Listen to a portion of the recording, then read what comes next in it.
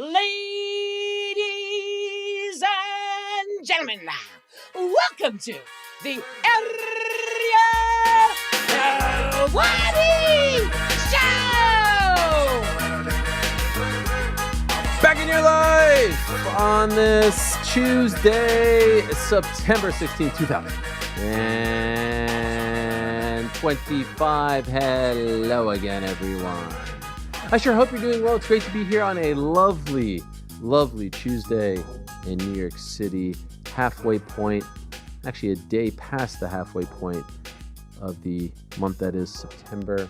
In the year 2025, we had a phenomenal show yesterday, a jam-packed show. We went almost up till 6 o'clock.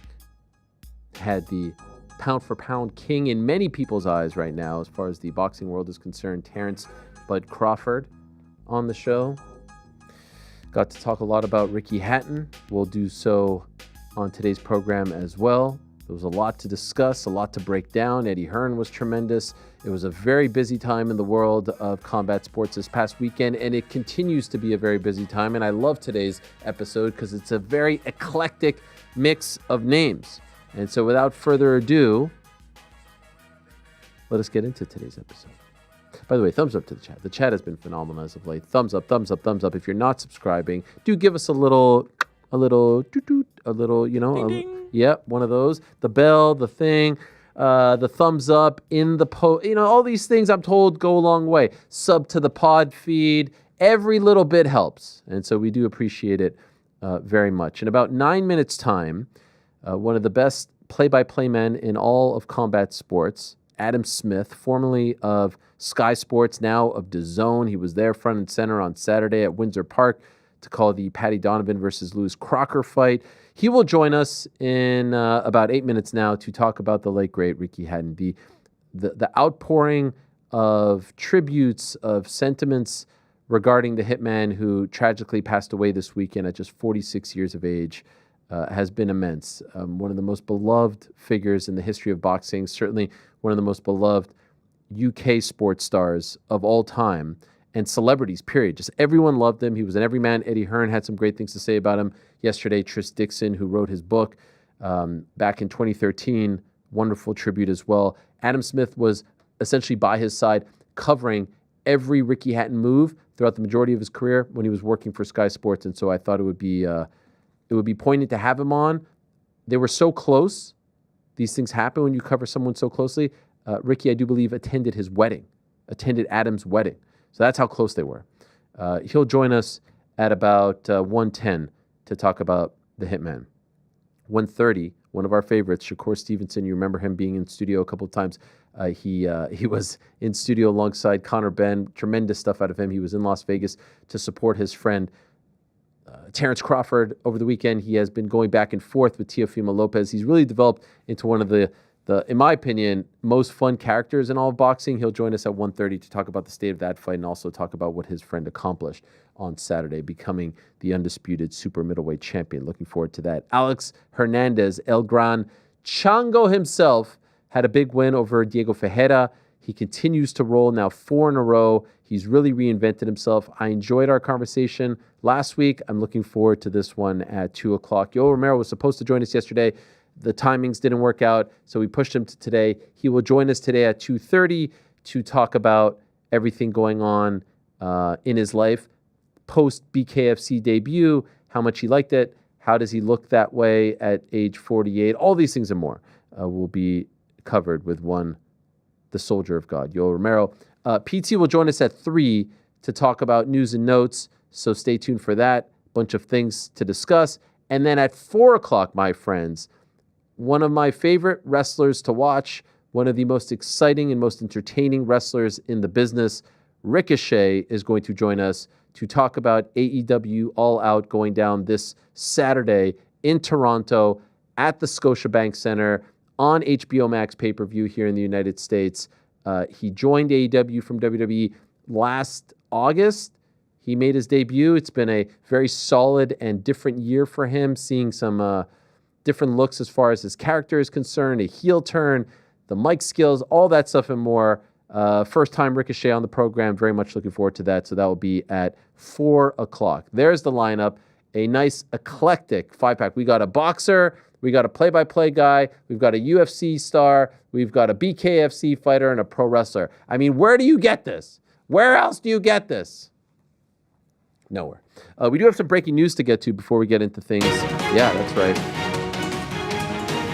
Just as we were leaving the studio yesterday evening, we got word that the main event for the October 18th UFC show in Vancouver, British Columbia, has unfortunately changed. It is no longer going to be Anthony Fluffy Hernandez going up against Rene de Ridder. It is now going to be RDR versus Brendan Allen. Yes, Anthony Hernandez is unfortunately out of the fight. This is now the new main event. Doesn't quite have the same je ne sais quoi. Obviously, still an important fight. What a year it has been for RDR. And Allen taking the fight on, a month's notice. So kudos to him. Anthony Hernandez did post a statement on his social media. And this is what he said. As you've all probably seen, unfortunately, I've had to pull out of my upcoming fight due to injury. I want to sincerely apologize to the UFC and to my opponent, RDR, and to everyone who was looking forward to this matchup. I also want to thank Brendan Allen for stepping up. It means a lot. You don't often see that, by the way, so shout out to him. To my fans, thank you for always tuning in, supporting me, and riding with me through everything. Right now, my focus is on getting healthy so I can come back stronger than ever. When I return, I'll be ready to make a statement. No word on his return status. We did have a comment there from RDR who says, shit happens, get well soon. And so a lot of love and respect, which is beautiful to see. And it's a bummer because I was really looking forward to that matchup. He's been on a roll, RDR on a roll. The big winner, in my opinion, in all of this is Nasruddin Imavov. If there was any question, and again, I never said that he shouldn't get the title shot after the win against Caio Borralho just a couple of weeks ago. But if there was any doubt, if there was any question, I don't think for RDR, despite the fact that his winning streak will continue, that a win over Brendan Allen gets it done. I think the recent wins over Israel Adesanya and Caio in France a couple weeks ago are just way bigger. And so this should solidify it. He's the big winner in all of this. Now, RDR needs to win to keep going. It would be a huge win for Brendan, who got back on track over the summer with the win over Marvin Vettori. But there's no more debate. The way we positioned it and the way I thought it might play out is, all right, the UFC hasn't anointed him as the number one contender. He's doing his best to put it out there. He's doing exactly what he should do. He's putting out videos. He's banging the drum. This is exactly what everyone should do in his position. But no one in the UFC, and I know Dana wasn't there, Dave Shaw was there, and he's not the guy to do that. No one in the UFC was coming out and saying, this guy is next as a result of this win. In fact, they didn't even say that going into the fight. What they said was, we're going to see who looks the best of these four fighters when the two fights have come and gone, or after the two fights have come and gone. And even after the win, they didn't say that. And so we all assumed, and I think correctly, that, all right, they're going to wait for October 18th. If Anthony gets a big win, an impressive win, a stoppage win, they could go in his direction. If RDR gets a big win, an impressive win, a stoppage win, they go in his direction. I don't think that's at play anymore. I think it's, again, no one has said this, but I feel like it's a safe bet that Khamzat Chimaev's first title defense will come against the winner of this fight, the one that just happened, Nasruddin Imavov. Now, I do wonder, maybe Dricus du Plessis fights RDR if he wins, or the winner of the Brendan Allen versus RDR fight. Maybe that opens things up. Or maybe he fights Anthony Hernandez. That might be an interesting one. Or maybe just the winner of this fight fights Anthony Hernandez. Who knows? It all depends on when Khamzat is going to fight. It all depends on how the timing all, plays out with the pay-per-view, or not even pay-per-views anymore, the PLEs, the Paramount Plus shows. What are we calling these things? We don't even know. But no one was expecting Khamzat to fight in 2025 anyway, so it's hard to guess. And also, we don't know the extent of Anthony's injury. Like, we don't know if he's out for 2 months, 3 months, 4 months, 5, 6, a year. We have no idea. But I feel confident in saying Nasruddin is going to be next. And that's fine. Rightfully so. Rightfully so. Why is there something? What's going on here? Excuse me, everyone. I'm sorry. I apologize. How's that sound, Frank? You got to keep your finger on the button, or we'll just hear like dip, dip, dip. Clicking? Yeah, Is that weird? a little bit. Was that better? A lot better. You're a pro, man. It was Natural. a little it was like something in my throat there. Yeah. Maybe the guilt of not asking Terrence Crawford about Tool yesterday. Oh yeah, I saw Reddit They're very upset with you. was all a Twitter. Reddit was upset. If you were me, how would you have asked that question? Like, what would have been? Hey, what's up, man? Real quick before you go, Mhm. how did you arrange to have Tool play before your walkout? Oh, I'm so glad you asked, Ariel, and it would have been perfect. Would you have said how or why? How? Okay. Because that's the real trick. Okay, all right. Or why? Like, what's the reason, right? Well, that's an obvious thing. Sure. Well, we'll get him back on the horn. Maybe we could get him on tomorrow or something, just to ask him that 1 minute question. and then- Hi, Frank here from Ariel Helwani Show. Yes. All right. Well, I'll work on that. I'll hit up his PR. Okay. So like I said, big show. Looking forward to having Ricochet on. Looking forward to having Yoel and Alex, and of course Shakur Stevenson at 1:30. But yesterday, of course, we were talking at length about the tragic passing of Ricky Hatton and trying to really focus on what made him so special, why he was able to connect with people, why we have seen this outpouring of love and emotion and tributes regarding him from all walks of life. Obviously from the boxing community, from the sporting community, from the football community, from the music community. It seems like he touched everyone in so many different ways because he was the everyman, because everyone was able to see a little bit of themselves, because he wasn't the kind of guy who hid his flaws. He was very open about his trials and tribulations. And I wanted to have Adam Smith on, the brilliant play-by-play man, now for DAZN, formerly working for Sky Sports for so many years, who was by his side throughout all those big fights, covered him, was almost like embedded in his team, and they were very, very close. And this is what happens when you cover someone so closely. You develop great relationships with him. And he has been kind enough to come on for a few minutes to talk about his friend, the great Ricky Hatton. We really appreciate the time, Adam. Thank you so much. I've seen you do a whole bunch of media, and I know it's not very fun to talk about your friend's tragic passing. So your time is very much appreciated here. And first things first, I just want to ask, because he was your friend, a very close friend, I do believe he attended your wedding. He was an invited guest. How are you doing just some 36 hours later? Yeah, thanks, Ariel. It's been a horrible time, a really, really sad time, a huge shock, and yeah, there's a lot of love from us, my family, with Ricky and his. We grew up together in boxing, really, in many ways.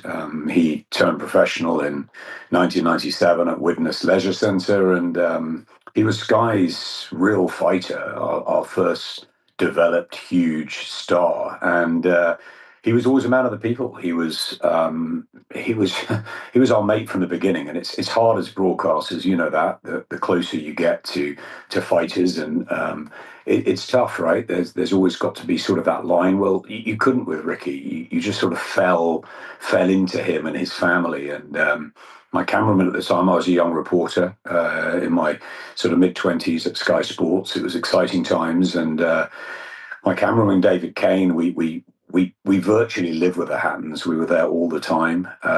He was so accessible. He was just such a great guy, and he was a fantastic fighter. So he was just the perfect athlete to work with, and the outpouring is because he was a real person, and he just loved everyone. It didn't matter who you were, what you were. Ricky always had time for everybody. He loved a joke, he loved a laugh, he loved a pint, he loved to train hard, and he loved boxing, and he loved football. He was just down to earth, and there was just something very unique and special about Ricky Hatton.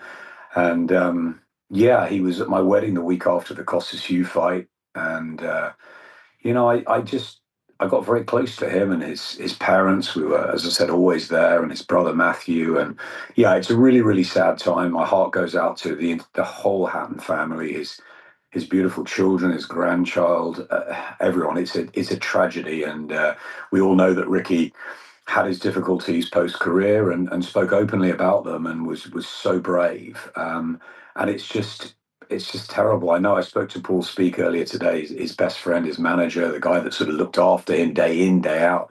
And he said he was in a great place last week. He was looking forward to a load of things. And yeah, he just can't get his head around it. And I don't think any of us can.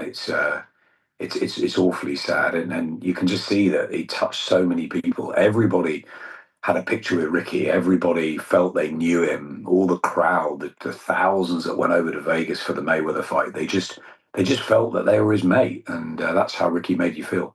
When you see the outpouring of tributes and emotion again from every walk of life, does any of this surprise you, or did you kind of know that he meant this much to everyone? Yeah, you knew on the journey, you knew after he retired. He was so hurt by the Manny Pacquiao defeat. I think that's the one that really hit him hard. Floyd Mayweather, he was unbeaten in 43. And yeah, of course, he believed he was going to win, and the fans went with him. But yeah, no disgrace losing to the two elite fighters, I think, maybe obviously Terence Crawford and Alexander Usyk in recent times, but the two elite fighters of the modern generation. And Ricky beat everybody else. He was an absolute superstar, and he was a superstar, but he was a man of the people. And he told me many times that he never wanted to get brash or too big for his boots. He said, I just don't want to be like that. I want to be able to play darts down the local pub. I want to hang with my mates on the estate. And of course, the footballers, the Rooneys, the Ferdinands, the Oasis. He was mates with everybody, music, sport, United Manchester, even though he was a City fan, all half of the city, Man United fans, they all loved him as well. He just had a connection with everybody, and it's not surprising in any way. It's just so sad that he's not here to see what he meant to so many people. I don't. There's been a lot of tragedy in boxing over the years, over my time in it, but I don't remember an outpouring as wide as this, as personal as this. Just everybody, and I know his great boxing mates, the Jamie Moores, the Anthony Farnells, the Matt Macklins, of course. But it's just everybody. It's every single generation who were inspired by Ricky, whether it's journalists, whether it's friends, whether it's people that just got to see him fight once. Everybody had a special thing about Ricky Hatton, and it's because you saw him. You saw him. He was there. He was in the pubs and clubs. He was always having fun. He was a great raconteur, great after dinner speaker, and a brilliant family man as well. Great dad, great grandfather, and just yeah, a wonderful, wonderful human being. I wanted to expand on something you just said because you've been in the fight game for a very long time. You've seen people from their debut all the way to becoming massive stars, box office stars. And sometimes we see people change along the way.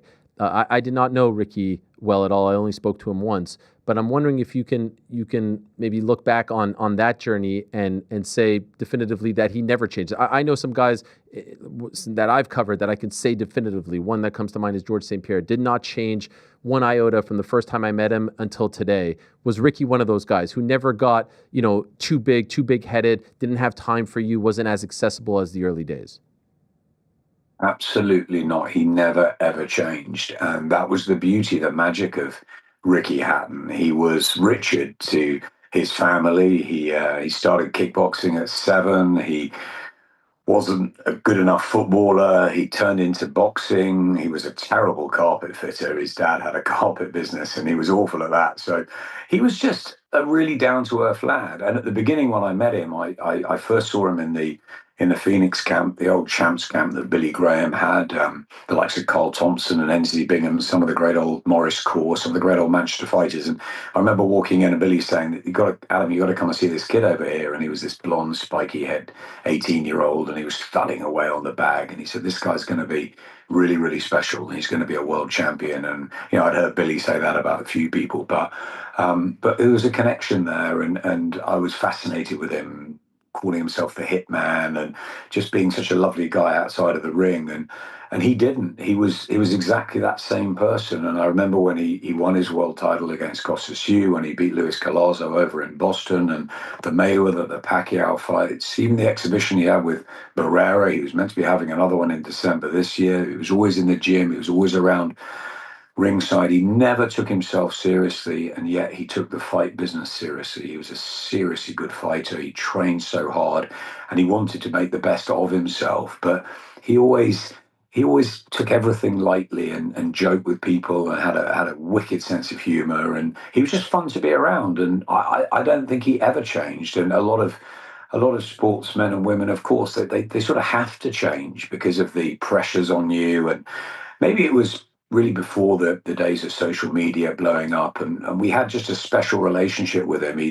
He'd chuck us his house keys and say, go in and make a brew. He'd invite us down to the breakfast place he had on the day of the fight. It was unbelievable accessibility, Ariel. It was just something that I don't think you get now. And he was the same Ricky. You know, I spoke to him a few weeks ago. He seemed, as I said, in a really good place. And he just was talking about some young fighters. He was training John Hedges, who just moved up to be with him. And he was passionate about the young coming through. Of course, his son Campbell boxed, and yeah, he just wanted to be there. He never wanted to change. He always thought that Floyd Mayweather was flashy and just not like him, and he just didn't like the way that Floyd carried himself. Yes, he respected him obviously as a fighter, but he just wanted to be one of the people. And I think that's what I'll always remember Ricky for.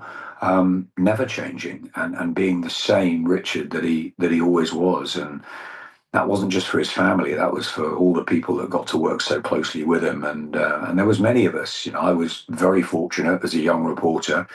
Caney and I were, as I said, in and amongst it for the whole journey. But there were many others as well that were very touched by Ricky on the way. And then those who met him after he finished fighting as well, because he was a promoter, a manager, a trainer. He loved boxing. He loved inspiring kids. He had this wonderful relationship with a young man called James Bowers, who had brain damage from birth, and he became really, really close with him, and that was a very, very special bond. And he just did that. He did that with all sorts of people from all sorts of walks of life. It really didn't matter who you were.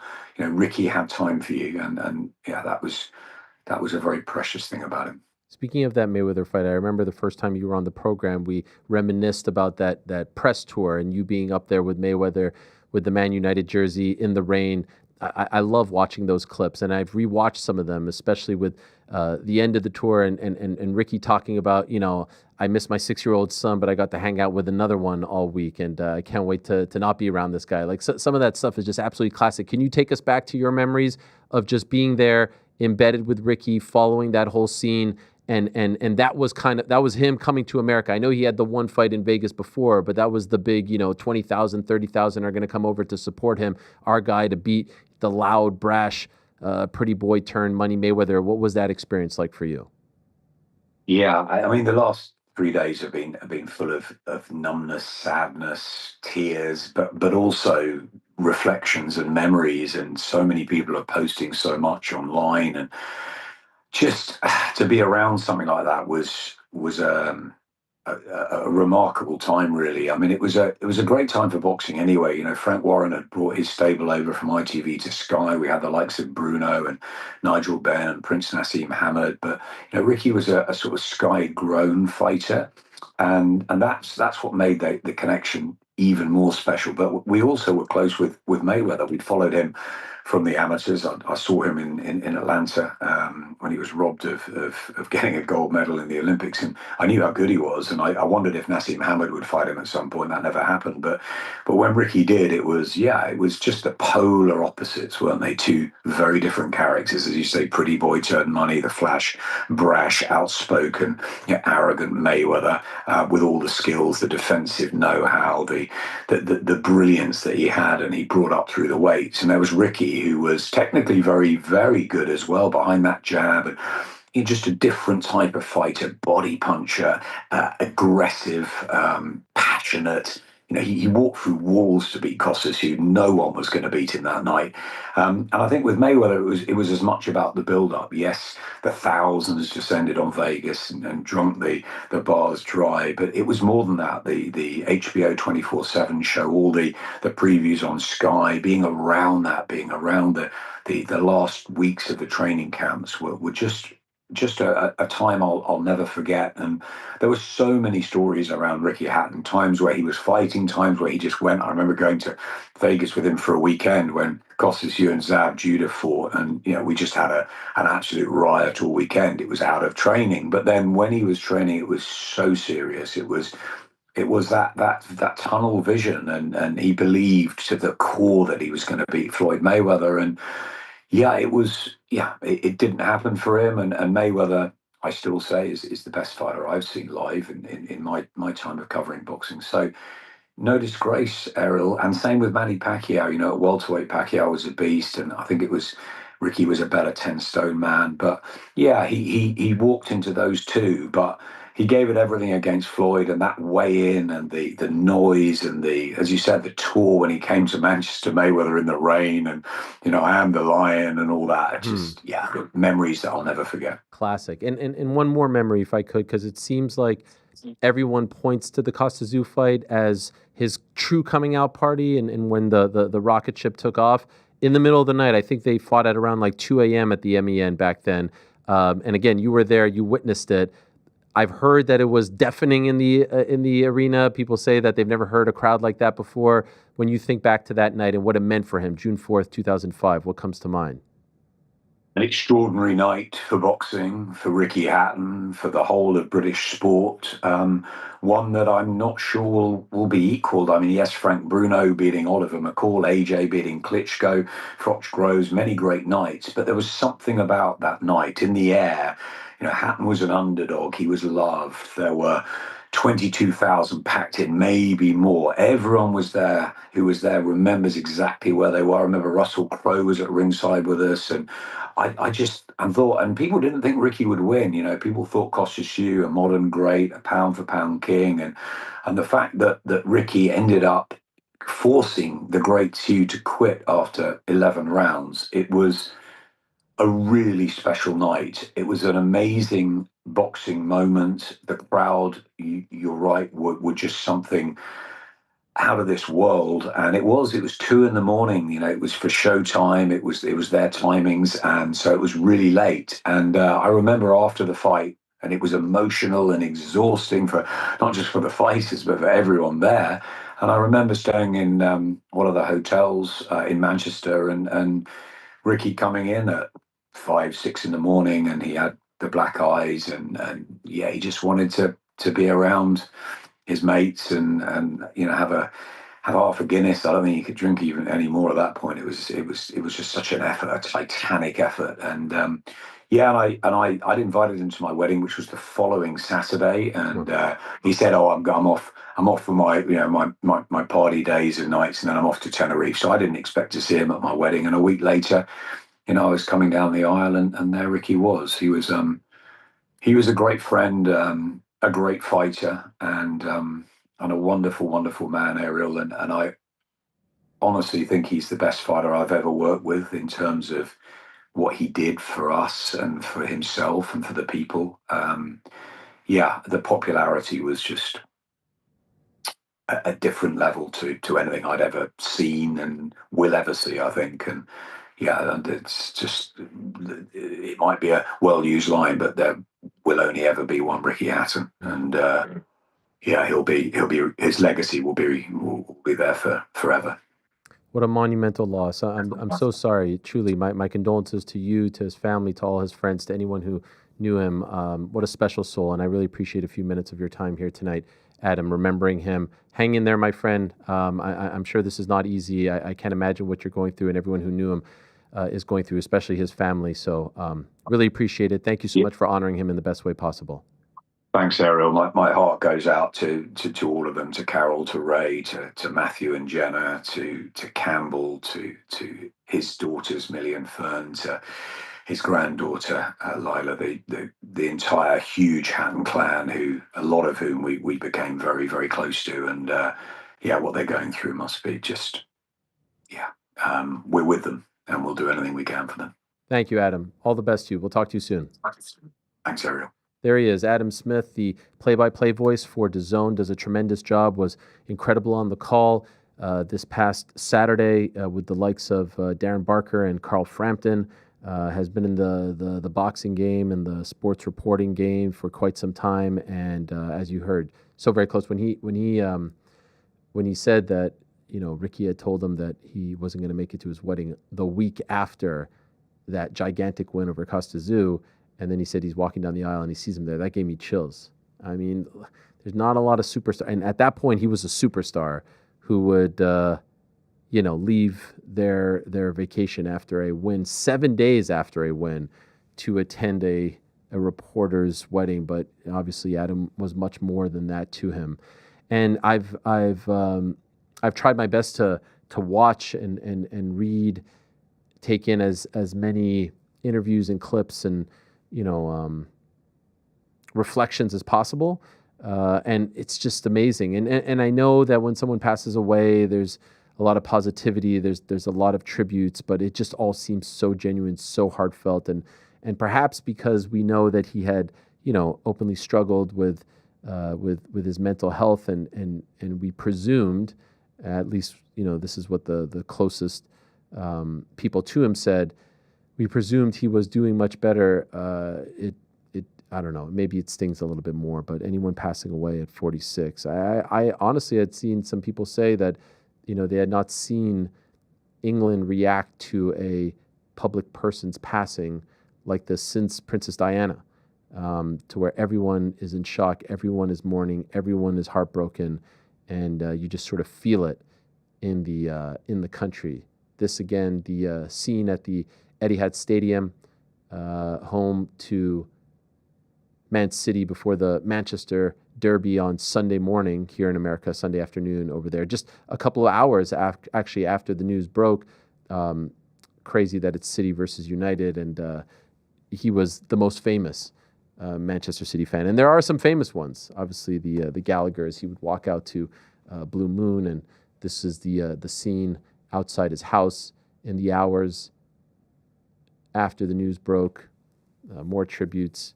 And yeah, we showed some tweets yesterday from a whole host of, very, very notable people in the boxing world, in the MMA world. Tom Aspinall, obviously a resident of Wigan, which I learned is a satellite town of Manchester. So I believe it's pretty much the same, one and the same. Anyway, just an unspeakable loss, a tragic loss, and again, our hearts go out to his family and friends and everyone who knew him. Seemed just like an amazing guy. In a matter of moments, we're going to talk to Shakur Stevenson, hopefully about what transpired this past weekend in Las Vegas, about his upcoming plans as well. I was going to say something unless we have him ready. Do we have him or not yet? Okay. In the midst of that interview, the UFC did officially announce some of the fights for the upcoming card at Madison Square Garden on November 15th. November 15th is going to be a very busy day in the world of combat sports, because you'll recall earlier in the day, it's going to be Chris Eubank Jr. versus Conor Benn 2 at Tottenham Hotspur Stadium. That's November 15th, and that will roll right into this UFC event, which is taking place at Madison Square Garden, the world's most famous arena, Madison Square Garden. Tickets go on sale September 19th. That's in 3 days. It's UFC 322. We know about Praches versus Leon. We know about Shevchenko versus Zhang. Cannot wait for that fight. Of course, we know about Islam versus JDM. The other fights that they officially announced, Aaron Blanchfield versus Tracy Cortez, which is a rematch of a fight that happened a few years back. What about Roman Kopylov against Gregory Rodriguez, or Rodriguez, I should say? That's a really good fight in the middleweight division. Bo Nickel, official. This had been reported. Rodolfo Vieira is going to be his opponent, and that is a fascinating one. Given their skill sets, Bo Nickel, obviously coming off the loss to RDR, obviously the tremendous collegiate amateur wrestler. Rodolfo Vieira, you know about his BJJ background, his prowess on the mat, black belt, all this stuff. So what happens? Does it end up being a striking battle? Because usually when the wrestler and the grappler meet, they end up canceling each other out on the ground and they just stand and trade. And so who is the better striker between the two of them? We shall see. And what about Baisangur Susurkayev returning after his crazy week back in August, where he won on Contender Series and then won at the UFC event in Chicago, going up against Eric Mick Koniko, 10-3-1, fighting out of Phoenix, Arizona. So those are the fights that were officially announced. And this would be the second to last UFC pay-per-view on ESPN Plus. And also, you can maybe say the second to last UFC pay-per-view ever. It is kind of crazy. It still doesn't Fucking feel. hell. Yeah, that's right. It still doesn't feel open. Like pay-per-view should be dead. Of course, I'm not. I'm not advocating for them to be charging people $79.99, but yeah, that's kind of wild. End of an era, huh? End of an era. I'm a little misty-eyed. NGL. Do you remember your first pay-per-view, like outside? I mean, just probably wrestling, right? Okay, I thought you were going to ask me something, and immediately something came to mind, so I'll just answer what I thought you were going to ask me. Yes, it's a great question, by the way. I do appreciate the question. The first pay-per-view that... Okay, I remember buying... All right, I'll start. I remember seeing UFC 1, but not live, because they would play it over and over again. My grandparents had the illegal box. You would get all kinds of things, and like on this viewer's choice box, they would play it over and over again. So I stumbled upon it one day, and I remember seeing that. I remember vividly buying. So the pay-per-views, there would maybe be, I don't know, when I was in college, so this is 01 to 04, there would maybe be one every quarter-ish, maybe like 4, 5, 6 max a year. And the majority of them would be on Fridays. So I remember buying those. I was so into it at one point, I actually remember thinking like, wow, this is a sign of the times. When the Knicks retired Patrick Ewing's number, it was also a Friday game. And I remember there was a UFC pay-per-view, and I remember choosing to watch the UFC pay-per-view instead of that. That's how into it I was. Now, I think this was 03, if memory serves me correct. And then I remember UFC 66 being a very important one, because I bought UFC 66 on UFC.tv, which was the first time that I ever bought a pay-per-view online. And I remember having a sort of oldish Dell laptop, and I remember thinking to myself, oh, this is weird, buying a pay-per-view on a computer. By the way, I'm getting this is very strange. I'm getting messages on my phone from like updates from you guys, but I don't get it on my laptop. It's tough. So yeah, so that's why maybe I didn't see earlier. Is that what you told me in my ear? It's tough. Adam was waiting. Okay, was he waiting for a long time? Okay, now I don't. Slack is updating right now. It just did it on my laptop as well. Okay, well that sucks. Okay, all right. Well, we'll figure that out later. Here I am lamenting the state of my Slack. Very excited to talk to our next guest because A, he's an incredible interview. B, he's an incredible fighter, and we made some magic just a couple of months ago when he was in studio. Before his fight, after his fight with Conor Benn, he was front and center, of course, in Las Vegas this past weekend to see his guy, Terrence Bud Crawford, make history. And he was in the news as well. So wanted to check in with the pride of Brick City, the pride of Newark, the one and only Shakur Stevenson, who was kind enough to join us. There he is. What's up, my man? How are you? What's good, my guy? Yo, well, your guy on Saturday. Like, I know you were confident. I know you were talking. I saw you and Ryan going back and forth. But honestly, did you think he would be that dominant? Did you think it would be that kind of masterclass? Yeah, I did.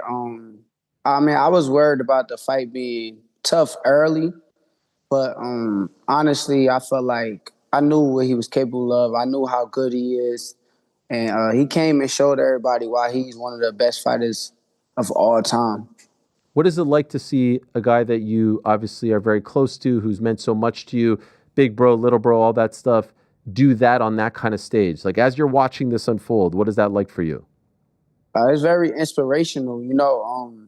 I've been around him since I was a kid, and I got to actually like see how competitive he is, see how disciplined, how focused he was, and it didn't do nothing but make me better as a person. So honestly, without him, I don't even know if I would be as good as I am today. So I gotta pay homage to him as a fighter and as a person. But watching it was just amazing. It was very amazing. It was inspirational and gave me a lot of motivation. When he was on our show yesterday, I asked him if he felt like that was validation for all the years where people said he wasn't promotable, where he didn't have the personality that people wouldn't want to pay to watch him fight and all that stuff. When you guys are hanging out, when you're friends, did you sense that was like a big thing that bothered him, that he felt like he didn't get the respect that he deserved in the community, and now finally he is getting that? Yeah, honestly, he's the type of person that's like, he kind of seem unbothered all the time. Like he don't seem bothered at all, but he's like very much holding, I ain't gonna say holding it in, but he's like waiting for the moment. Like he's holding it in right down his nose and his brain, and he waits for the moment. And then when the moment comes, you see the emotions come out. You see, he tell y'all exactly how he felt, and he remember everything that everybody been saying and been doing to him. So, yeah, I kind of seen it as I was around him, but I think he handled it very well as a fighter, as a person. He handled it very well. I think that's what he tried to instill in me, and I finally understand it. I get it. Afterwards, Canelo said he's better than Floyd Mayweather, and obviously you're friends with him. But what did you think of that statement, and do you agree with it? I mean, I don't know. I think they both great fighters. I think that I see what I see what Canelo is saying. I think he's probably mesmerized by how strong Bud Crawford was that night. I think he realized that if he made one mistake, he could have got hurt in that fight too. But honestly, it's a hard thing to say with both guys because both guys are brilliant. Both guys are great fighters. So I wouldn't say it, but I definitely would say both of them are legends, and I appreciate both of them. The debate right now is who's number one pound for pound, him or Usyk, and Inoue's there as well. But it seems to be down to those two. Who do you cast your vote for? I tell y'all every time. I think it's Bud Crawford. Bud been doing this the longest. I think that he has not been as active as Usyk, but as long as he's been on top, is way before the Usyks and the Inoue's came around. I think he was on top when it was Canelo's and then Andre Ward's and Lomachenko's. So during that time, he was in that era, and they still was debating was he number one. And now he's in a whole different era with Usyk and Inoue, where they still debating whether Bud Crawford is number one. So for him to be this far along in all these years, I think that he's number one. He's been non-committal about his future. Do you think we ever see him fight again? I don't want to see him fight no more. Oh, really? In my opinion. Really? Nah, I don't. I think that it's just a lot. It's a lot. Like them training camps, that wear and tear on your body, and me being his brother, like I really got like endless love for this guy. I don't want to see it. I think he did everything that in a sport that he could do. I think there's nothing else that can be done. He made one of the best fighters of our generation look average. And I think that's a huge accomplishment. And I think it's time to retire on the high horse. Do you think he retires? Knowing Bud, I don't. It's hard to say. Bud is crazy. I mean, I already know like what he can do in the boxing ring is different, and training camps, the hard work that he put in that comes together on fight night. He can go and do different things, and he don't have to retire. But for me, I would want to see it. At this point, when you're there at the press conference and he's he's having his moment and you're all having your moment, there's your guy Teofimo standing up wearing a captain's hat or something. I don't know what that was, and starting to shout at you and him and all of that. Are you annoyed in that moment? Are you bothered? Do you feel like he's trying to steal his shine? How are you reacting? No, I'm not annoyed at all. I think that with Teo, you got to give him credit. Like, he's not like all of these other guys. He actually wants to be around greatness. He wants to learn and put himself around greatness and study. He actually reminds me of myself in that aspect. So they might think it's clout chasing and all that, but I think he had to genuinely want to ask that question to Bud for himself. I think that was something that he trying to help himself in the future. So I know how to, I look at things the right way, and I don't think that it was a bad thing. I actually took him wrong because when he said that he wanted to fight right now, I think he meant that he wanted to fight in a boxing ring right now. I kind of thought like he meant something else, but yeah. What did you think he said? I'm thinking he's saying like, let's fight right now. I'm like, damn, bro. I'm thinking like everything Gucci, but yeah. I think he kind of took something from that. I think that was something to help him mentally. So Okay, so where do things stand? Because I saw you guys doing the interview together. You're side by side. It seemed like you were saying like, "Let's go," and he seems to be down. As of right this moment, where do things stand between you and Teofimo Lopez? And is he the front runner to be your next opponent?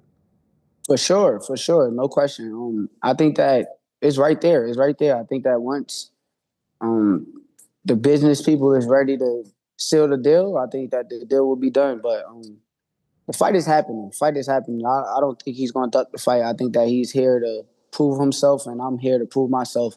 And I think that's what make it a tremendous fight. We're both young fighters who want our spot. We want our spot in the sport of boxing. We want to be king. We want to be where Bud Crawford is at. So that's gonna make it fun. Will it happen in 2025? Yes. Okay. Yes. Early 2025. I'm ready to get it on. So. Oh wait, so you mean 2026? So it won't happen. I mean 20. Oh, my fault. 2026. Okay, so you won't fight this year. No, I'm not. Okay, so early, like what? January, February, March time? I think I like January. Okay, and obviously you have your ties to New York, New Jersey. He has his ties to New York. It's got to happen here, right? Yeah, I think it should. But at the end of the day, I gotta be honest with you. T.O. is not really from New York. I keep telling people this. He keeps saying that he is, but when you grow up in them national tournaments and you go to them regionals, you see the guys that's from New York. I seen Shushu. I seen Edgar. I seen Richardson Hitchens. I seen all these guys at the regionals. When I used to go to the nationals is where I saw T.O. When I saw T.O., he was with Team Florida, and that was at a very young age. So I barely count him from being from New York. But if you want to claim New York, and if New York claims him, and we could do it over there too. I think that New York rocks with me more than they rocks with T.O. So where do you think, or maybe I should also say, where would you want this fight to happen? I mean, it don't matter. We could fight anywhere. As long as it sells and it's good for the fans, we could fight anywhere. I honestly, I don't care how the fight gets done. I just want to be in there and prove the world that I'm the best fighter on the planet of Earth. Is there a location being discussed right now? I think so, yes. I think that's what the business people is doing. So, Okay. Yeah. And speaking of the business side of things, it was well documented that was your last fight, your last one with Matchroom. Will they be a part of this, or are you going in a different direction? I don't know. We got to see what business makes sense. I'm not sure. I can't really answer that question, but I will say this. I think that Eddie Hearn is a great promoter. I'm never taking nothing away from him, and I appreciate him for the short time and the short things that he done for me. So, yeah. Okay. So when you talk about the business people talking about it now, who's representing you in these discussions? My manager, Jay Prince. Okay. That's like my family to me. So, yeah. Would you guys be the main event? Yes, for sure. I don't think nothing in boxing is bigger than me and T.O. right now. So, as far as like a real boxing fight, not none of that WWE shit. But yeah, real boxing fight. I think that nothing is bigger than that right now. When you say WWE shit, what are you referring to? I mean, there's a lot of WWE fights going on. Yeah. Are you referring to Tank versus Jake? Yeah, Buddy versus Jake is a WWE fight. What do you mean by Buddy? Buddy, that's his name. To you? I mean, they keep saying that I'm just saying his name, so I don't want to, like. I got you. know. Are you surprised? We talked about it when it was being discussed, but now that it's official, are you ultimately surprised he went in that direction? Nah, not at all. I think from a business side of it, it makes sense, I guess. But me being a competitor, I don't agree with it. But from a business side, if I put my business hat on, I get it. Do you think he wins? I think he should. Yeah, I think he should. Would it be embarrassing if he lost, in your opinion? Yeah, it can be some type of embarrassing because Jake haven't been boxing for as long as you. So I know it's a size difference, but I think it's a puzzle that he could be able to figure out. Will you watch? I mean, I said I wouldn't. But I mean, if everybody's in the world is watching it, like say I come home and my family or somebody watching it, I'll probably watch it. Okay. But I'm not like just turning it on. I'm not like super intrigued about it just because I like the real fights. Well, I remember when you were in studio, you and Connor Ben, the reaction was amazing. Like there were people days, weeks later being like, that segment with Shakur and Connor Ben was hilarious. Some people were even suggesting you guys should do a podcast together because you're so funny together. Like there's an interesting dynamic. Obviously, that's not happening. But I'm just curious, was there ever a moment in the aftermath of all of that where this was explored seriously? Not that I know of. I know that he had a fight with Chris Eubank lined up. So, I heard that once that fight kind of got lined up, the talks of that even went down. Okay.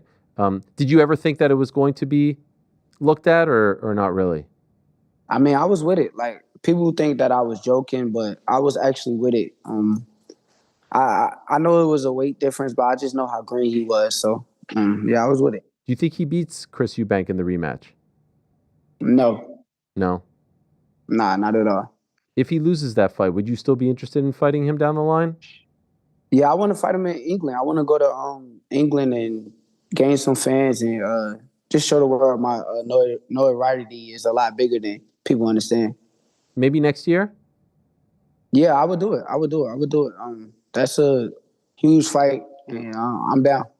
I saw a tweet with you and Ryan Garcia, not the one where you guys were talking about the Crawford fight, but you were talking about potentially fighting each other. Obviously, you said that Tio is the main focus. This is the tweet right here. He said, let's fight. You said, wouldn't it be no different than what we seen last night, which, of course, you're talking about Crawford and Canelo, same as when I cooked you back when we was kids, or did you forget that fight? Don't worry, I'll remind you of old times after I take care of Tio. Is that the plan? Like in your perfect world, is it Tio and then Ryan in 2026? Honestly, I feel as though I'll fight anybody. Like I'm down with all of the big fights.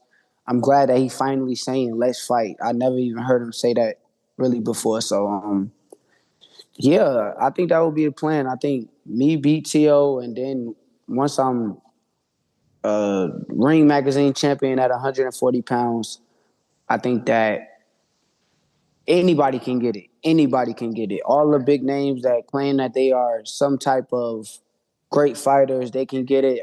Even the young guys and the guys that's coming up behind me that want my spot, they can get it. So anybody can get it. I'm going to take over this new era and this new generation of boxing. I love it. And so you'll be moving up to 140. How high do you think you'll go? Like when it's all said and done, we just saw your great friend go all the way to 168. Maybe not that high. I don't know, but like, how high do you think you would be comfortable going? Honestly, after I fight at 140, I'm going to go back down to 135 pounds if it's the right fights. But I don't want to give up my belt at 135 because I'm an actual natural 135 pounder. So I would rather keep my belt and then go up to 140 BTO. And then whoever want to reign that 140 division, they can reign that. But that's not my division. So truthfully, though, if I go up for big fights, I would do it. Like certain fights, I would do it. But it just has to be big enough and enough money for me to want to go up. So if and when you fight Tio, you don't think WBC will take the belt away or anything like that? I pray they don't. I don't think that deserves to happen. I'm just moving up for a fight with Teofimo Lopez, who is the Ring Magazine champion. He also has the WBO belt. So, I pray that the WBC don't look at it as nothing like that. I think that I've been good to them. They've been good to me through the years. And I think we should continue that relationship. Yeah, here's another tweet from you just a couple of weeks ago. So when I beat Tio and become a 4-weight world champion and Ring Magazine champion 140, and that's not even my real weight class, what y'all gonna say then? Do you think if that happens, they'll still find things to say? Do you think they're just always gonna say something about you? Yeah, when that happens, I think that they're going to say Tio wasn't that good. Okay. And that's just not the truth. That's honestly not the truth. I think Tio is an amazing fighter. We done seen him in big fights and big moments. He come and show up every time there's a big moment. So I know what I'm dealing with. I know that I'm not getting in the ring with a guy that's not that good. I know that I'm getting in the ring with a guy that's similar to me in thinking and mental mindset to where he's always training. He's always preparing himself, always getting ready. So I can't wait. I can't wait. 4 division champ. That's amazing. It's unbelievable. Did you watch his last fight at? Oh, you might have been there, right? Were you there in Times Square? Yeah, you were. Front row. You okay? So, what did you think of his performance? I thought he had the best performance on the card. Yeah. I thought he was the guy who kind of showed up. You could tell he trained hard and put in the work. And I thought he looked good. He looked great that night. Being there on Saturday and throughout the week, seeing the first show promoted by TKO and Dana White and all that stuff, what did you think of the whole presentation? It was amazing. I ain't gonna lie, it was amazing. I don't think I ever been to a boxing fight in the U.S. that was like that. I don't think I ever seen nothing like that. The arena was filled out. The fans was into it. It just was all around a great event. Yeah, to see that many 70,000 people in a football stadium, an NFL stadium, and then the word yesterday, 41 million people watching the main event on Netflix. I'm assuming you see all that and you say, I want to be a part of this, right? Like, I want a stage like that. I want a platform like this. For sure. I think that I gotta say this again, and I know that people might think that you know how people act, but I think that we got to give credit to Turkey. I think Turkey came and did a lot with the sport of boxing.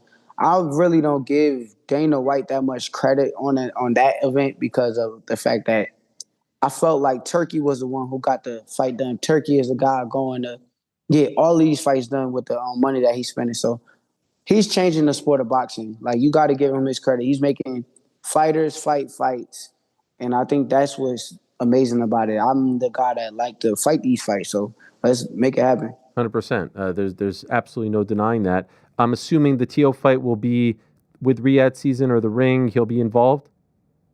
Yeah. I think that's how it's gonna go. I think they're gonna put they all into it, and we're gonna put our all into it too. Okay. And before I let you go, can I also ask? There's a little bit of a debate between Terrence and a UFC champion named Ilia Topuria.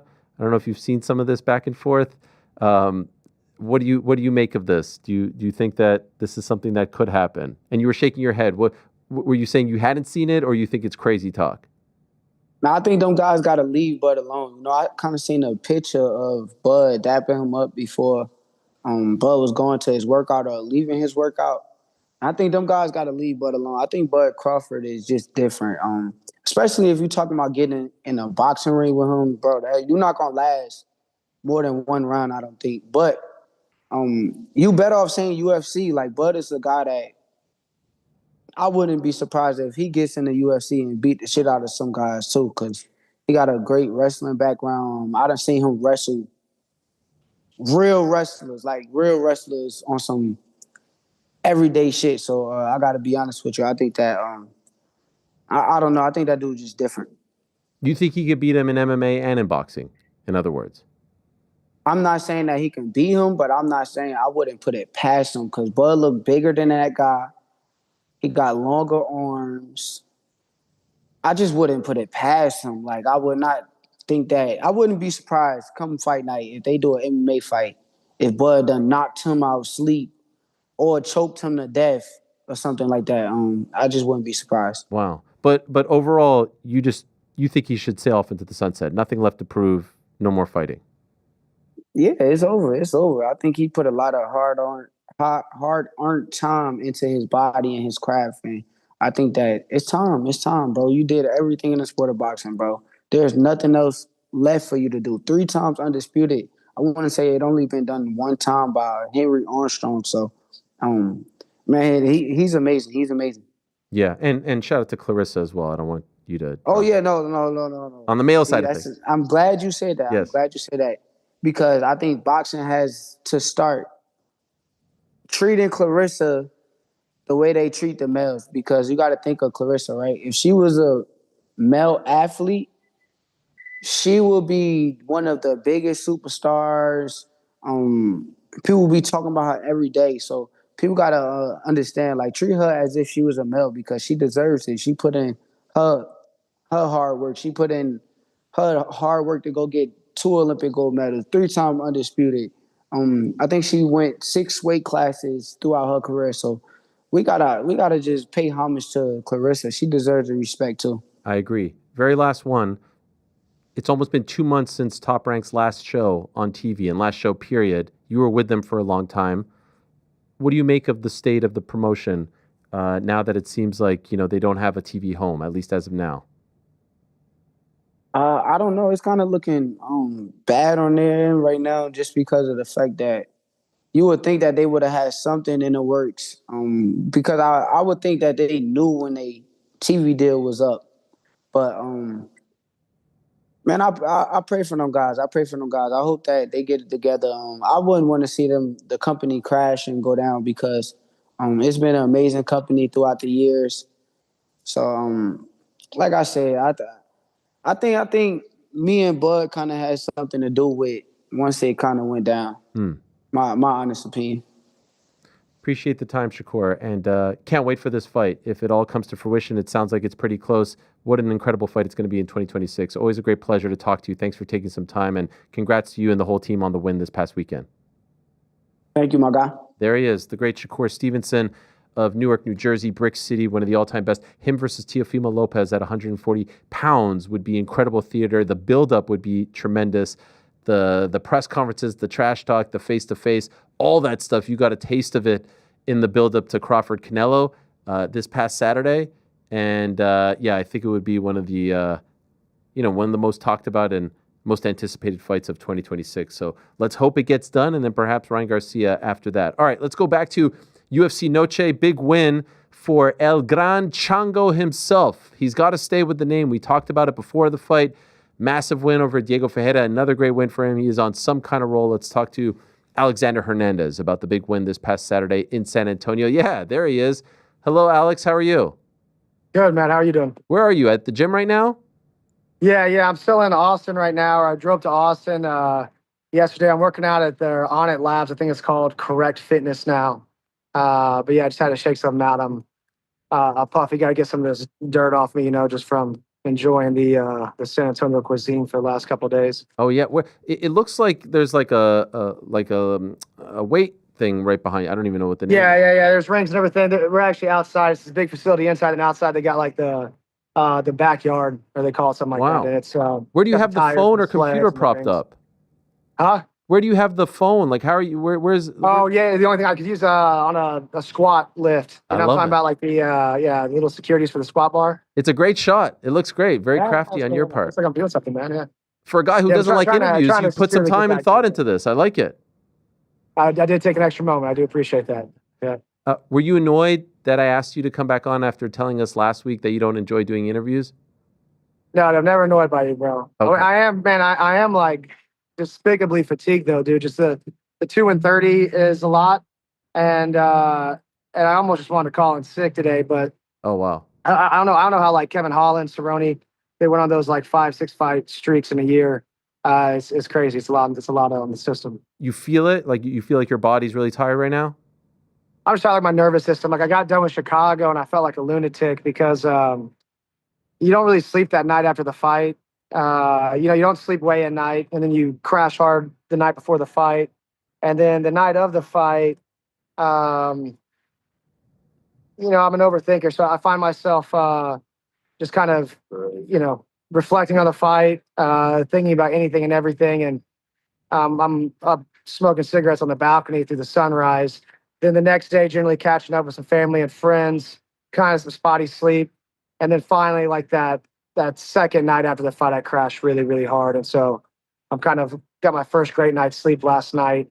And yeah, the in-between space with Chicago to this fight, because the announcement was already being made whenever we were leaving Chicago, it was almost just like there's just no real downtime for the nervous system, especially just being like a real psycho like I am. It's hard to kind of find some peace of mind. So I just, I found myself just sort of redlining for the last month, really. Yeah. Wow. Okay, there's a lot there I want to ask you about, but fair to say, in the aftermath, you're done for the rest of the year? You need a break? Yeah, I definitely just need to chill for a little bit. I need to get this neck sorted out a little bit. I don't have nearly any confidence in my left arm. And not to say that was, when I reflect on the fight, I felt like I was overthinking and under engaging, and I'm really frustrated by that. And so some things I want to correct, and some of that just some mental adjustments. But I do really want to just address some issues in my neck and just get just kind of this like left side of my body reorganized. What are you feeling right now? It's just it's like a sense of detachment. Like if I were to do a pull up, my left lat's not engaged. If I try to hold my left arm up for too long, it wants to fall. It's just like a lack of like continuity through my left side. And how long has that been bothering you for? A bit over a year. It got really nasty before the Hollowbow fight. I had just an incident in practice, like what we call stingers, but a lot of times they're like herniated disc, and it essentially shut down that side for about 5 weeks of the camp. So we were just kind of tiptoeing around, and then getting through the fight was kind of tough. I did some PRP injections in my neck and some stem cells down the spine before the Hooper fight, and everything felt better. Certainly through like an 11-week camp, though, it's going to start to agitate again. And then just rolling right into this one, and I think again, just the nervous system just being on high alert. There's never a moment that really felt too confident. So I'd like to clean that up. Yeah, for sure. And you mentioned about like overthinking and not engaging enough. Has that been something that has bothered you or plagued you throughout your career? Is that something that you really want to correct? Well, a lot of times, I might early in the career, I'd say I was over engaging, and at times just not thinking at all. It was almost compensating the opposite way. I feel like I'm definitely like hit a level of professionalism where I know I can show up and perform. I just found myself in this fight. It was a similar strategy to beating Hooper, because even though they were opposites, they're kind of the same, and they're going to be really clunky steppers and over eager to get to me. And so rolling into a quick notice fight, a stick and move strategy made a lot of sense. And then really just letting him find his way into my power. I felt like he might pull back a little bit, but I thought that he would almost just try to just make it a brawl as much as he could. And that's what he was going for. And so I felt like he was kind of step into that dead space for me. And so, that certainly played out. But in order to kind of get to the place of performance, I guess I'm trying to be in, I almost got rid of like just hanging so much on the outcome. Like I don't almost surrendering the outcome. Like I try to have no expectation, no ego about it, and really not desire the result, but really like pour myself out into the work in the cage. And I felt like the work was underwhelming. I felt like I could have strung some things together a lot better. Again, I felt like I was overthinking scenarios and just under engaging in them. And so I'm happy that the outcome was there. And in a month, if I'm looking back at the numbers, I'll be happy to have, the win bonus and everything and the knockout. But I just would have liked to see myself perform better. I have to say, I love how philosophical you are about your fights, your fighting style, the way you approach fighting. Is all this from you? Do you work with, we've seen guys work with sports psychologists, people like that, gurus, mentors. Is this all you're doing, or do you work with someone, especially as you're talking about, how you, engage or don't engage these days? Yeah, no, it's not a solo project for sure. I work with this buddy of mine, Andre Miller, who's a farmer and physical therapist in Oregon. I'm actually going to go visit Yoda this weekend, so I'm going to take off Thursday and Sunday to go visit him. I'll share some things on that, but yeah, he's this wizard out in the hills, and just attributes himself mostly as a farmer, but he's this like movement-based physical therapist and trainer out there. I've known him since Texas.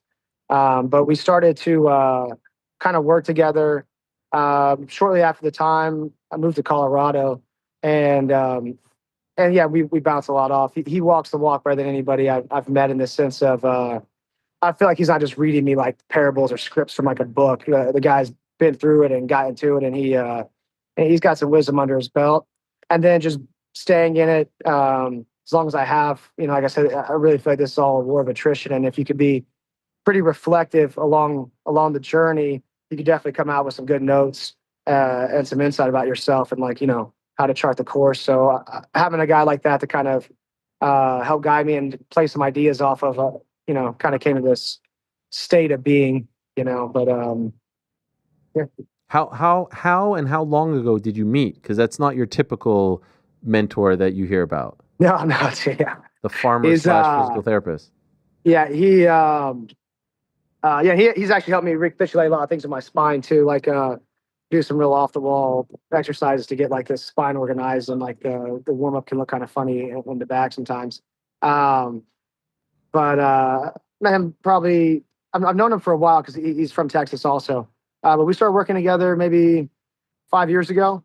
So it's not like even like since we worked together, it's just been a clean road. I've managed to screw up a number of outcomes along the way, but yeah, we've been working together for about 5 years. Now, what about this scene where you said you go on the balcony, sunrise, smoke some cigarettes? Are you talking before the fight or after the fight? Oh no, after the fight, Okay. the fight for sure, man. Yeah, the American Spirit, man. Tobacco's my guilty pleasure afterwards, dude. I love a post-fight cig now, man. I don't know if it was this like this dastardly trip to Spain I just took. I was introduced to a spliff. It changed the game for me. It's Wow. like being a kid again. Yeah. When you say Smoking spliff, what do you mean? You mean marijuana? I'm not up to date with. Yeah. Spliff's a little half and half hand roll. Okay. And so I like to get a couple of those in afterwards, and then I walk away again from it. I've actually taken a nice sabbatical from weed for this Texas fight because they seem to not take it too lightly out here. Okay. And I've enjoyed taking the break, but dude, a spliff will get you right between the ears, keep you honest. And so I do like to I do like to have a celebratory spliff there afterwards. And sometimes the night of the fight it turns into like 5 as I'm just kind of sitting out there watching the sunrise. Are you watching the sunrise, smoking your spliffs? I prefer to call them fatty boom baddies. Is that the same thing or?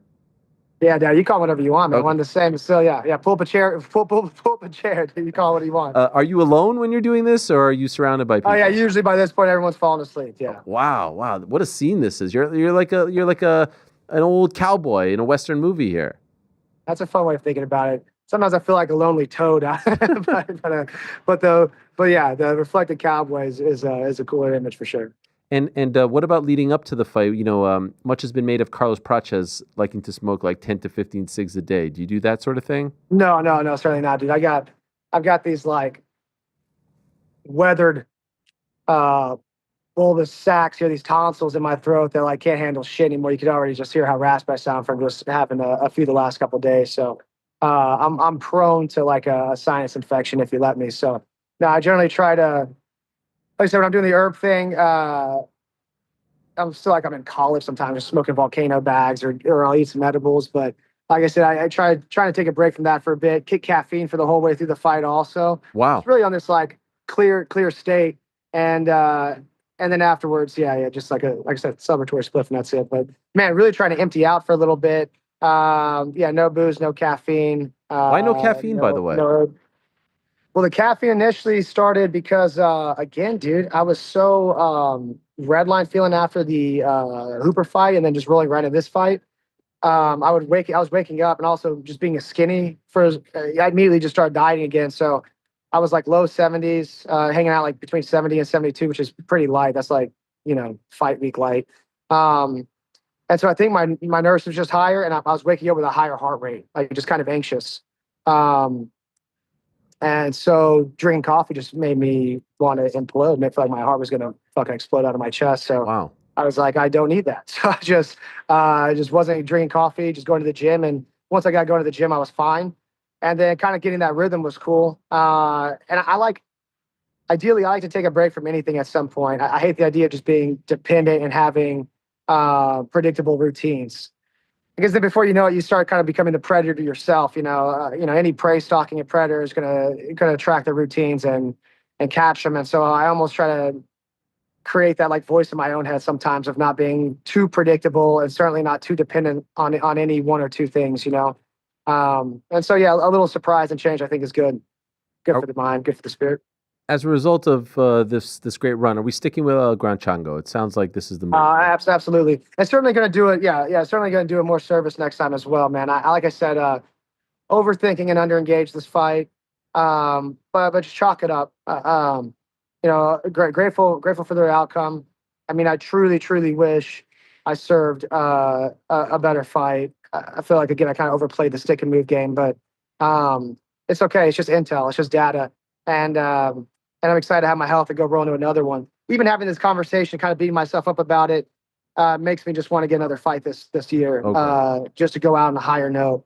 But also a little bit of patience and a reset would probably make me perform better than just trying to run back in. So By the way, I don't know if you know this, but Diego's pretty good, and you stopped him in the second round. I mean, I wouldn't beat yourself up. no, he's good and he's a brawler, and so much of it was trying to just antagonize him. Not do what he wanted to do, and I feel like being a general jack that I can kind of uh, exploit the areas that my opponents aren't as good at. You know what I mean? I'm not like necessarily a master in any one trade, so I can generally kind of play off of their weaknesses. I feel like, but again,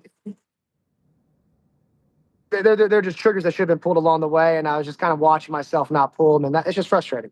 So I'm always going to be a little critical. I get it. The finish was brilliant. The elbow, the ground and pound. I actually thought it went on a little bit too long. Are you thinking that in the moment? Like, Yeah, absolutely, man. It went on way too long, and you know, again, man, just call it call it being tired, dude.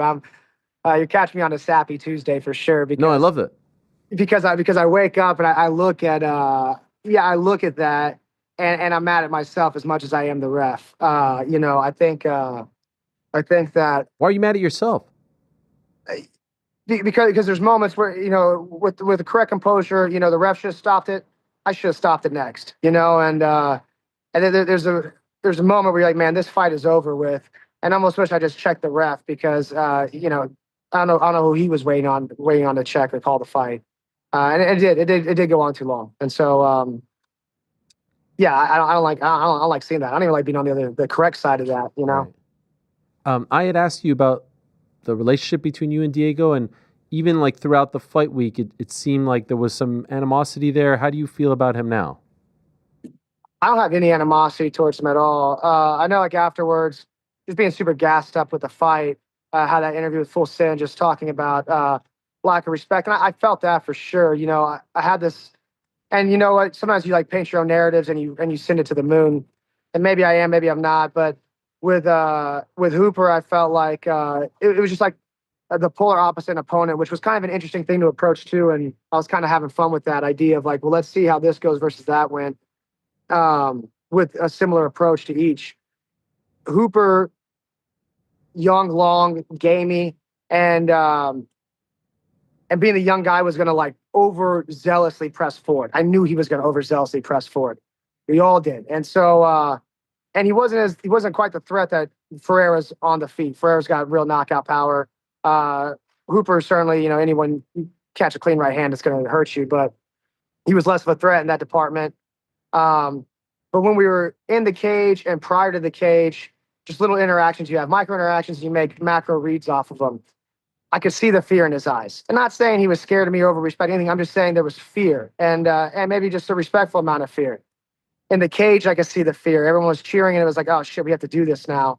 And I knew when he was going to reach, we could almost kind of exploit some of that overzealous fear. With Diego, he was kind of the older, savvier vet.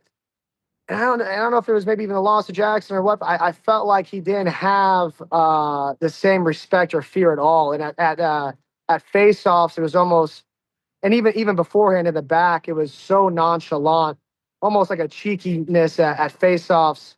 My coach felt it too. That he is going to be almost on the opposite end, coming forward too bullishly because he's fearless. And again, I said, whether you miss high or you miss low, you're still missing, and they're still going to make the same mistake, and they both did, just coming in too recklessly, and it was really just that black and white. There's nothing emotional tied to it. I don't feel any animosity towards Diego or anyone on his team. I think his coach is legit. I think he's legit. I think. I've been watching them for a long time, coming up in the Texas scene. It was just a teaser that we were slated to fight early on. I'm glad we didn't fight my first year in the UFC. Probably would have fucking taken me out. So, I don't have any ill will, and that's even why I don't feel good about all those extra shots. I don't have any animosity towards anybody in the game. Afterwards, you made the call out of Michael Chandler. Love that idea. How confident are you that he accepts the challenge? It's something that could happen. Yeah, I love that shit too, and I think it's something that could happen. And I think it's something that honestly can make sense for both of us. It could be like a sexy opportunity for either one of us if if both corners are looking at it correctly. So I think, I certainly think that's a 2026 fight. And again, the only reason I would say that delay is just because I truly do want to clean up this, this left side. I feel like if I can get that back to par, I'll be as exciting and hold the expectations of what others are looking for, and just what I would like to see out of myself. And with all that being said, man, if something juicy happens in like 6 weeks before the year's over, I'm healthy, so I'm back in the gym. I might just take it. As far as the reason why you chose him, is there a specific reason? Is there a history there, or is it just looking at the rankings? No. There's always got to be history. No, Oh. No. There is no history? Carry on too dumb of a joke, but no, he. I don't get it. No, I missed the joke. It went over my head. There's no backstory, no history. All right. It's just look at top 15. It's just a stylistic match that's I think would be fun, and that's been entertained around me for like over a year now. If I could just make my way there, and so I feel like we've breached those doors now that a call out's appropriate, and it's just a fun matchup.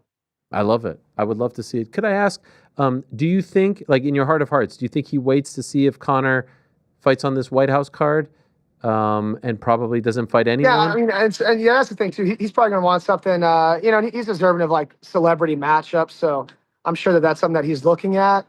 I just wouldn't rely on Conor for anything if I were him. You know what I mean? He already got dropped twice on that, right? Weren't they slated twice and they both got canceled? Well, one officially, but it's been a long road. They were supposed to. Yeah, it's just been a really long road with him. I wouldn't depend on McGregor. And hey, I've never pulled out of a fight. He's going to make the same check either way. So Yeah. let's see it through. One talking point last week was the fact that all the UFC brass, they were heavily promoting this Canelo Crawford card, and the MMA fans were feeling like UFC Noche didn't get the attention that it deserved. Did you feel that? Do you care about that sort of thing? Do you pay attention to any of that? No, I'm just a guy in his underwear trying to do his best to collect a check. So I'm not I'm not really paying attention to it. And I wouldn't just say, if we were going to pay attention to it, I wouldn't say that's just no shit. I would just say in general, it's been kind of a lackluster effort. And I don't know if it's just because there's so many promotions happening at once within the UFC, with the boxing, jiu-jitsu, the power slap, and everything else, that it's almost just the brand just stands on itself. Or if there was this idea after McGregor that it was like we can never have a star become bigger than the company. But it feels like no no contending or premier fight or event is really getting pushed too hard. Like DDP, Hamzat title or a Taporia title or any of it doesn't really feel like it's being wildly promoted.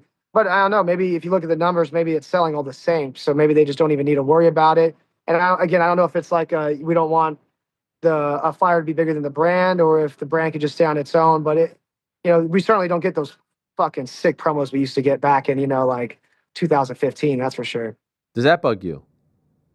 Again, I'm not the guy on the promo clip either way, so no matter what, I'm not getting shared in that shit. So I remember you at the dais Nothing's cutting bothering me mean to do promos that. on Donald Cerrone for the UFC on ESPN debut. You were there. Yeah, I was there for that. Yeah, Yeah, so I wish I wasn't. It was second. By the way, yeah, I mean, no, second that was longest cool. active Again, I don't winning know if they're streak. doing promos like that though. Like the same, Yeah. like they do stuff UFC Countdown, but the build-up's not the build-up it used to be for sure, man. Those build-ups used to be awesome.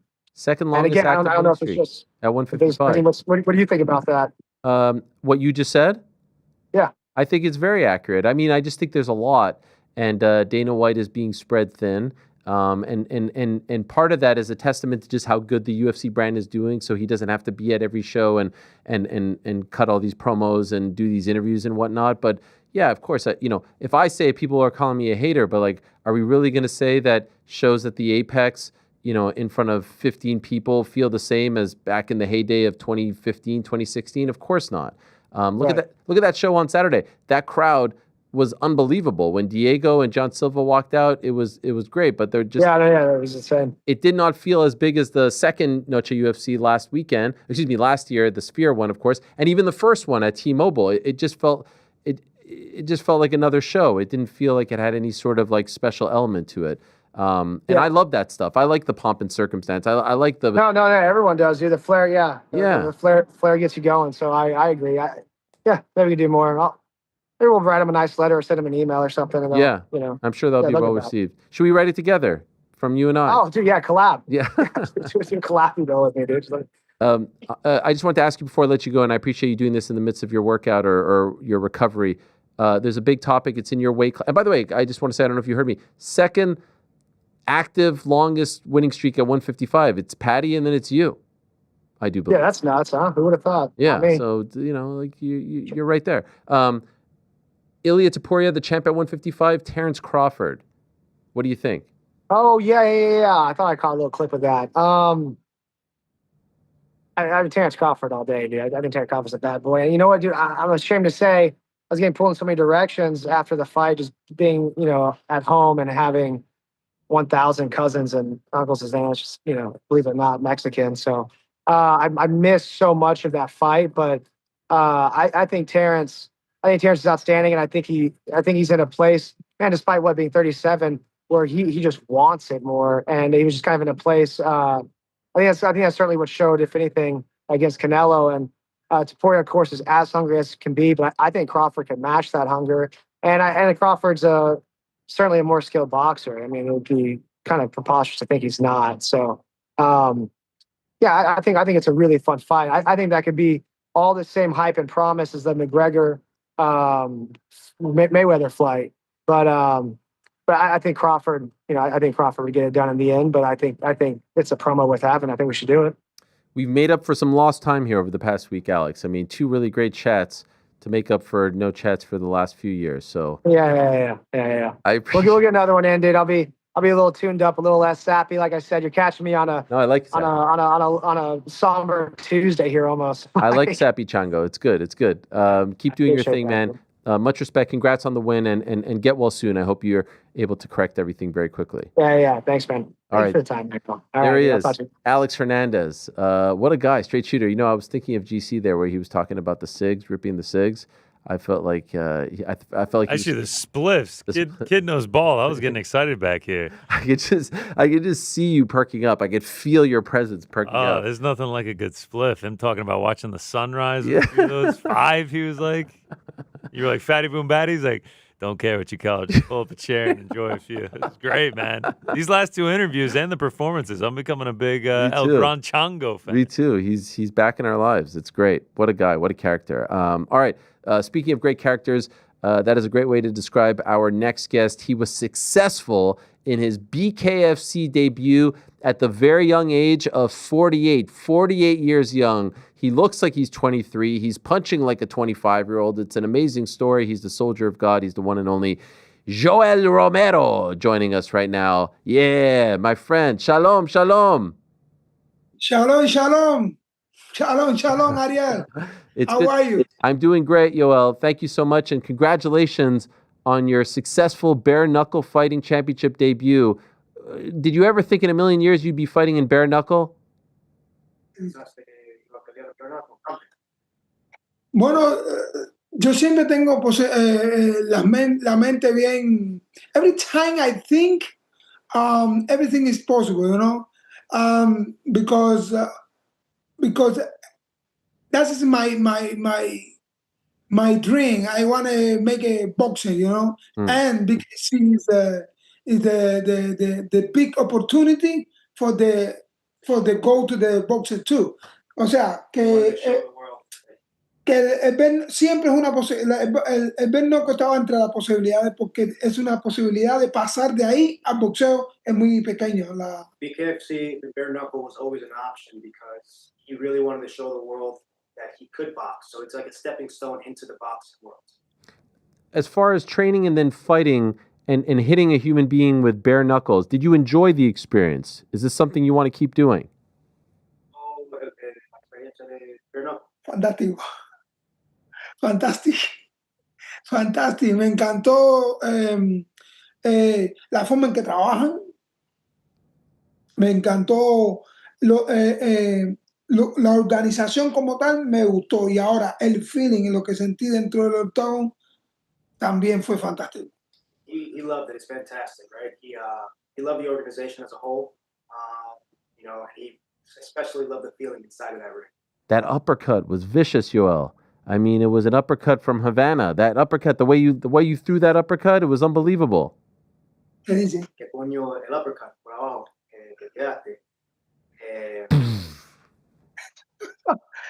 Mi familia es de mucho tirar uppercut. Todos mi familia.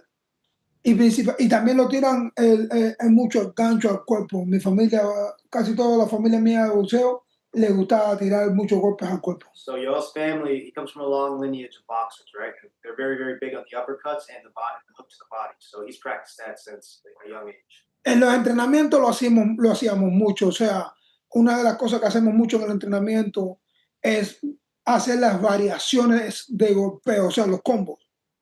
Yeah, he trained a lot of that, including it into the majority of all of his combos. Si estudias la pelea, los 3 golpes con los que los derribé, te das cuenta que el uppercut fue porque ya él esperaba, lo derribé con un recto. Sabía que iba a volver en el segundo intento, iba a agachar la cabeza para llevarse el recto, entonces lo esperamos con el uppercut. So if you study the fight, you see that he set up the uppercut with his right, with his straight left.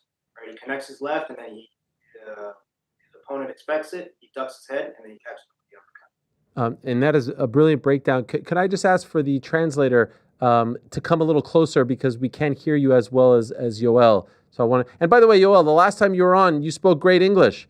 I didn't think you needed a translator anymore, my friend. Your English was perfect. No? I'm trying.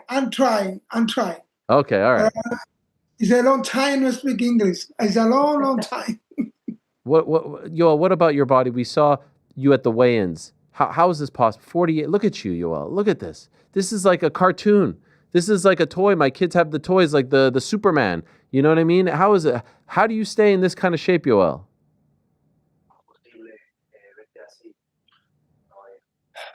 Ariel, I think it's about 3 points. Okay. God helped me a lot. The second is the discipline, and the 3 is my new condition training.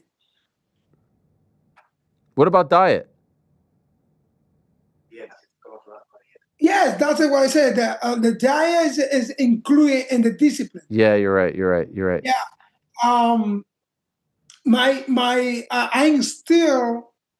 I have the same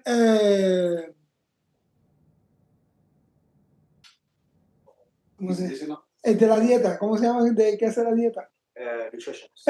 I have the same nutritionist. You Yes. know, I have the same. But what I make now new is the condition training. The condition training is a next level. It's amazing. It's the same condition training for Ilia Topuria. Oh, wow. Okay. Yes. He talked to me about what the plan what he wanted for me, making me more better.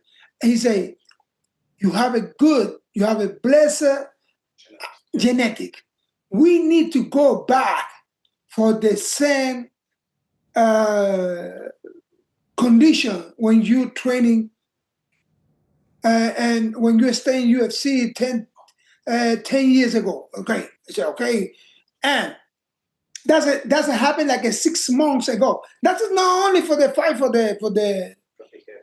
BKC. No. We training like 7 months ago. Oh, wow.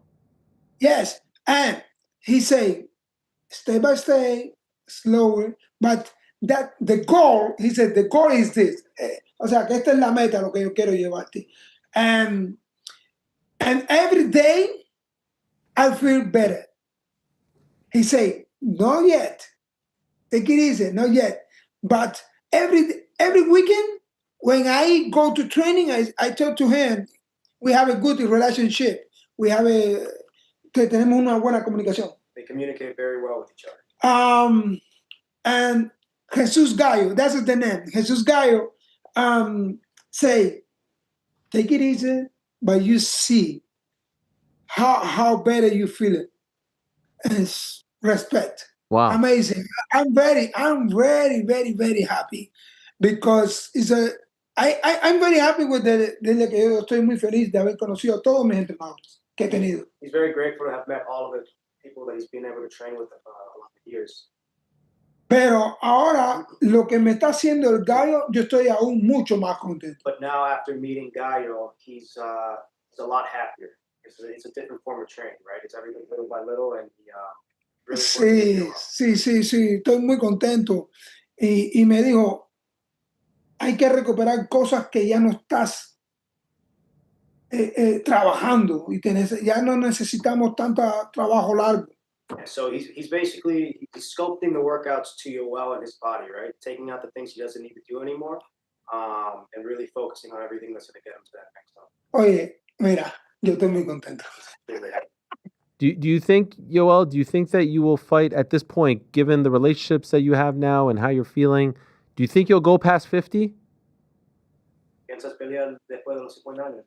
Hermano, muy fácil. Very easily. Yeah, very easy. Yeah. Very easily. Yeah. You want that? Is this a goal of yours? Sí. Yo siempre he dicho que voy a pelear hasta los 52 años. He's always said he wants to fight up until 52.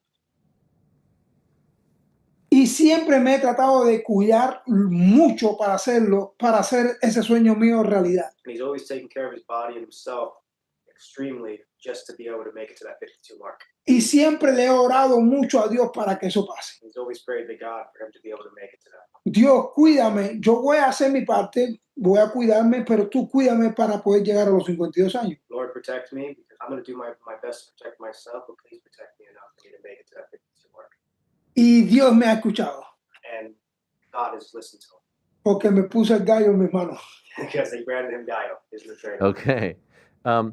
Could I ask you the difference? Gallo, fantastic. Fantastico. Magnifico. The difference between dirty boxing and BKFC. You just did dirty boxing before. Which one did you enjoy more? Dirty boxing or BKFC?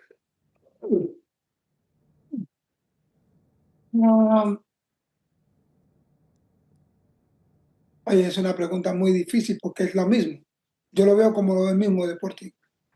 He says it's a difficult question because they're very similar, both sports. Estás usando las manos las dos. Yeah, you're using, it's mainly stand-up on both. Right. Ahora.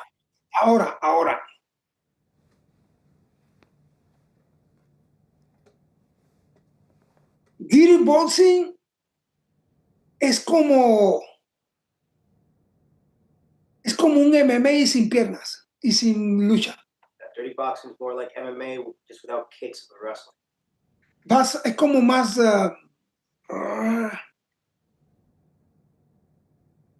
porque tú puedes usar codo.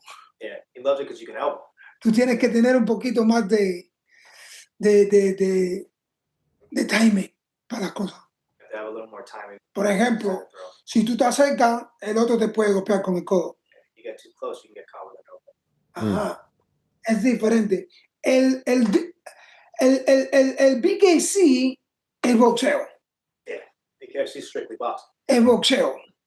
Y todo depende. Tú me estás haciendo una pregunta que puede ser engañoso si tú no lo sabes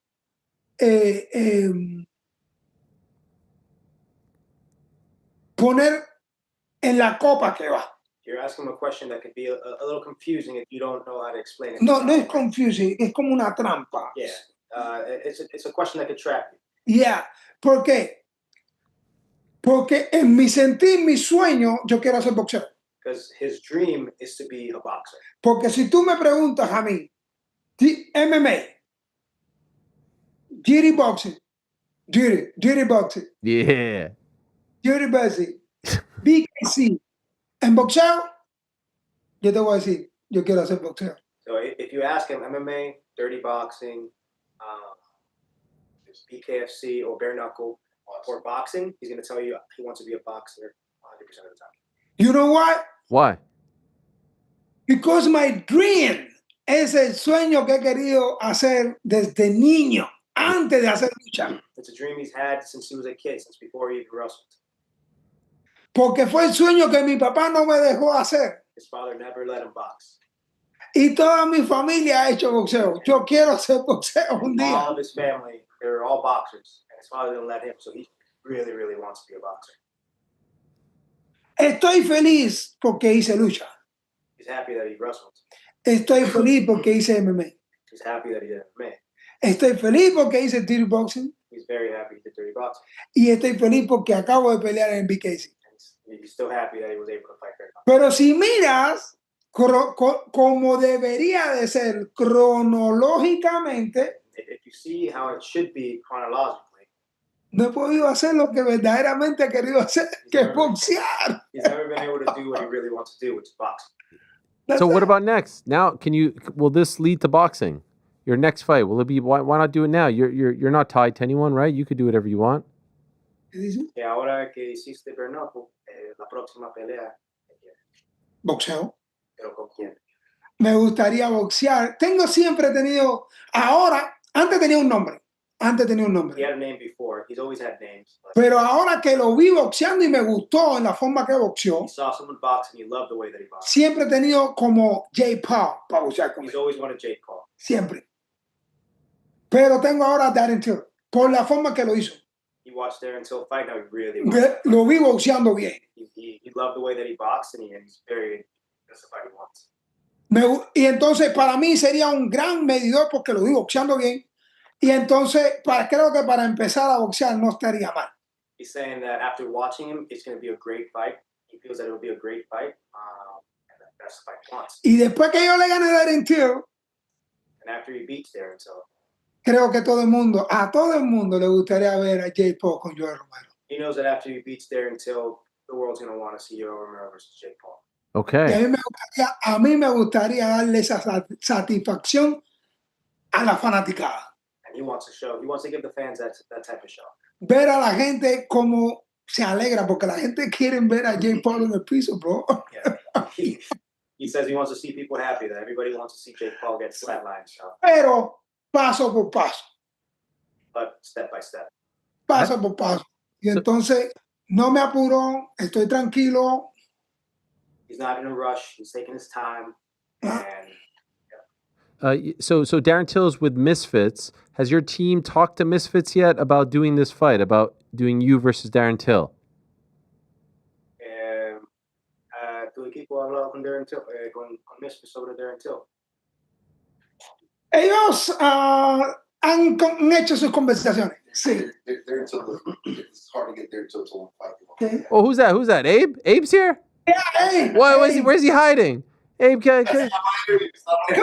Oh, Abe's the guy. I'm asking. Hello, Abe. Why you hiding? I'm blurred out. It's okay. Why you blurred out? Take the filter off. I want to see your face. You haven't been on the program in like 6 years. You've been ducking us. I'm making a comeback for my guy Yoel Romero. He's killing the game, and you know it's very. Darren Till said in MMA the one guy he doesn't want to fight is Yoel Romero. I don't know he was fighting in boxing either, but that's a fight that we absolutely want to see. I think we should make that happen. Have you talked to Misfits? We spoke at Misfits. I think Darren is really trying to get a fight with Mike, which is really weird because he's been offered several times different fights with Mike, and he's turned them down for big money. And I don't know if his team told him or if he's just posturing, but that's happened. So the way I'm looking at it now is Darren beat Luke, which Yoel beat Luke first, then Mike beat Luke. So Darren is basically sloppy thirds at this point. So we'd like to see Darren go up against a real guy. Why not? Let's do Darren versus Yoel and see what happens from there. Okay, I like this. This is good. Me gustaría pelear con él en 200 libras. He wants to fight with 205. Yeah, he'll let him. No, 200. 200, 205, whatever he wants. Sí, 200, 200 and 205. Yeah, let Darren eat. Let Darren get bigger. It's all good. And then Jake Paul in 2026. That's the dream. That would be the dream. Yeah. Yeah. We need Jake to keep doing what he's doing. Hopefully, Jake's still in the game by then. And if Jake's still in the game, then I think, just looking at it, that would be a great fight as well. If Yoel's able to go out there, I should say when Yoel's able to go out there, take care of Darren, which I don't think that would be the worst of fights. He goes out there, takes care of Darren in really good fashion. I think he'll open up the eyes of all the guys that are out there. In terms of the Jakes of the world and those guys, I just think he's a fight. That's a fight. I see the smile on your face, Yoel. You're so excited. You're like a kid just starting his career. Do you feel it's unbelievable at 48 to have all these options, right? Que te ves feliz y es algo increíble para tener todas estas opciones a la edad que tiene. Sí, estoy muy, muy feliz. I'm very happy. Desde el momento que estaba haciendo mis zapatillas de boxeo y estaba preparando mis shorts, estaba muy, muy feliz. Yeah, just since the moment he knew he was going to box, even through the preparation of making his boxing shorts, just the whole process, he's been extremely happy. Sí, miraba los zapatos, las zapatillas, y entonces todo ese proceso que cuando llamé a la persona que me iba a hacer haciendo las zapatillas y todo ese proceso, entonces hablando con él del proceso de hacer los shorts, yo estaba muy excited, voy a hacer boxeo. It was surreal for him, right? The whole process of even making his boxing shoes, his customized boxing shoes, and talking with Abe about, creating his custom shorts. Like, this is his dream. His dream is coming to fruition, right? So he's just been on a cloud. Y cada vez que lo veo como como si fuera un proceso. O sea, de lucha, ahora voy entendiendo. De lucha, que no tiene nada que ver con manos, pasé a MMA. Y ahí se da un poco de manos. He's saying that it's a beautiful process that he's gone through, right? Just from wrestling, there's no striking in wrestling, but he uses wrestling for MMA, and then in MMA he started using his hands. Y entonces de MMA pasas a dirty boxing. And then from MMA you go into dirty boxing. Puedes usar manos, pero ya puedes usar también codo. So you can use your hands, but you can also use your elbows, right? But you eliminate your legs. Y ahora empiezas a hacer solamente boxeo, pero solo con puños. So now he's only doing boxing, but he's doing it, even a step further without gloves. En vez, como dicen las personas que creen que en la evolución del hombre, que yo no creo en eso, pero la gente cree en el Homo sapiens, entonces la evolución del Homo sapiens, y yo creo que es como la evolución del boxeador. So even though he doesn't believe in human evolution, he believes in the evolution of fighting, right? And that's what he's been going through. It's unbelievable. It's unbelievable what you're doing, how you look, how you fight, how you're performing. Could I ask, in the world of BKFC, is there someone that you want in that world? Obviously, you said Darren in boxing, but what about if BKFC is your next fight? Who would you like in that world? BKFC en Berno. ¿Hay alguien que quiere? Lo que ellos ofrecen, Joel está aquí para comer el plato de comida. Lo que me ofrezcan en la mesa, aquí estamos para comer. Whatever they put in front of him, whatever they put on his plate, Joel's ready to eat. Estoy listo, no hubo injuries, no tengo nada. Estoy listo, gracias a Dios. Gracias a Hashem. Thank God he has no injuries. He's healthy. He's ready to go. Thank Adonai, Elohim. I'm perfect. I love it. Amen. Amen. The man above. It's a beautiful thing. Yoel, very, very happy for you. It's amazing to see what you're doing. Like I said, always with a big smile. Last thing, are you going to fight again this year, do you think? Of course, yes. Okay. And probably bare knuckle, you think? We need to see. Okay, we'll see. We'll see. Maybe Abe will pay you to fight dirty boxing. He needs to pay you a little bit more. In my opinion, you're a big star. Absolutely. Okay. Absolutely. Yes. All right. Thank you, Yoel. All the best to you. Congratulations. Shalom, shalom. Shalom, shalom. Thank you, guys. There he is, the soldier of God, doing his thing at 48. Looking like that at 48, it's a beautiful thing. And who would have thought? Who would have thought? Yoel Romero, the Olympic silver medalist from the 2000 games. Frank was just in his father's nutsack in 2000. Silver medalist. Where were you? What were you doing in 2000? Look at him now. Chiseled. I said yesterday, he reminds me of those like LJN wrestling toys where it seems like his abs are bricks. Look at that. The LJNs. Look at the LJ. Look at that. He's got the LJN body in real life. The soldier of God. Unbelievable. Still to come, Ricochet. Talk about some news and notes. Lots to get to for the next hour or so. So if you're a fan of the Bants, as they say, well, the next 60 or so minutes is for you. Quick break. Back with more. Don't go anywhere.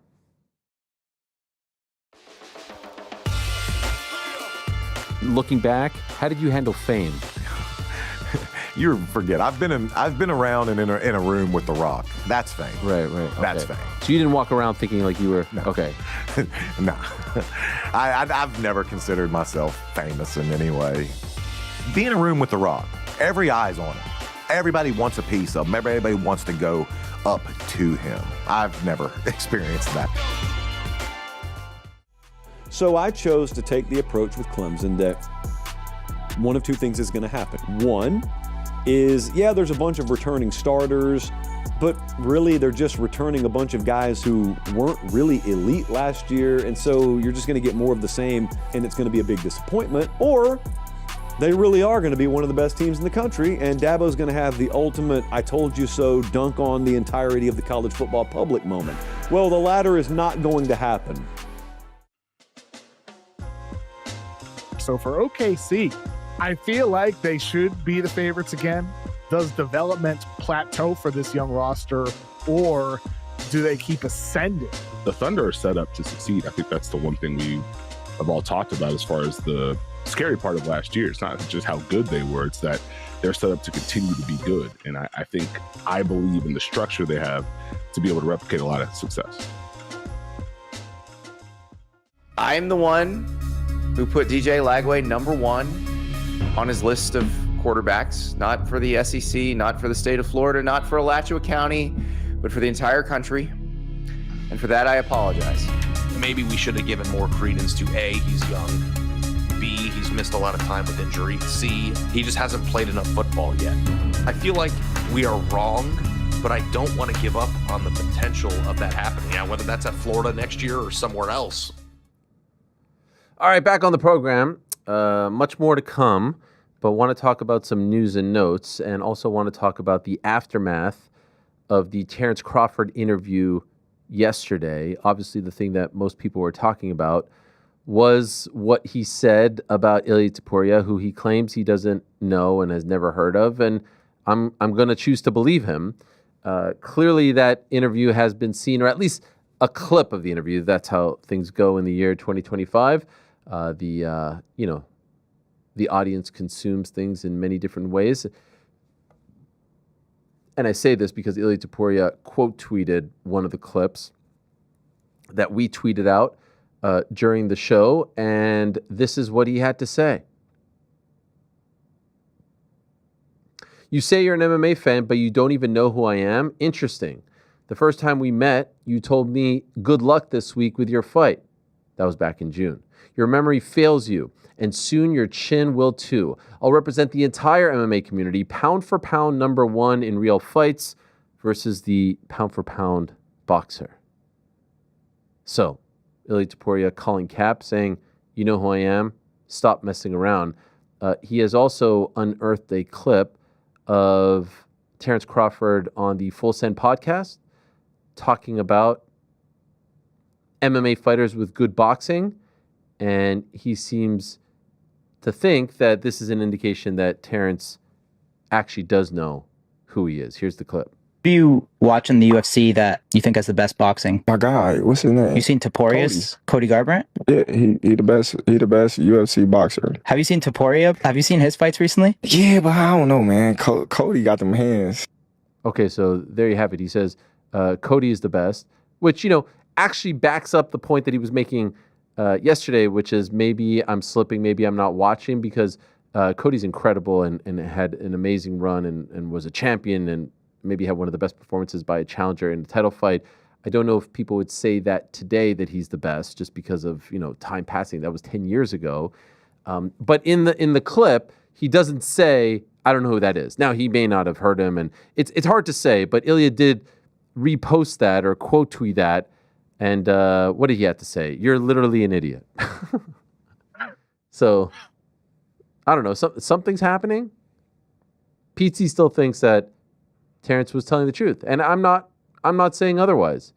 But I'm I feel like also in something that is camp, happening. by the way. You think that Terrence doesn't? He was talking about Cody. I always said yesterday. Yeah. He was watching when McGregor was at the top of his Sure. game. That's when he was watching MMA, and Cody was around the same time in his pomp. Yeah. And I'm sure that's where he's coming from. But I just think it's very funny that Crawford is like the opposite. Right. So I heard someone talk about today, because obviously we're all Ricky Hatton's passing is at the forefront of most people's thoughts. And the thing about Ricky, which and all the guests you've had on to speak about him explain this very well, is he loved the adulation. You know what I mean? Like he wanted to please everyone. He gave so much of himself to the fan base. Terrence Crawford is the opposite of that. Even in that great piece that Elliot Warsell wrote for Uncrowned, he spoke about how much he didn't care about what everyone thinks, and all he wants to do is be the best at boxing. I just find it incredibly ironic that we have Terrence Crawford in the middle of this situation, who seemed to give up some of who he was to even go and pursue this Canelo, this big Netflix fight, all of this stuff. He's now thrust into this thing where Topuria's keep on goading him online. People are getting behind it, and Crawford's being forced to talk about it. Like I genuinely don't think he's that interested in it, but I think it's fascinating to see if he gets pushed into this situation, you know? It is weird because there's a very strong case to be made that he really didn't know that was the song. And it's He did not know. It's I was wild. in that camp. Yeah. He does not know who Ilia Topuria is. Now he obviously does, and he did not know that song. The clearest sign that he did not know Ilia Topuria, when they had that picture that was taken, that Ilia, resurfaced, surely Terrence would have been like, big fan of your work, anything like that, and Ilia could have brought that back up and been like, when I saw you in person, you mentioned that you knew my fights. He hasn't talked about that at all. There's no chance Terrence Crawford said, I know your work, you're doing great, but he just doesn't know who he is. He is focused on boxing. What about Shakur's hot take that he might submit him, that Terrence would submit Ilya in a fight? Great double leg, as I said yesterday. Yeah. Great double leg. He even mentioned the wrestling pedigree. He talked about Have you seen him shoot a double leg? does. It's fucking crazy. You cannot speak about Terrence Crawford without speaking about the wrestling history. Yes. The greatest boxer of our time, but we're going to keep fantasizing about him sprawling against Ilia Topuria. I think he knows who Ilia Topuria is. I don't. Oh, he does. He definitely knows now. Yeah, now. He I think fucking he just asking knows about him now. every 2 But seconds. do you I think think he he knew knew about him from it the before. beginning? Okay. Yes. So you're saying he's little broing him. Yeah. He's sunning him. Yeah. He's little sunning With him. an effort to build a fight, do you think? Oh, okay. Well, that's the See, question. I don't know. I actually don't think he's interested in a fight. Yeah. I think he said it So then yesterday why on the sun show. him? I think he was just just cause. what He money just is he gonna randomly give? gave Cody biggest win of Garbrandt my all life. this love. Why biggest sun win in Ilia boxing. Topuria? I mean, well, why lie and say you don't watch you watch a ton of MMA when you haven't watched MMA since 2017? I think if that's the Pizzi's case. got it right. He used to. He used to watch MMA, Yeah. and now he doesn't anymore. Or Because it was going to be a lucrative option for him at one stage. Like people Yeah. were genuinely talking. That first time those wrestling videos were going around, people were all over that shit. But it must be weird for him have finally kind of cemented his legacy as one of the greatest boxers of all time, like the greatest boxer of this era. And all anyone's talking to him about is an MMA fight. It must be crazy. Okay, well, now here's the thing. He did do a bunch of interviews, and I don't think any of them asked him about this. It might just be us, but that's the thing that kind of exploded, at least in our world. But you're right. He's at the apex. I don't get the retiring thing. Like, I understand conquering it, but it's very rare that someone has to scratch and claw his way to the top, reaches the top, and walks away. Like, does anyone actually think he's going to retire after all of this? I could see him not fighting for a year plus. He's kind of been doing that. But to walk away now with the landscape as it is, with Riyadh season and Turkey involved and TKO and his great relationship with them, I don't know, man. You'd be leaving. I think they'll rematch. I think they'll do it The again. Bill Simmons mentioned the rematch on his podcast, not as an opinion, but kind of like from an informed place. I don't have much interest in the rematch, just to be clear. I don't either. Same. I have zero. But holy shit, there's a lot of money involved in a Terrence Crawford fight again. 41 million people were watching that fight. That's I think that's we'll a lot see to him walk away again, from. and like not only the 41 million people, everything on social was just going nuclear. It was just like one of those events that like you're scrolling Twitter and like you see him giving the Canelo belts back. It's like 150,000 likes. You see him posting pictures from the locker room, 75,000 likes. It was like anything that was being spoken about the fight after he won was going crazy. Does anyone think he's not fighting again, though? No, I think he'll almost fight again. certain he'll fight again. Yeah.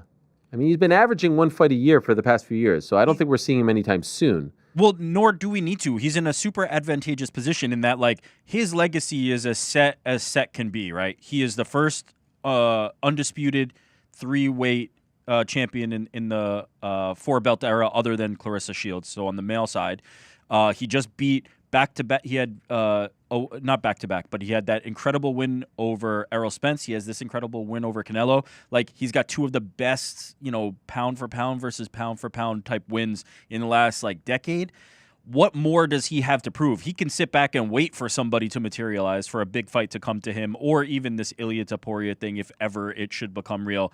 There's absolutely no rush for him to get back in the ring. And at 37 years old, why bother? Keep yourself in good shape, keep training, and wait for a big opportunity. And he's the keeper of all this. He gets to decide. If it's not big enough, I don't have to come back. He's in the best spot you could possibly be. He's in the Floyd Mayweather spot, where you just get to choose it. You get to dictate your own terms. Spence for the longest time was the white whale, and then it was Canelo. There's no real him versus Bivol is kind of wild to me. Well, there's a bunch of boxing things he could do, right? He could but there's another no real title in another weight class. Yeah, put him into the Pacquiao territory where it's just I've got 7 different weight classes. You can do that type of stuff, but does it really enhance his resume to the point that it's worth doing? I don't think those challenges are there for him right now. Yeah, I think we're looking at this all wrong. Okay, we should be looking at it from the Ilia Topuria perspective. Why would we want this guy to be in a boxing match right now? No, we don't. I think. Look at the McGregor situation. Look what happened after Floyd. McGregor was unbelievable. McGregor isn't given the credit he deserves as a fighter. He's given it as this seller. He was fucking unbelievable. And then he went and he had the Mayweather fight, and he just never really came back. We had the Cerrone fight since then.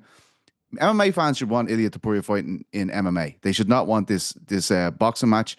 And that's the way I'm seeing it. I think Ilia Topuria is one of the greatest fighters in the world to watch. I love him in MMA. I don't know why we'd want this, Is there a strong desire? To be fair to MMA fans, I think none of them want to see this. I don't think any of them want it. If they get into a fight, it really is just a payday for Ilia Topuria and Terrence Crawford, and more than likely a very one-sided victory for Terrence Crawford. I think a lot of MMA fans share your sentiment, PT, in that the boxing thing derailed Conor. And he was on this incredible trajectory, and it took him off that path, and then we all know what happened afterwards. And they don't want to see that again with Ilia, because he's on a similar trajectory, right? 145 champ, 155 champ, knocking people out, killing off legends, all this stuff. It is very reminiscent. Obviously, his personality isn't the same, but the same type of confidence and, dare I say, aura. We don't want to see him take a side quest. Not right now. Not in the prime, and maybe not even in the prime. That's the crazy thing about it. I do not want to see that. I do not want to see that fight for Ilia Topuria. I'm more interested on it from the Terrence Crawford side. As we said, there's not very specific challenges out there for him. But I think it's hard to argue against a guy who has spent his entire career doing the impossible and looking as good as Ilia Topuria has, right? Step after step, it has been, how could he possibly do better than this? And he continues to do that in the way that Conor McGregor did previously. It's hard to tell that guy, no, you shouldn't believe that you could go into boxing and beat this guy. He has done things that he is not supposed to do, and he has continued to elevate and continue to do that. It's hard for me to imagine somebody standing in the way of that if that is his singular focus. I am all for somebody taking a shot at greatness. I think Terrence Crawford against Canelo is an example of that, right? All week, let's not pretend that all week the conversation wasn't Canelo's too big, he's going up too many weight classes, and then Terrence Crawford pulled it off. Now, granted, the odds on that fight would be significantly larger for Ilia Topuria than they would be for Terrence Crawford against Canelo. But there are guys who are built differently. There are guys who deserve to have that opportunity to chase greatness, and I don't think that Ilia Topuria could potentially be denied that for any reason other than the UFC just doesn't want to go in that direction. But I don't believe this idea of he's going to get beat up so he shouldn't do it is a valid one. I think he will get beat up, but I'd like to see it. What if it's a 1-1?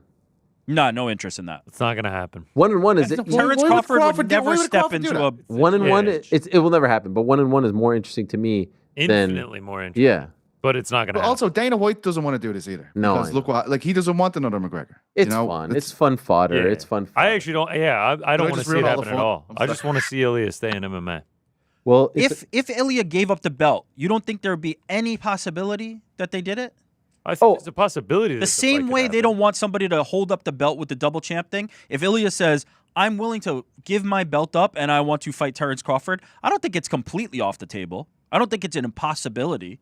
Do I think it's their best close. option? I No. don't thi- But I think it's possible. Once they made Conor Floyd, you can never say never. Yeah. And that was a different time, and the UFC was just sold, but I think a lot of people thought they would never, ever consider it because of the Anderson Silva, Roy Jones stance. It's crazy times. It's Wild West times. Who would have thought WWE and UFC would be under the, like, you can never say never, but I don't think it's top of mind. Terrence is here. Terrence is a star. Terrence is a draw. He finally made it. If you followed his career, you know that there was one time him and Bob Arum were sitting up there at a press conference, and Bob was like openly criticizing him, saying that he wasn't a draw. And now look at him. These are the numbers from Netflix announced yesterday. As far as estimated average minute audience, 36.6 live plus SD viewers. That means live or same day. So it had to be within the same day. 36.6 million per Video Amp and Netflix. Okay, from opening to closing bell. Viewing continued into the weekend, bringing an estimated AMA, which is average minute audience, of 41.4 million viewers. That's live plus one. And when you say live plus one, that's live and then a full 24 hours later, making it the most viewed men's championship boxing match this century. In the U.S., an estimated AMA of 20.3 million viewers tuned in, live plus SD to the main event, live plus same day. Canelo Crawford peaked at over 24 million concurrent streams. That's in the moment, concurrent streams. That might be, in my opinion, the most impressive number of all. The event was #1 on Netflix in 30 countries, including the US, Mexico, UK, Argentina, Australia, Canada, Ireland, and the Philippines. And what? I was just celebrating our Olympian. Oh, okay. Sorry. And made the top 10 in 91 countries. And here's one more per what Conor was just saying. The fight generated over 950 million owned impressions across Netflix's global social channels. That's just Netflix's. Who knows what all the other media got? Canelo Crawford was a top trending topic on X worldwide, #1 in the US, appearing on lists in 21 other countries. It's an amazing thing that in the year 2025, as we continue to talk about boxing being dead, boxing just needs the place and it needs the characters. But this proves it. You know what I mean? Those people weren't just watching out of charity. There's something captivating about Canelo. There's something captivating about Crawford. The promotion was good, and we were interested in the history being made. And so this proves it. And that's why I say, look, I said yesterday everyone across the world has Netflix. Obviously, that's not true. It's 300 million subscribers. How many people live in this world? Like, what is it? 8 billion? Yeah. 7 billion or something? So we had 8. But this is bigger. This is bigger than a fight on CBS or NBC or Fox, because that's just in the United States. And then it would have to be splintered here. This is one place where the whole world can watch, and this is the sign of the times. We've never had this before. Behind not an extra paywall, just your normal subscription. It's huge. And so I hope and pray that Netflix gets into more of these fights. I was hoping that the UFC would get on Netflix. I hope that we'll get a fight a month. Could you imagine? They don't always have to be this big. Look, Katie Taylor, Amanda Serrano 3 comes in third. This was their third show, and that was at a measly 6 million. Could you imagine 6 million? They would be doing backflips if a UFC fight or if a regular boxing show did 6 million. You know what I mean? Think by keeping it limited, they are keeping that number. They're maintaining that. So To a if it goes degree. to once a month, all of a sudden, I don't know if you can maintain the quality. Give me 6. Man, great for Terrence Crawford, all the love he's getting and everything like that. Like the fight before the Spence fight, he was on BLK Prime. That's wild. Like no one was watching that. Yeah, I mean, look, the last one against Madrimov, like the place wasn't really sold out. It was on DAZN pay-per-view. It wasn't getting that kind of love. You know what I mean? It felt like something. It was the beginning of the second, or no, the end of the first year of the Riyadh season era, but it wasn't getting this kind of love. There's a truth to the idea of Terrence Crawford being harder to promote, right? He is a private guy. He's more quiet. He's more reserved. Even this Ilia Topuria thing, right? How easy would it be for another boxer to go over the top and try to build this thing up? He's just the guy who does the work in the ring. And when he does it, he's fucking incredible. He is absolutely incredible. And now that he has some of these wins and he's starting to string them together, I think he's in a position that he is now must-see TV, regardless of whether he's getting on a microphone and doing anything with it, because you have to see him fight. He has entered that territory now. Like there's a ton of guys like this, by the way. It's not like Usyk is magical on the mic. He has some funny moments, but Tyson Fury is more of the talker, right? Tyson Fury is the one who's really going to captivate you when he gets a mic in front of him. Terrence is at a point now where the boxing fans and even the fans outside of that, the general audiences who are watching on Netflix, can recognize his greatness, and he doesn't need to kind of do that. So it's not a surprise to me that it took a while for people to come to him. But now they're here, and they recognize Terrence Crawford as he should have been. I will say this. I don't know ultimately if he's better than Floyd. That's Canel's opinion, and a very good opinion because he fought and lost to both. I feel very comfortable saying he's way more exciting than Floyd. In terms of the style, yeah, absolutely. When you watch Terrence fight, it's like, wow. Like Floyd had a very defensive style, and he was masterful, and he hardly got hit. And if you appreciate it, and you understand it. I'm not trying to take anything away from him, but if you had to ask me, do you want to watch the best of Terrence Bud Crawford or the best of Floyd? I'm picking Terrence Crawford. And you want to watch the best of Terrence in the latter portion of his career as opposed to the best of Floyd latter portion, it's a no-brainer to me. He is infinitely more exciting of a fighter. Absolutely. Yeah. He is. Mayweather a way better salesman.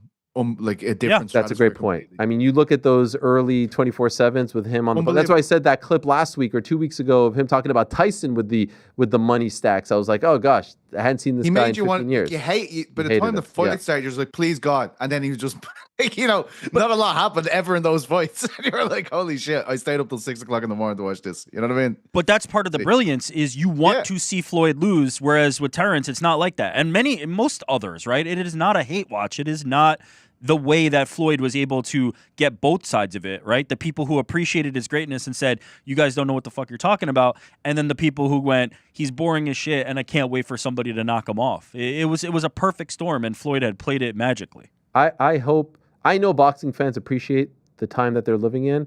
You'd hope that more people are getting, and Usyk is getting up there and Crawford's getting up there. But like, I wish Usyk and Inoue could get these Netflix shows as well, get these platforms, because it's just, it's an amazing time. These three kings are unbelievable, and that leads us to right now the debate: who is the number one pound for pound in boxing? Terrence Crawford. Easy, no brainer. Never changed since the Spence fight. He has always been number one pound for pound. I don't know, man. Usyk going up to heavyweight. Spence fight. Post that, it was the debate was over. It's pretty much 3 divisions as well, like with Madrimov and like with Crawford. Like I felt it was Usyk. Now, gun to my head, I go with Crawford because of that. Because he moved up 3 divisions, because he's been undisputed in 3 weight classes, Usyk 2. I mean, again, I think it's 1A, 1B, but this is the first time where I'm like, yeah. Yeah, the Canelo win stamped it for me. Yeah. Of course. Crawford, Usyk, Inoue, and you can debate the rest. Bivol should be up there. Bam is finally getting love. That's great. Nakatani versus Inoue would be gigantic in Japan. Beterbiev, obviously. 2 great fights with Bivol. Shakur, look at that. Number 8, love it. Benavidez, some would have him a little higher. Canelo, all the way down to 10. These are the uncrowned pound for pound rankings, by the way. Truly though, how could it not be Crawford? The Spence win, another pound for pounder. Yeah, no. Canelo win, another pound for pounder. Who has better wins than Terrence Crawford? I mean, you could say, 2 over Fury, 2 not over a pound Dubois. What was he? 10, maybe even deeper on the pound for pound list Heavyweights, at that it's time. harder. At heavyweights, you're not getting pound for pound guys. So how could it not be Terrence? It has always been Terrence. I think right now it's Terrence, but I think it's 1A, 1B. But if you had to go 1, 2, 3, I would go with those guys.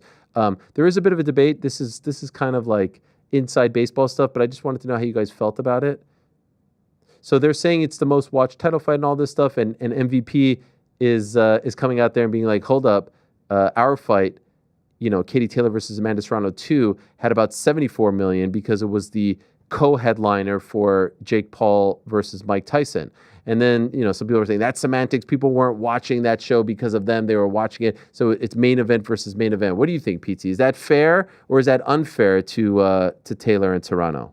Because technically Taylor and Serrano had more people watching, but it wasn't, it wasn't the main event. So we're not comparing main event to main event.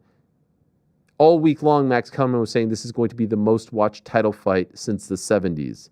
But technically, that wasn't the case because Taylor Serrano 2 was a super lightweight title fight. Do you get what I'm saying? Yeah, no, I do. And I guess the argument that people are making is like, well, you know, people are tuning in to watch Mike Tyson and Jake Paul, and that just happened to be on. I think it is a bit disrespectful because the legacy of that event is how much Taylor and Serrano elevated it, really.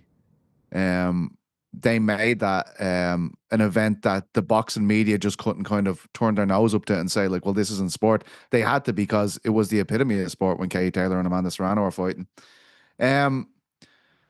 You know, I get where they're all coming from. Look, they're all doing very well. That's basically what I'm taking from it. Like, why do you have to keep crying? In other words, you're trying to say you don't care, much ado about nothing, move on with your life. But this is basically talking about commentators again for me. Like, I get the argument, though. It was a byproduct. We saw the numbers for Serrano Taylor 3. Okay. All right. But technically speaking, yes, but it was a byproduct of Jake Paul and Mike Tyson fighting in the So you give the nod to Crawford Canelo. Then I go with Pizzi, where it's just like it's much to do about nothing. Like you really are getting into semantics, but like I understand the argument against the most watched. Like the technicality, yes, I understand 2 was the most watched, but like we saw the numbers for 3 when they were the main event, and there wasn't Jake Paul and Mike Tyson following it. This is all a byproduct of modern times where everything has to be the absolute best or the absolute worst. Everything is everything is the greatest. Everything is the best. We have to have the discussion on who's the GOAT, who's the this, who's the best, who's the that. Like they can't both be great. Like it can't have both been 2 highly watched, incredible broadcasts with incredible fights.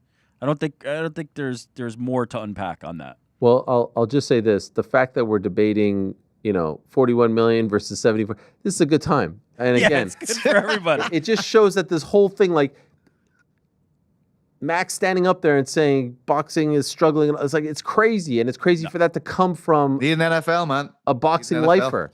You know what I mean? Yeah. It's a crazy, crazy thing to say. Okay. Wanted to ask you guys about a few other things. At the top of the show, I talked about Imavov now 100% being a lock at 185 because of Brendan Allen replacing Fluffy Hernandez on October 18th.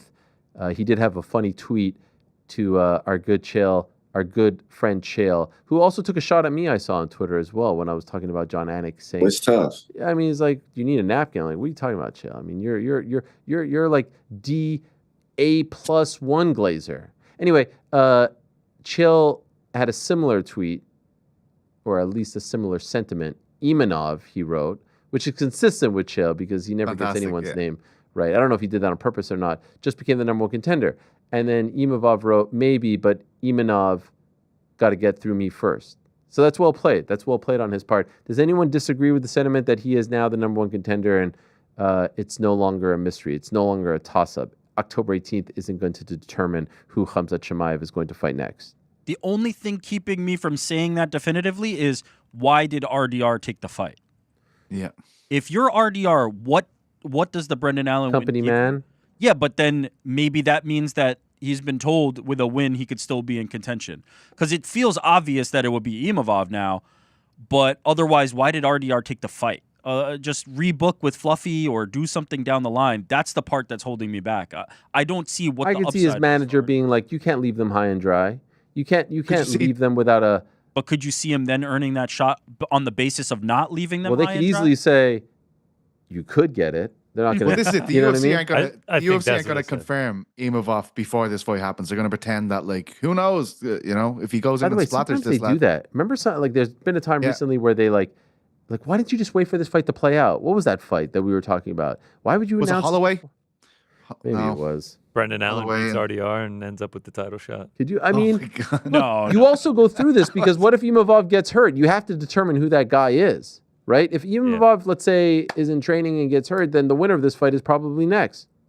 That's all about spectacle, as we talk about all the time as well. Like if RDR goes in there and looks, absolutely puts on top of a spectacular finish, who knows what could happen? Like that is currency to the UFC brass. What have you done for me lately? And he'll be doing things more lately than Imavov has, One thing that I haven't seen really brought up, and I know it's been a month, who the hell does DDP fight in his return?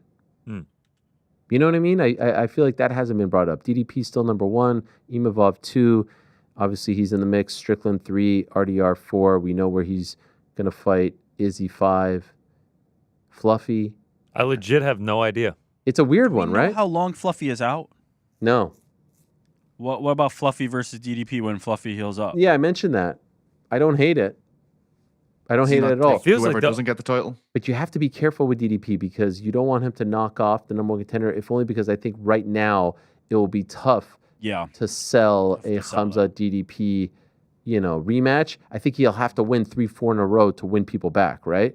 To make them believe. I mean, at least 2. But I mean, like, he's already beaten Whitaker. He's already beaten Adesanya. He's fought Strickland twice. Yeah, it's tough. Imavov probably getting the title shot. RDR. Fluffy's the only is really the next guy. Yeah, it's really just Fluffy. Whitaker beat Kaio? Kaio, yeah, Kaio. Kaio DDP. 1 versus 8. He's cleared out everybody else. I prefer the Fluffy. Can I throw a crazy one your way? But we don't know Fluffy's timeline is the whole problem. Is MVP crazy? Too soon? Why not? Go for it. I like it from DDP's perspective. I hate it from MVP's. Really? Yeah, I don't think that's a very good 2 fight. kickboxers. I can promise you, DDP's not going to stand in range and Yeah, kickbox DDP there. might He's take going to him make that down. physical. That was an interesting framing there. Paulo Costa? Paulo versus DDP? Yeah. Oh, shit. It'd be All right. wild. Let's get funky. Yeah, I why mean, not? I'm now all the way down to 13. That's the problem. He's going to take these a banger. fights. I know it's Yeah. Bro, I was just the champ. You got me fighting 13 now? Well, Kaio's 8, and he's the next best option. 13, my friend. That's a weird one. All right, well, let's see what happens. But we all agree it's probably going to be Nasruddin. He's obviously earned it, and he's the best option. What about a 145? Yesterday, I was seeing some very polite tweets from Movsar. A part of me was kind of sad reading these tweets, and then a part of me was like, you know what? I respect the fact that he's going about it in such a polite way. Here they are. Congratulations, Diego Lopez. Let's do the rematch. Or maybe I can fight Lerone Murphy. It doesn't matter, any of these two guys. All right, not bad. Fantastic punctuation. Yeah, very good. Then it's a quote tweet of Lerone, and I love this. Hey, man.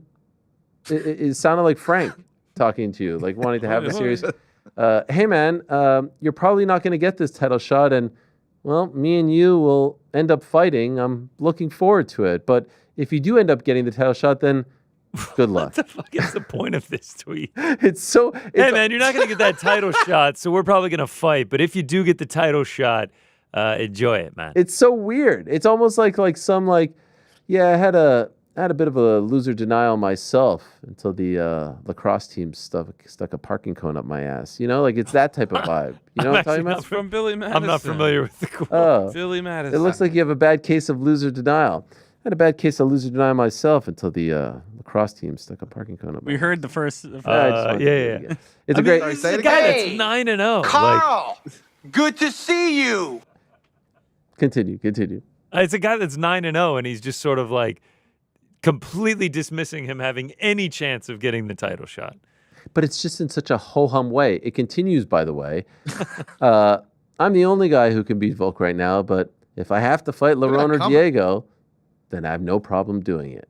It's just, it's lacking a little bit of oomph. There's one more, I think. Mosar is kind of the guy that lacks oomph.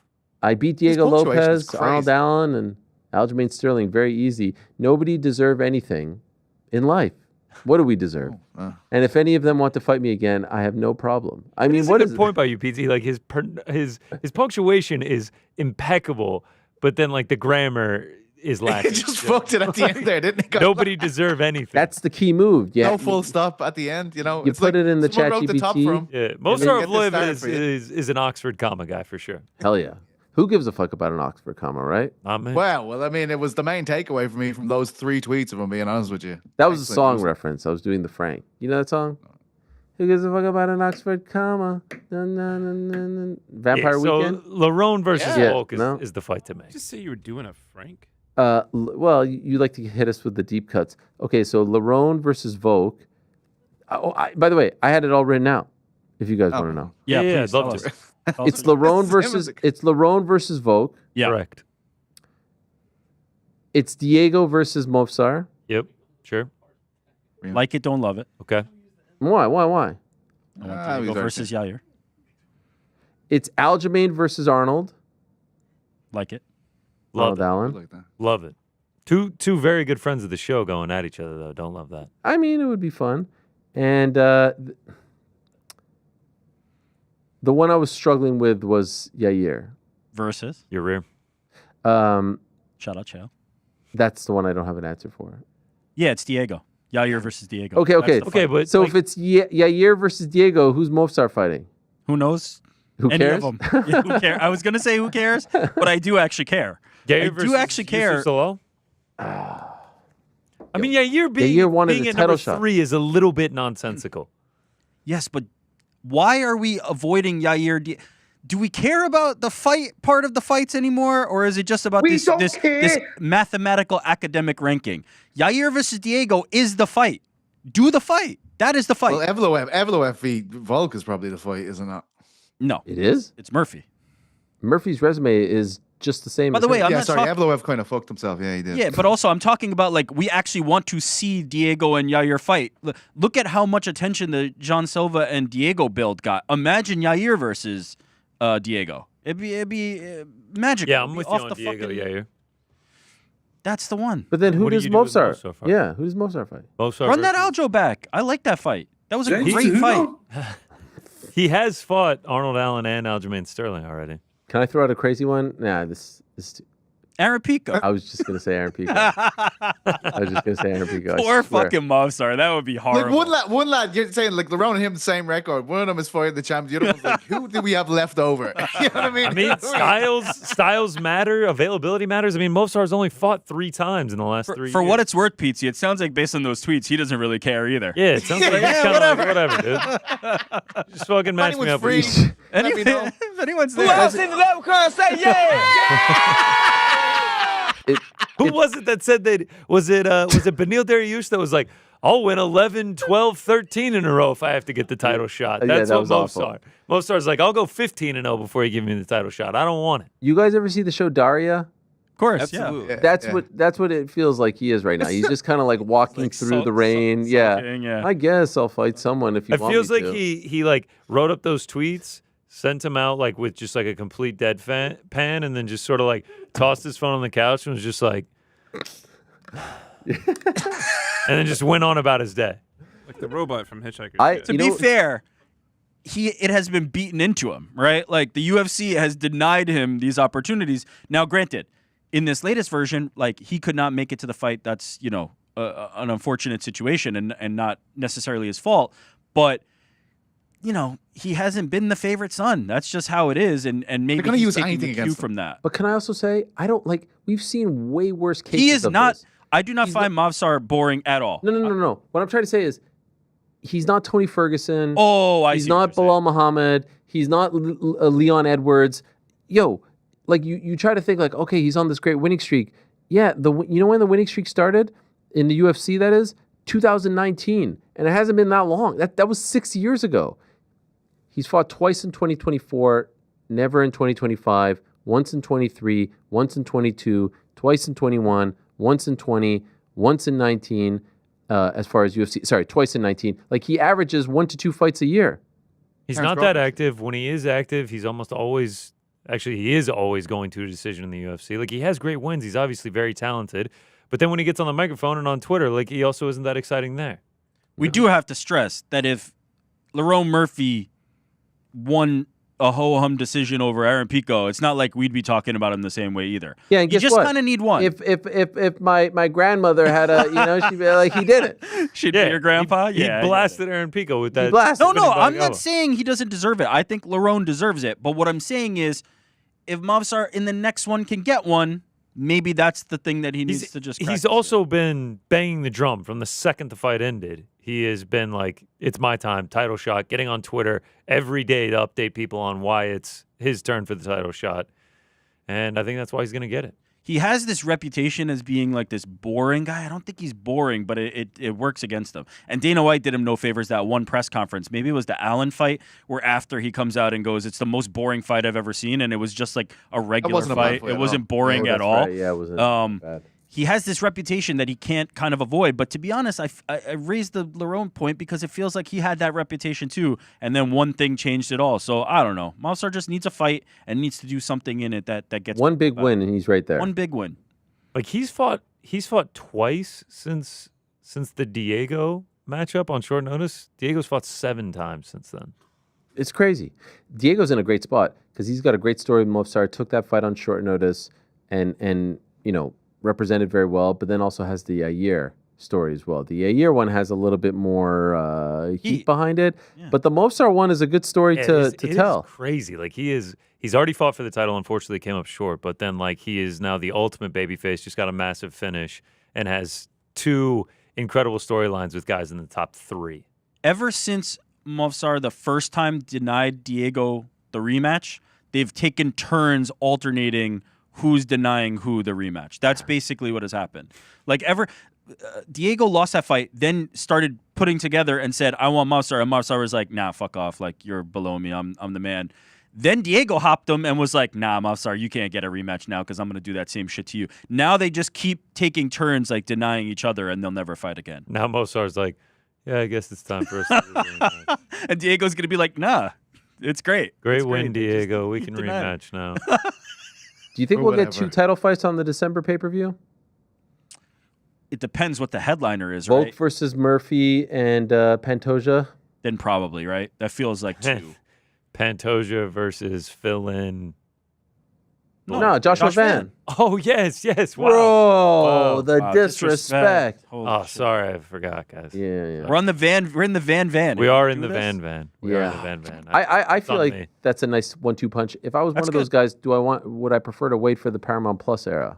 Or do you try to get, one last paper? Does any of them have the power to like be like, I'm demanding to wait till the Paramount Right, Plus yeah. era? Absolutely not. Volk? Absolutely not. Josh Van and Pantoja certainly do not. Volk, I think. Josh Van. Lerone hang on, Murphy lads. certainly does Let not. But them- Volk's the Maybe Volk. company, man. And Volk said December. Volk said He wants December. to- Yeah. He did say December. Yeah. Earlier, I talked about Bo Nickel versus Rodolfo Vieira. This being officially announced. It had been, talked about, reported. I love the fight. Anyone surprised by the booking? Anyone hate the booking? Makes a Anyone lot of else sense. love the booking? Love it. Makes Love it. sense. Yeah. I'm indifferent on it. Indifferent. Yeah, just like it'll be wouldn't good say I to love see it. Bo Nickel back. Well, they have to be very strategic Yeah, with how of they book course. him. Is Yeah. this a tricky fight? Because is he going to want to use his wrestling in this fight Yes. against a guy who's so good off his back? Yeah, Yeah. He'll be able to Yes, he neutralize will. him. Yeah. All right. He beat Gordon Ryan, didn't he? No, I know, but it's different rule. Okay, fine. Adolfo is his BJJ Top glory player. is faded. It has been years now. Like we are in the era where Bo Nickel should be able to beat him. Okay. And he's a top player. Like I Yeah, don't he was a think he's gonna be able crushing to. guy. Yeah, I don't think If he's he gonna can be get a able to nice use his win guard. there, and then RDR just keeps on trucking, that loss is going to age well, and he'll be right back in the good graces. Okay, now all that boring stuff is out of the way. Let us talk about the most important thing that I wanted to talk about today, which is Derek Moneyberg. I've been dying to talk about this because I saw a video of Sean Strickland approaching this gentleman, and Strickland's delivery in this interaction I found to be hilarious, and I'll explain why in a moment.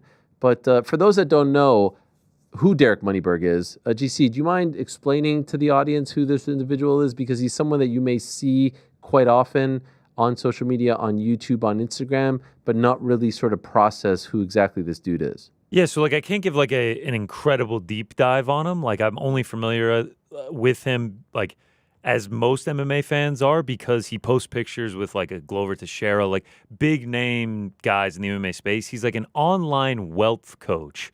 That's how he makes his money, and he appears to have a lot of it. And then he goes out there and hires guys like Jake Shields, Glover Teixeira, like I mentioned earlier, like dudes that are very high level mixed martial artists, and he trains with them. And the biggest controversy lately is that he earned his BJJ black belt after only, I believe, like a year or two of training. And a lot of people have called him out for that. And now some fighters who have not accepted money from him have started calling out other fighters that have accepted money from him, like when Craig Jones and Mikey Musumeci did the face-to-face with Demetrius Johnson. Moneyberg was a big point of contention there. Musumeci believes like he's obviously not skilled enough, but I believe he's worked with him in the past. So A lot of people believe he is just a scam artist, and he continues that into his BJJ training. Is Moneyberg his real last name? It can't be. I think so. Is it really? His birth name? Come on, it's fuck's sake. He's a financial advisor called Moneyberg. Fuck off. It's Not a financial advisor, a wealth coach. wealth coach. Oh, yes. Does he have a Wikipedia? I mean, on LinkedIn, it says Derek Moneyberg. Oh, Yeah, It says but real obviously name true. Whatever you Gail want. Bukowski. Oh. You'll find that Elton John will come up as well I on come from a Wikipedia. That's not family his of real fucking name. optometrists. Like, it's not that hard to believe. What he claims is 3.5 years from first training to black belt, 3,000 hours of one-on-one training, the best training team in history. In the picture, it's Lyoto Machida, Glover Teixeira, Jake Shields, and Frank Mir. 0 days missed over the 3.5 years of training with these guys. Well, that would make him quicker than BJ Penn to black belt, and BJ Penn had a record as a North American for years and won I think it was the Pan Ams, and that after 3 years or something training. Like it was crazy. And then you have when you look he's at like 50 as well. He's fucking 50. Like he's not like BJ Penn's like 20 when he's doing the shit. Like, well, when you look at the picture, there's two top comments. One is from Valentina Shevchenko that says, "Congratulations, Derek. Well-deserved BJJ black belt. Every day training from morning till night. Pure and sincere dedication, same as fighters in the old times."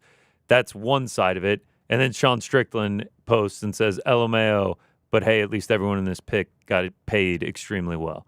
So there's points of contention between fighters on this guy. 4.1 million followers on Instagram as well. So, how real those are, I'm not. go get your money, fighters. Like, yeah, you're brilliant at this class. Go for it, mate. You know. All right, let's watch the video so that if there's someone out there who has no idea who we're talking about and what we're talking about, it's great work by Strickland. And in particular, please pay attention to when, after he confronts Moneyberg, Strickland just continues, doesn't miss a beat, and he's still talking to the camera as if he's doing a live hit at some sort of like war zone where he has to just keep going. He does not miss a beat. I actually think he'd be a great news correspondent. Anyway, here's the interaction that we're talking about. Crazy enough, guys. Look who I ran into. This guy's real big, real jack. And he says, "Why do I call him a scumbag on the internet?" This is why I asked him. And again, you could say... So you got to do that for camera. You can't have a private conversation like an adult. You can only do things for the internet. You can't have a private Because conversation. what I have to say is factual. And you guys... It's not factual. So you guys, let me tell you why I don't... Would I like to get free money from this guy? Yeah, sure. Would I pay me money for... Could we just pause for a second? Could we just pause? Keep it up here. The scene of him not looking at Derek, but continuing to talk. This isn't a live video, by the way. He's talking to no one. Of course, to us in after he posts it, after the fact. But this thing of him not looking at Derek while still talking about Derek, for some reason, just cracks me up. It's amazing. Anyway, we continue. Well, you asked me why I called you a scumbag. Then you need to have your camera. You can only talk on the internet. But I'll tell you why. I'll tell you why I called you a scumbag. Only on the internet. But I'll tell you why I called you a scumbag. You're the one being the fucking scumbag right now. No, I'll tell you why. I'm saying it to your face. I'll tell you why. You're the one being the fucking scumbag right now. I love my fans more than anything, guys. He and leaves would I and he love keeps to go talking. take free money from this guy and peddle. So where is he? Yeah, would I I love think he to went make in the free money elevator. from this It guy? looks like I a would. Radisson Absolutely or fucking something. would. I fucking would It's a love gym. to. But You can see the mats in the background there on the right-hand side. this man I thought that was the takes hotel pool. advantage He's of still going. low-paid UFC fighters who are great men who are just trying to make their yeah, mortgage right. and live a life. And he takes advantage of these men and he uses their platform to peddle financial scams and he sues people and what he does is so dishonest and so scummy that no, I will not. Just because you're nice and you shake my hand and you say you're my buddy, no, you are a fraud. You are dishonest. You fraud people. This is why you don't want to be on camera because you know everything I say is true. You've sued your people. Who's he talking to? I will never peddle his shit to you guys. He's because still I in the love you guys, elevator. man. He's talking to him. Financial advice is easy. It's easy. Invest in solid mutual funds. Have a high yield account. You can buy individual stocks, but it's risky. I wouldn't recommend it unless you really pay attention. Real estate also risky. Your best real estate investment is going to be your first house when interest rates are better. But you are a scumbag and you're a fraudster, and the fact that you can't have this conversation on camera because you know everything I'm saying is true, and you won't use my platform or my name to peddle your shit to my followers. Ain't happening, dude. Go scam somebody else. I was now fixated on where exactly they were because first I did think a gym, but then it does look like a pool. Yeah, I think GC's right. Yeah, I think I saw a ladder. It and looks like they were at a everything. Comfort Inn in San Antonio before the fights or something. Oh, you know what? Maybe that's the case. I don't know. if Moneyberg Sean- was meeting with someone. I mean, I'm scrolling through his IG right now. He's met with a lot of guys. Dustin Poirier, Mechie, Brendan Allen, Gilbert Burns, Mike Brown. Like he's met with a ton of dudes, and he has these 4.1 million followers. But if you look at all his posts, they all do like 40,000 likes on the dot, like just a little bit over 40,000 likes, and they always have like 30 to 35 comments. And so, is this like a big? Maybe Frank would be the best person to ask this question to. Is this guy a big thing on Reddit? Are there people doing deep dives on him? Is he a hot topic right now? Not that I've seen. Yeah, there's no way that Frank was going to answer specific. that. I see it on the MMA and BJJ Reddits all the time. Yes. Oh, really? Moneyberg is a topic of conversation. And what do most people say? That he's a fraud, like the obvious that he's Okay. a fraud who's paying people to grant him this status, and that people are. It's a wink thing. Everybody's just kind of like It's like. To his credit, Sean Strickland laid it out perfectly. There are tons of people who will sacrifice their own name and their reputation to say, like, nobody's going out of their way to be like, yeah, this guy's legit, but a lot of people are posing next to him to kind of give him that clout. And they throw on the Choose to Conquer shirt with the Yeah, giant gold that's coin, take a picture, and get paid a hefty sum of money, I'm sure. Yeah. And he does a podcast where he'd be like, I saw one recently where he's sitting beside Jake Shields, and Jake Shields like, this guy's one of the best mountain escapes I've ever seen, and he just sits there like, and then he'll be like, he'll push off the hips on both sides, like day one shit, like, and your man's just sitting there like, yeah, I am one of the best mountain escapers. I've been around black belts a bit, like they tend to not really talk about mount escapes and shit, like, and tell each other how great they are. It all just seems completely artificial. there's not a lot of footage is the thing. A lot of people are just like, show us on the mats, and they don't really see it. Derek Moneyberg. Who gave him the black belt, by the way? Wasn't it Mikey Any one of Musumeci? them. I Oh, it believe was. Mikey. In the picture where he was awarded it is Frank Mir, it is Jake Shields, it is Glover Teixeira, and it's Lyoto Machida. So they're all sharing. They're all giving it to him? No. It's all of them a collection. together, and it says BJJ black belt earned. Thank you to all my coaches who have helped me to earn my BJJ black belt Hold over on. the years. I remember this being Mikey. Hold on one second. Boyce Gracie said, I did the work of 10 years in just 3.5. Wow. So who's he getting the belt off? See the way they've made this ambiguous, because people are really weird about this in Yes. jiu-jitsu. They want to know your lineage, who is like whoever gave you your belt, who gave them their belt, who gave them their belt, like, and it has to really. Well, back in the day, it used to have to get back to one of the Gracie clan essentially. Wait, maybe I'm like mistaken. Carlson or You know what it Helio. is? Mikey came out in defense of Moneyberg. That's what it was. Yeah, because He he's was been not on the one. Moneyberg's podcast. There's several pictures of him and Moneyberg in the gold coin Choose to Conquer shirt. So who did give it to him, though? Who awarded him his black belt? I think they're leaving it ambiguous for a Wow. reason because That of to that. me The is- picture of him getting it awarded, he also got his green belt in Kato Karate or something, and that was Dangerous guy. That was from Glover Teixeira and Lyoto Machida as well. It's the saying BJJ here, one Jake. is It's saying here Jake Shields. That's what the internet's saying. Jake the Shields. 4 in the picture is The is jokes Frank write Mir, Jake themselves. Shields, If that's Lyoto the, Machida, if Glover that's the case. I mean, a lot of guys go on this show. Gordon Ryan, John Strickland's lucky he Henry didn't Hoof. catch a beating talking like that. With all these belts on this guy. Well, no, I know. Who was it? Who was Kayla it that- Harrison. Kayla Harrison brought her Olympic gold medals to the interview. There was. Yeah, fair I play. wonder Get if he could paid, get like one of fucking- those. You think he could I'm compete? with you, bro. Think he paid, could earn bro. one of those? I wonder what he's paying. If Get he him is on in the fact show. paying. Get him on the show. Actually, that would be a fascinating one. Get money I for Got it a gone. black belt on your desk? We're gonna know what? we're gonna go on IG. That was a great joke, Frank. We're gonna go on IG in 2 weeks, and Ario's gonna be standing next to Moneyberg. I mean, I don't know what I could offer He him. is legit. He's legit, guys. But if there's something, maybe. How about this? He shows us. Has anyone ever seen him roll? No, that's the thing. There's, So we. Seen him in a rash He guard. does work a lot with Jake Shields. It looks like Jake Shields gave him his brown belt. Oh. so then, yeah, Jake gave him his black belt. How long did it take him to get the brown belt if he was a 1 year black belt? A week, 6 weeks. He comes on the show, and reveals his training footage, and I reveal my sparring footage. Oh, I like that. You know what I mean? I don't know what's in it for him, but I like it. I'm a Golden Gloves winner. You know, I just won the New York Golden Gloves last week. I just You're gonna start taking photos next to all the boxes. Yeah. You know, fist up. I don't know. I thought it was funny. I thought it was good work on Strickland's part. It was great. It was great. I'm insanely deep on this dude's Instagram right now. I just appreciated Strickland like calling it how he sees it. You know, calling it what it is. Because there are a lot of people who have not there are a lot of fighters who have not said that, who have just taken the picture, taken the money, and moved on. Kevin Holland, I'm for which I have no. I don't blame them. No, hell no. It's an easy payday. I'm like I'd 10 be months doing it. back, and the poster's still getting right at 40,000 every single time. In between 30 to 35 comments every single post. Oh no! What's that mean? That just doesn't. He has an avid No fan. one- no one has What that. did you That's to just me. discover, Hawani? I mean, no. I'm reacting to that. Oh, okay. If Every if you're single getting one. 40,000 likes and 30 comments, that means. But also, something's wrong you're in the state of always Denmark. getting 42K, 41.9, 42.3, 42K, 42K, 42K, 41.6K, 42K. It's always right there. Okay, by the way, there are Avid fans. Come on. 100% confirmation here from a post. Congratulations to Derek Moneyberg from getting his black belt from me in under 4 years. For some reason, hundreds of people who have never Under trained 4 with years? Derek or won a world title are upset how fast he received his black belt. Jake Shields. So Jake Shields did award him his black belt. Okay.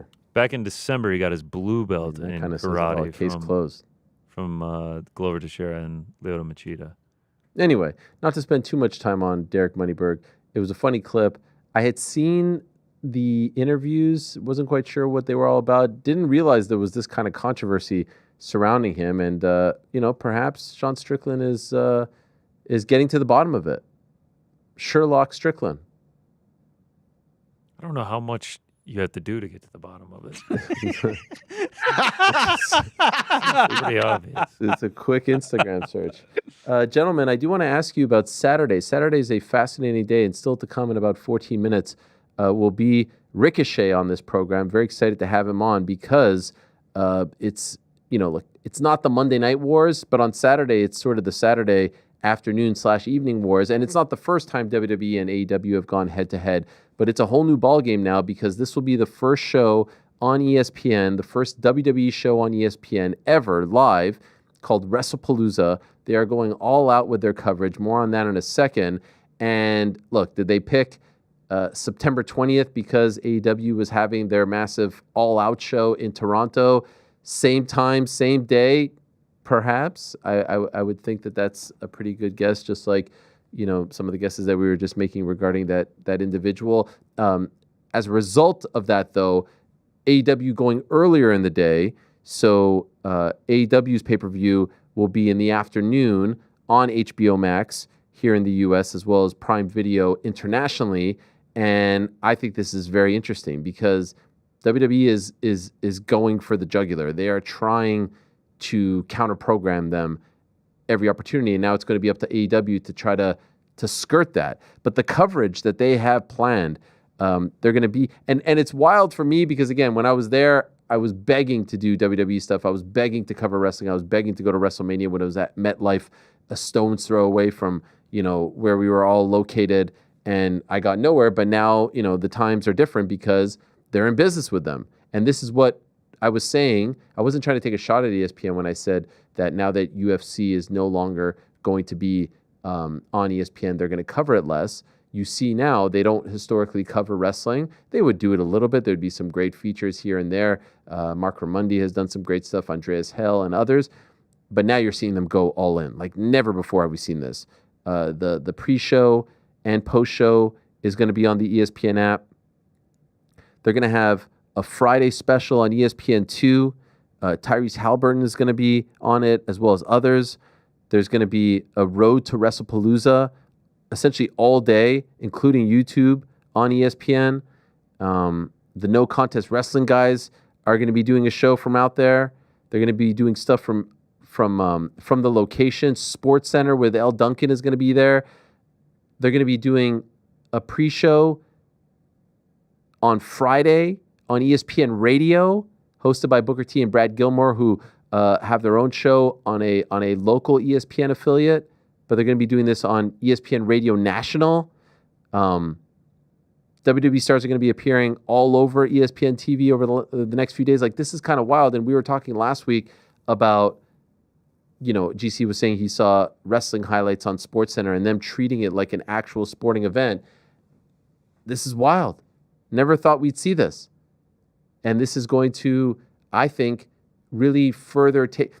The Netflix deal is huge for them because it's Raw. But that's kind of like... And Netflix is, the biggest platform and all that, but it's sort of, especially here in the United States, it's just Raw, and the offering isn't as extensive as everywhere else around the world because SmackDown isn't on there, the library isn't on there, NXT isn't on there. To have this type of muscle behind it, with ESPN getting behind it, and the card is crazy. John Cena versus Brock Lesnar, Cody Rhodes versus Drew McIntyre, CM Punk and AJ Lee, his wife who just returned against Seth and Becky Lynch, Jimmy Uso against, Jay and Jimmy against Braun and Bronson Reed, Io Sky against Stephanie Vakir. It is an all-star card. WrestlePalooza kind of feels like WrestleMania. It's not like No Mercy or anything like that, or Backlash. And I'm really curious to see how this all plays out between the two of them. Who's going to be watching? GC is going to be locked in. Oh yeah, WrestlePalooza. Whole day, all the No. coverage. No. Just the night stuff. Me and old TST are locking in. You guys are watching together. Yeah, hell yeah. Noted wrestling fan TST. Believe former producer of yeah, Cheap Cheap Heat. That's right. Yeah, it's gonna be a great day. Storylines building. Seth Rollins and Becky Lynch. Yep. Learned they were married last night. You didn't know? Wait, are you tapping into to Raw as well? Yeah, clicked it on last night to see the beginning. The build. Yeah, got to get rid of. That's the go home show.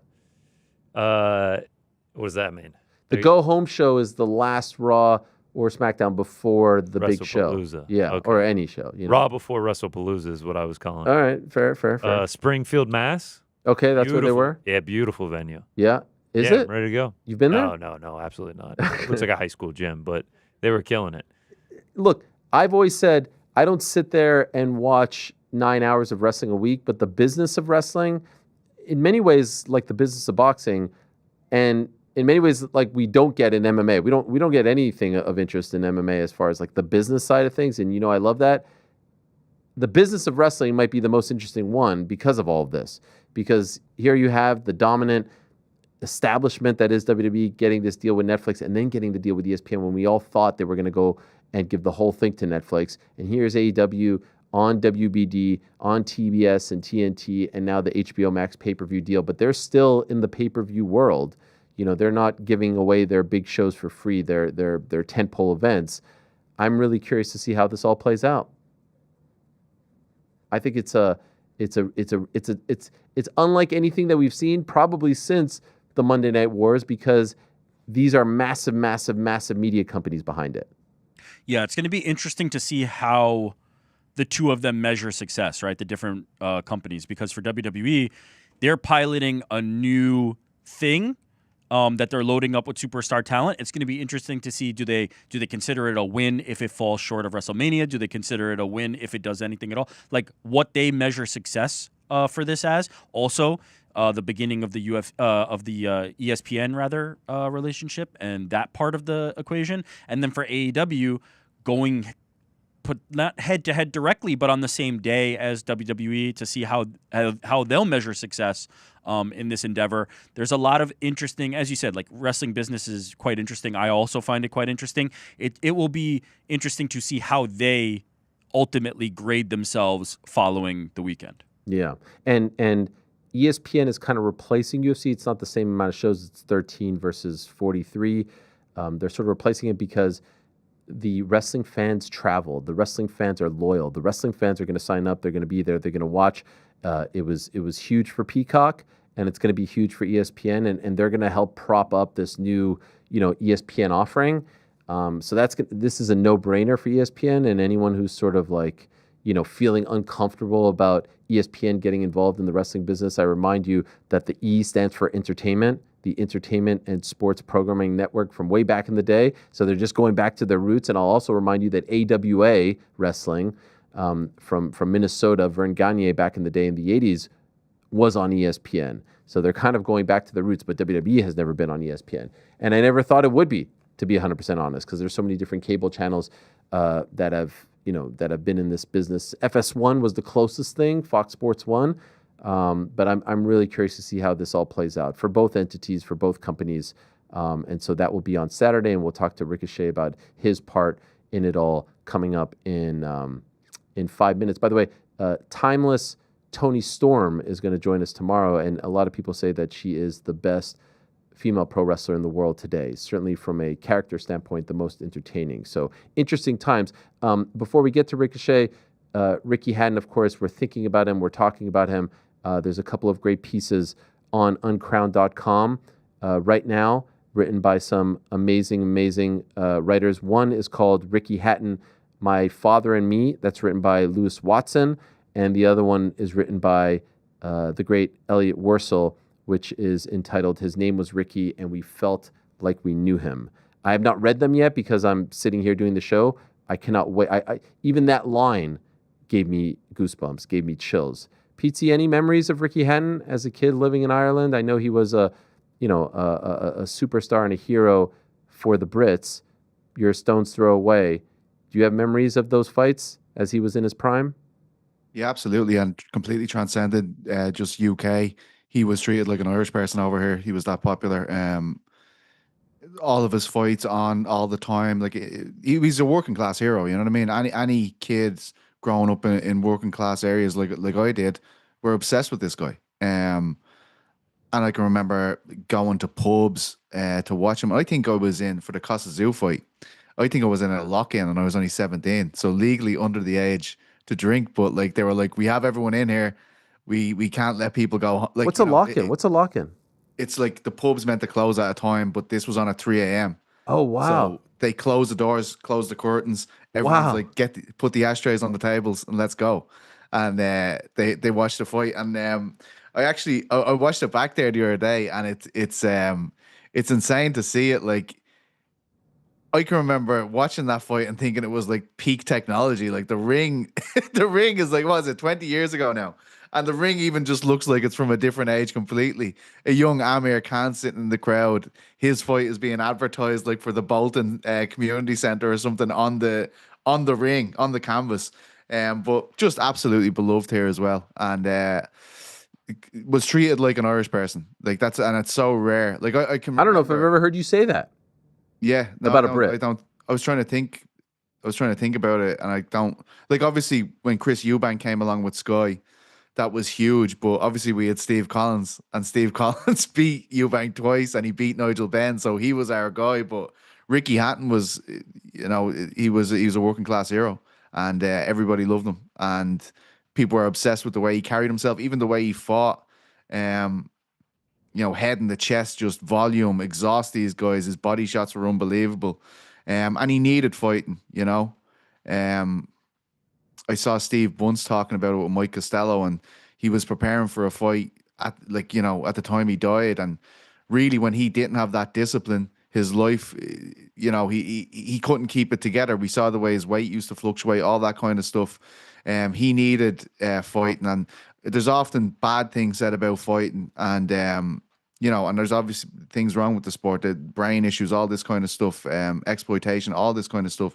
But Ricky Hatton, the example, like his career of how boxing can save people and how it can give people purpose and allow them to go on and affect so many other lives around them. And I think that's what Ricky did. And I think it's quite sad that he was going back to fight again, because obviously he was trying to find that discipline and purpose in his life again. And just an absolute legend, like one of the greats, one of the great wins for UK boxing, and so many fantastic wins in the history of UK boxing. But that Costa Zoo fight, if you haven't watched it, I think the Sky Sports have like a 25-minute highlight reel of it, and it's like a Shakespearean tragedy. He starts off so well, and then he starts blowing hard midway through, and you're like, oh, what's gonna happen now? And he obviously comes back. I think he stops Zoo just before he comes out for the final round. He's just completely exhausted by the pacing that Ricky put on him. And then I think the first people Ricky thanks when he gets the microphone are all the people in Manchester and all the people who got me here. And that's what he was all about. Still to this day, so when 24/7 first came out, the first one was De La Hoya and Mayweather. The second one was Mayweather Hatton. I was living in a tiny apartment in New York City, so anything I watched, my wife had to watch with me, including Monday Night Raw and all the Meshuggahs. Now I can go in a room and just watch it myself.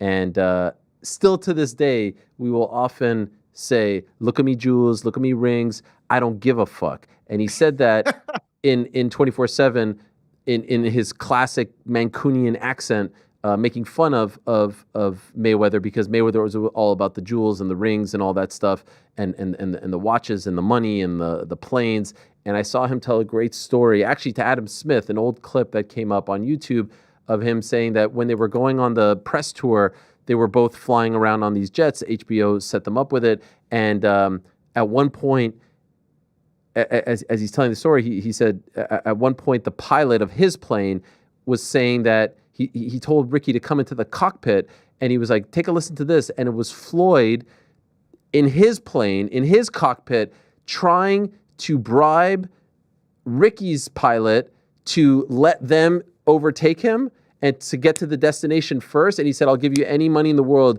if you just kind of, what is the word? What is the word I'm looking for? Like decelerate, so that we could take you over and get there before you. And that was there was obviously a little bit of animosity. There was obviously some bad blood there, but by the end, it felt like they developed this genuine love and respect for each other. And Floyd won, and there was no shame. That the Pacquiao fight was the harder fight because the way in which it ended. Knockout. Yeah, the way in which it ended, you felt like he was almost embarrassed by it, and your heart broke for him.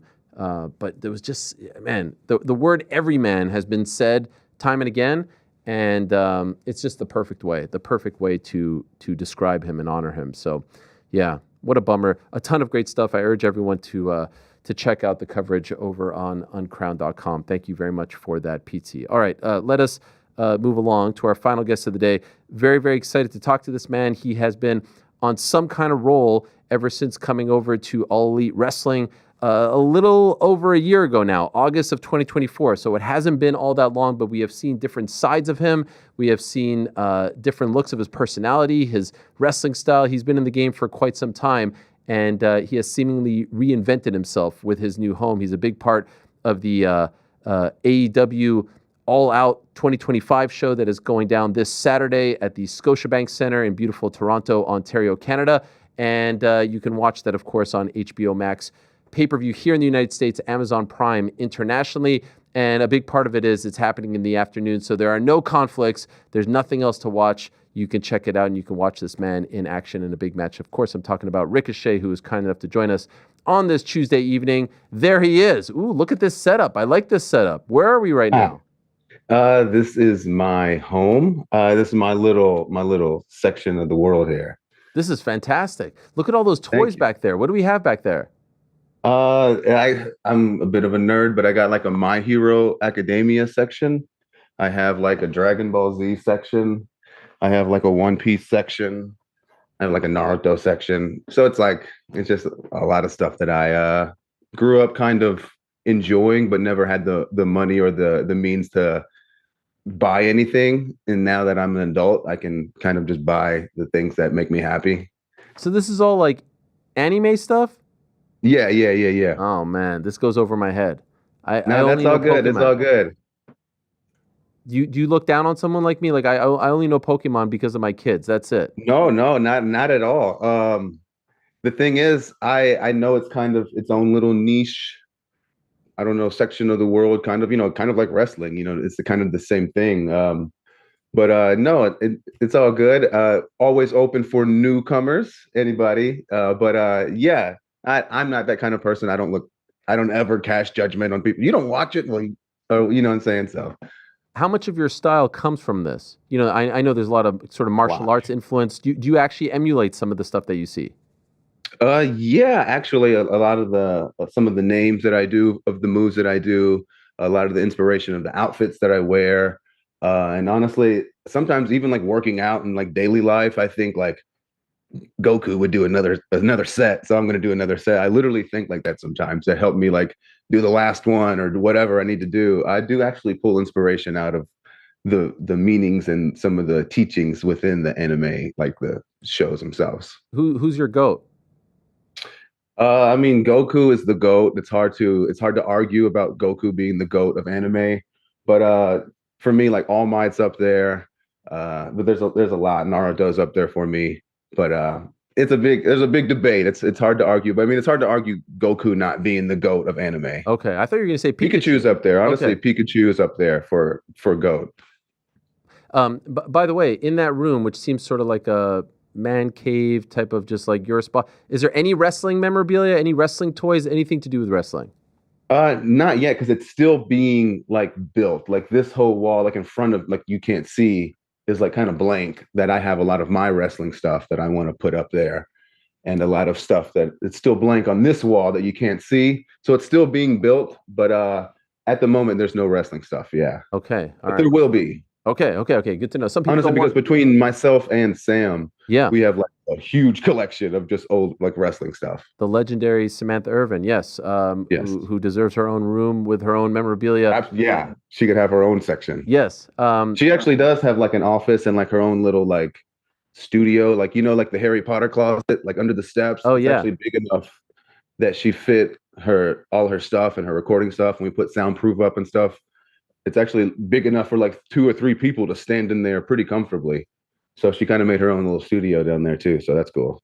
Well, it's great to have you on. We kind of got into it really quickly. It's great to have a superstar finally on the program.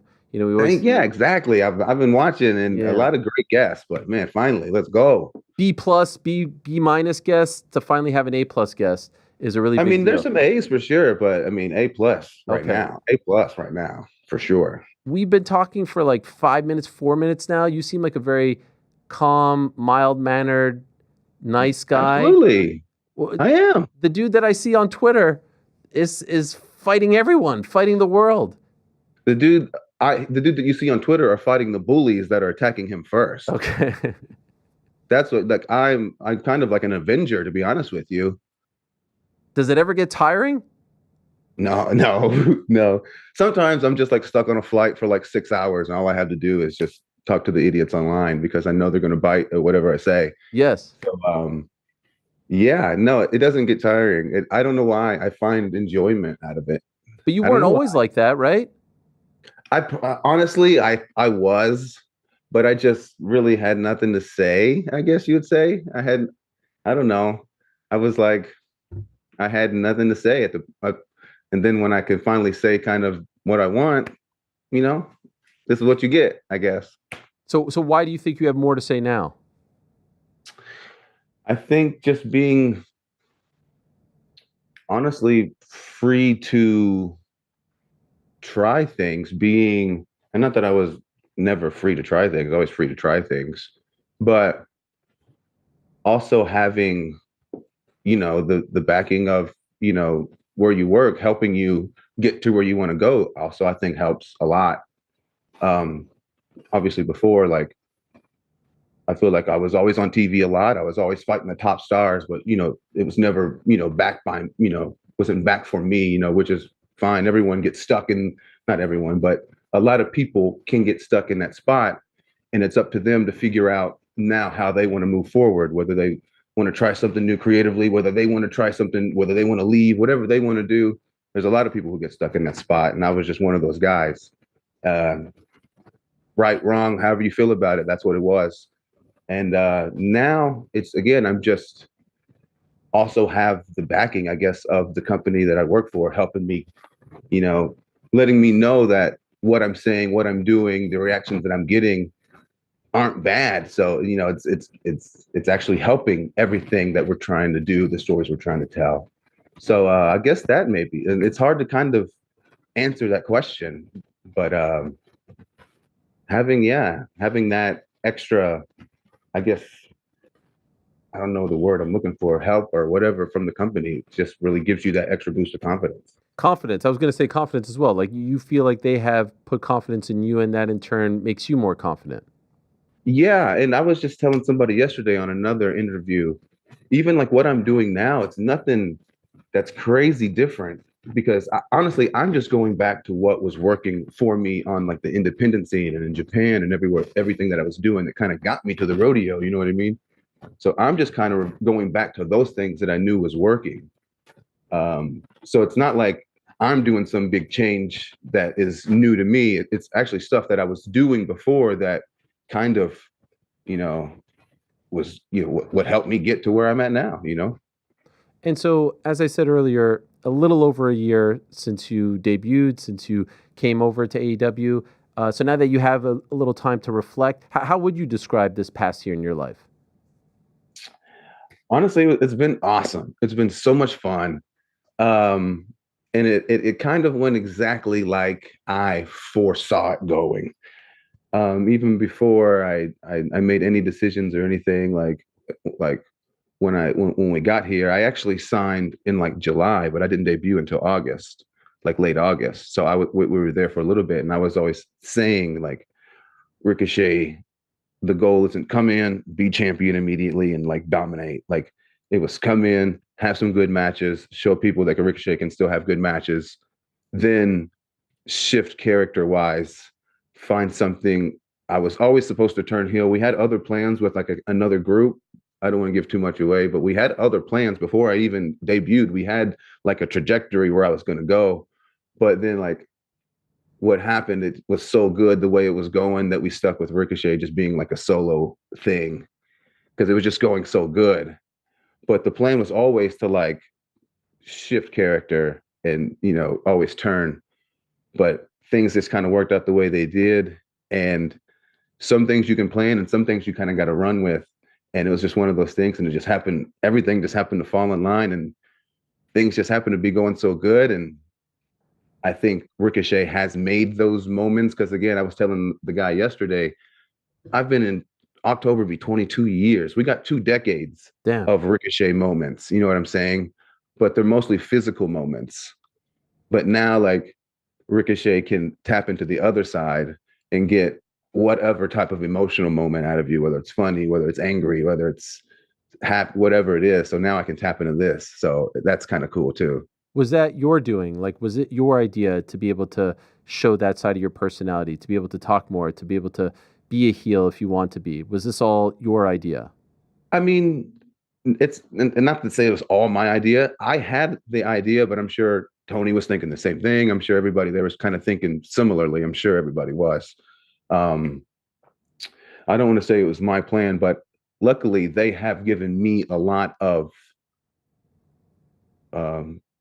just openness to create and bring forth how I think the trajectory should go or whatever. They've been very receptive to that, and they've been very receptive to how I feel it should go and the things that I think Rick should say or do. So that's been actually awesome. It's kind of been honestly a whole group of people. There was one point where there was like 6 of us all together and 4 of us had different ideas and everyone was trying to say how it was like everyone was trying to give their idea. And we actually came up with something that was actually it was great. So, again, I don't want to say it's all my idea, but they have given me a lot of freedom to kind of carve my own path. So that's great too. What do you like better at this point, heel or face? Honestly, like, again, in anime or shows that I watch, I gravitate towards like the All Mights and the Tanjiros and the Dekus and the Narutos. These are all good guys. Okay, yeah, I was gonna say I don't know who those guys are. These are all good guys. Okay. But like, again, once I've been doing it for so long, because you've only seen me on the television as like a baby face. Yeah.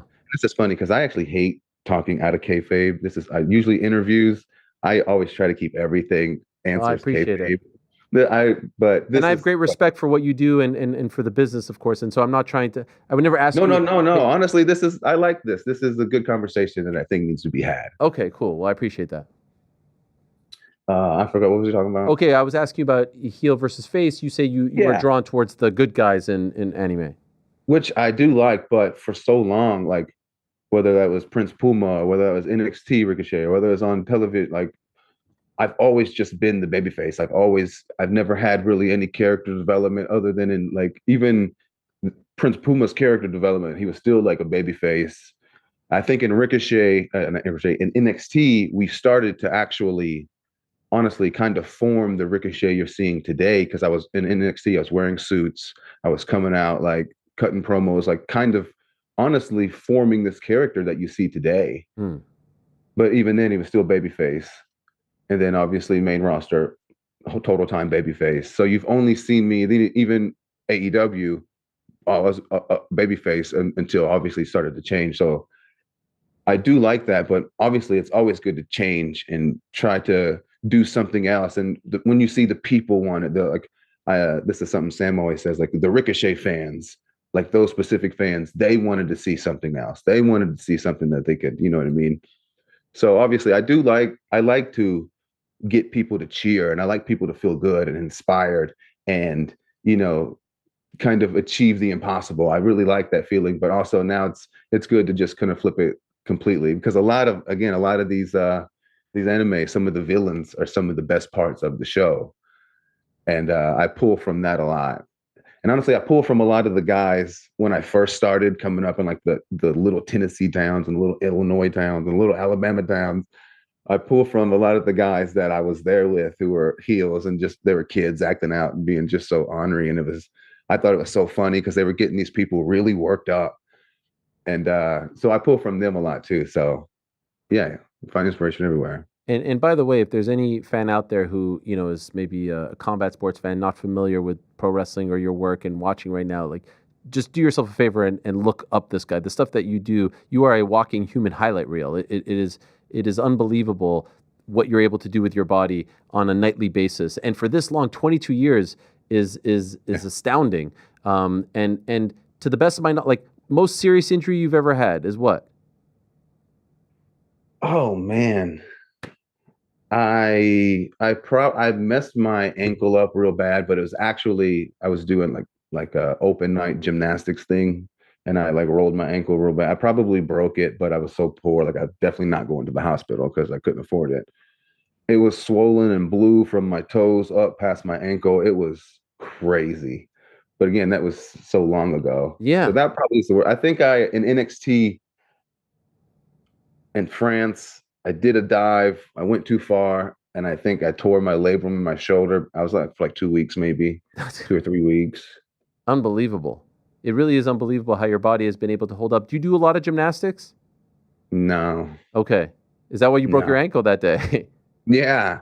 No, honestly, I don't know. I was just talking to a guy about this Saturday. I was at a wedding, and the guy was asking me, he goes, "Do you have anything on you that just hurts all the time?" And I said, "No, not really. I think the most pain is like when I wake up in the morning, I'm a little stiff getting out of bed. But other than that, I feel pretty good. But I do a lot of, I see a kinesiologist. I see a personal trainer like at least 3 times a week, including like AEW. They have their medical staff, and they have like a slot where you can sign up for like a massage. And so I sign up for that every week that I'm there. So they work on me every Wednesday, and then probably every Monday or Friday, I'm seeing a guy. Despite the other stretching that I'm doing myself, you know what I mean? I think that has a lot to do with it. But other than that, like I don't really know. I'm very blessed, I would say. I'm very blessed. I try to stick to things that I know I can do. If there's something that I don't know that I can do, I literally just stay away from it. Yeah, I don't know. I've just been really blessed so far. Because again, I understand, and everybody's bodies are different, and I understand. So I know what is out there, and I know friends who have been hurt very badly. So I'm very blessed that I'm able to continue to do this. Going back to what you said earlier regarding kayfabe and trying to keep kayfabe, as you know, a hot topic this year with Unreal and just interviews and backstage stuff has been, the death of kayfabe. Are you one of those old school guys who would prefer none of this is shown, that you guys don't ever do interviews out of character, that there's no documentaries, that there's no shows? If I had to answer, I would say yes. If I had to answer, I think that's on Twitter, you try to stay in character. Everything, you always try to stay in character. But at the same time, it evolves. Everything evolves. Media evolves. Everything changes. And I think just like any actor, like we want to see, Robert Downey Jr. do an interview that's not just Tony Stark. We want to see these we want we want to know. So it's hard to really answer, but like the wrestler in me, and I wouldn't say I'm old school by any means, but like, yeah, I think it should be, because again, what Ricochet says online like isn't always what I believe, you know what I mean? But sometimes in interviews, I think it is good to kind of get a little Deadpool with it, break the fourth wall, let people, in a little bit, and then, but I think during like the show and stuff, I get and stuff like that. Yeah, I always try to, again, even most interviews, I still try to answer as Ricochet. I really do. Because I separate Ricochet and Trevor. I separate the two. So, but yeah, I really do. Even when I'm talking about it to people, I'm like, what would Ricochet do right here? What would he do right here? I really do think like that. Okay, let me think how he would think and try to switch my mind over. Last week on the show, we had Maven on, who's become a YouTube sensation. Yeah, he was awesome. Yeah, he's been killing it, and it's really been a joy to watch him. And he talked about his experience backstage at AEW and talked about how impressed he was by the vibe and just observing everything, especially in Gorilla and all this stuff. And of course, he hasn't been in WWE for about 20 or so years. But I'm wondering if you heard any of that, and even if not, what would you say? Because you have been in WWE and you have been in AEW now for the past year. How would you describe the vibe backstage, and how would you compare it to your previous home? For me, I mean, again, from the first moment I met Tony, like I met him in Chicago, and we were gonna I guess we were gonna meet him and like talk business and stuff. And we sat and we talked for like 3 hours, and we didn't even talk about business. We like talked about wrestling, we talked about like movies, and we talked about like pop culture and stuff. Like we didn't even really talk about business or anything. And like at that moment, I knew like this is gonna be a great environment. But then also when I got there, you see Kyle O'Reilly, and you see Adam Cole, and you see Will Ospreay, and you see these guys that you have literally traveled the entire world with, and you've had battles with all over the world. And it's like you never left. It's like you're right back there. And again, this is for me, everybody has different experiences. But for me, like, I don't see really anybody arguing. I don't see, Tony having heated I don't see anything. I don't see anything. But from what I see, everyone is chill. Everyone's so cool. Everyone actually like is giving ideas to other people about what they think they should do. Like, oh, you should try this. And they're like, so it's actually pretty cool. And again, those feelings just come right back of having those trips and those moments like all across the world. Like it's for me, it's hard not to just feel at home. You mentioned earlier, on Twitter, you like to be Ricochet, the heel. And so that leads me to wonder, I mean, over the past year, I've seen a lot of tweets. I was like, oh, damn, I didn't realize, he was coming from this place where you've been, either combative towards fans or arguing about certain things. And quite frankly, saying things about WWE, saying things about them going on the same day as AEW. Is that all you being, a character, you playing heel, or is some of that coming from an actual spot of where you're feeling? I mean, to be honest with you, that's a little of both. That's a little where where the line is drawn. Where is it real and where is it, That's what I'm wondering.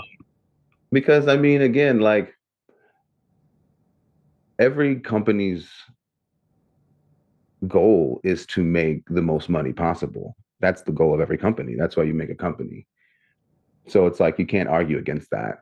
But it's like when we feel, it's like things are being done in bad faith, that's when, I feel it's like, okay, then let's get a little crazy. Like, because it is not, it's, and whether they can say whether they're doing it for this reason or that reason, they can say whatever they need to feel. How most people see it and how most people view it is one way. So why not just say, yo, that's, what's up? What y'all doing? We know what y'all doing.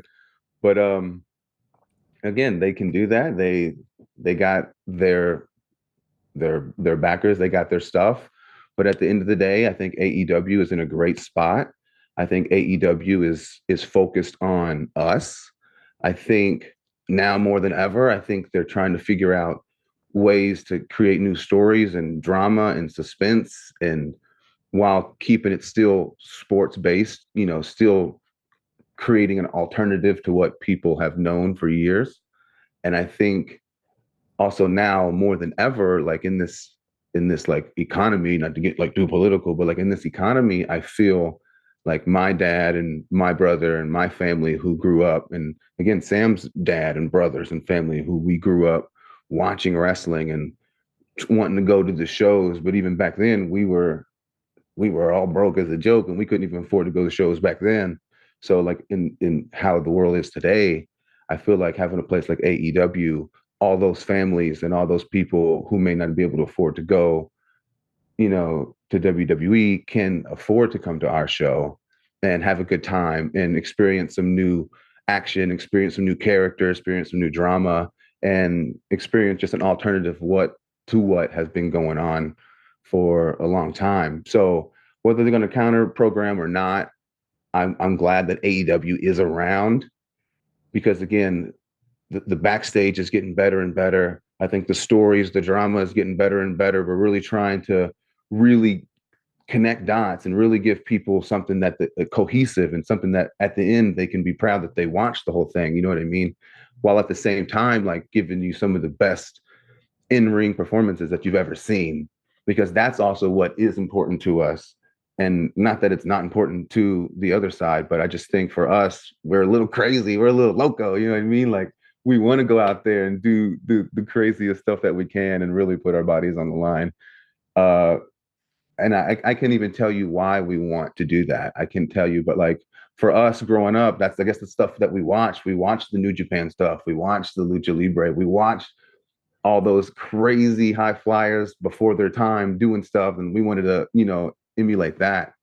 So again, I'm just glad that however they choose to run their programming, that AEW is still here and we're still around. We're focused on us. And honestly, we're growing more and more all the time, especially at the the pay-per-views and stuff. You can feel it's just getting bigger and it's getting bigger. And maybe people are getting more emotionally involved. Maybe that's the feeling that I'm feeling. Either way, it's just every pay-per-view that we do just feels like a victory. So it's great, man. It's honestly good to be in a spot like where we're at right now, to where the wrestling world is.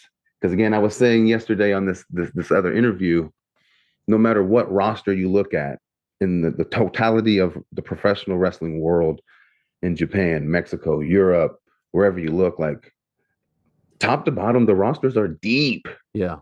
The rosters are deep. So we're at a great time in wrestling right now.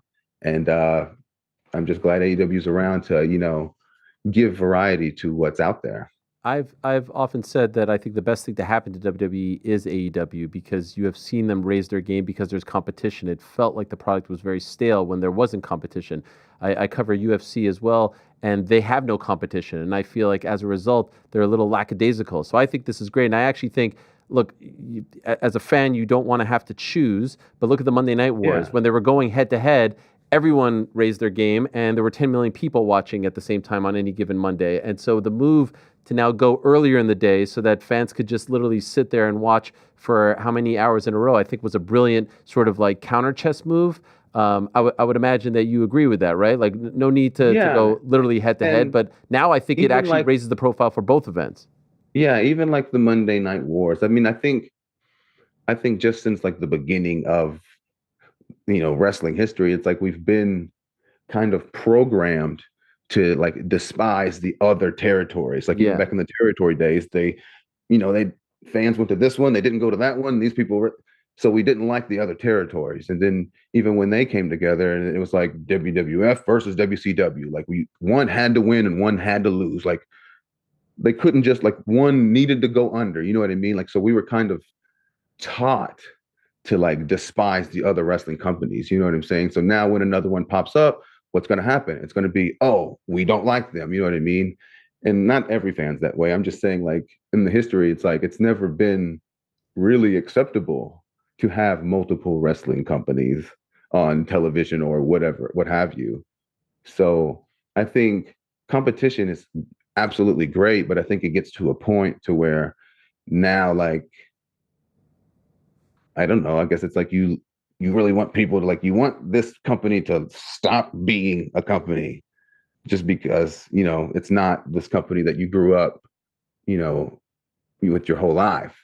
So, but again, I think people like me, I grew up when I watched WWF and WCW. And then when I found out about ECW, I watched that. And then when I found out about there was New Japan, I said, oh my gosh, so I watched that. So I wasn't just so specific on, even like with The Rock. I remember The Rock, when he first started doing movies and leaving, everyone was so mad at him. I remember being like, why are you guys so mad? Just go watch his movies. It's going to be awesome. Like, why are you guys so mad at him? Like, I'm just going to go watch Walking Tall then, I guess, because I'm not mad at it. I don't know. So I've just never been that kind of person. So it's hard for me to kind of understand those feelings. But again, competition is always welcome, always great. And again, I'm glad AEW's here to, compete. Before you decided to sign and you knew that your contract was coming to an end, was there any part of you that thought maybe you're done? Maybe you need a break? It seemed from what I've seen and read that, your love was kind of fizzling a little bit. Honestly, if I'm being honest, man, when I like first met Sam, I had like 2 years, maybe a little more on my contract left. And I was just in a spot where I was just like, I'm just going to do whatever they tell me to do. You want me to, you give me a promo that's in highlighter, it's all highlighted, and this is what I have to say. Okay, I'm going to say these words. People are going to call me an idiot for saying these words, but I'm going to say these words. I'm going to go out there. I'm going to make this guy look good. Boom, boom, boom. And then at the end of the contract, I think I'm going to be just done. That's kind of how I had already. And when you say done, do you mean done with WWE or done with wrestling, period? Just with WWE. Okay. I felt like I had, you know what? I'm going to tell the story. One time I went into Laurinaitis' office, and this was the only time I had asked him, I said, I would rather go to the independent scene and wherever and like get however much money I would make doing that than to like come back here next week. Wow. I said I would rather do that. And he was like, why? And I basically gave him examples of how I felt and how I felt like, especially at that time, someone like me or Ali or Cedric or Apollo, or I could keep going, like someone like those guys just being in the ring with like Drew McIntyre in the WWE is like a bump up for us. When like on the independent scene, it's like Ricochet is like, right, everyone understands, you know what I mean? Like Ricochet and Drew McIntyre are on the same level. But if you go to like, again, WWE, it was like Ali versus Bobby Lashley. It was like, oh, it's a bump up for Ali to even be in the ring with Bobby Lashley when Ali's a veteran himself.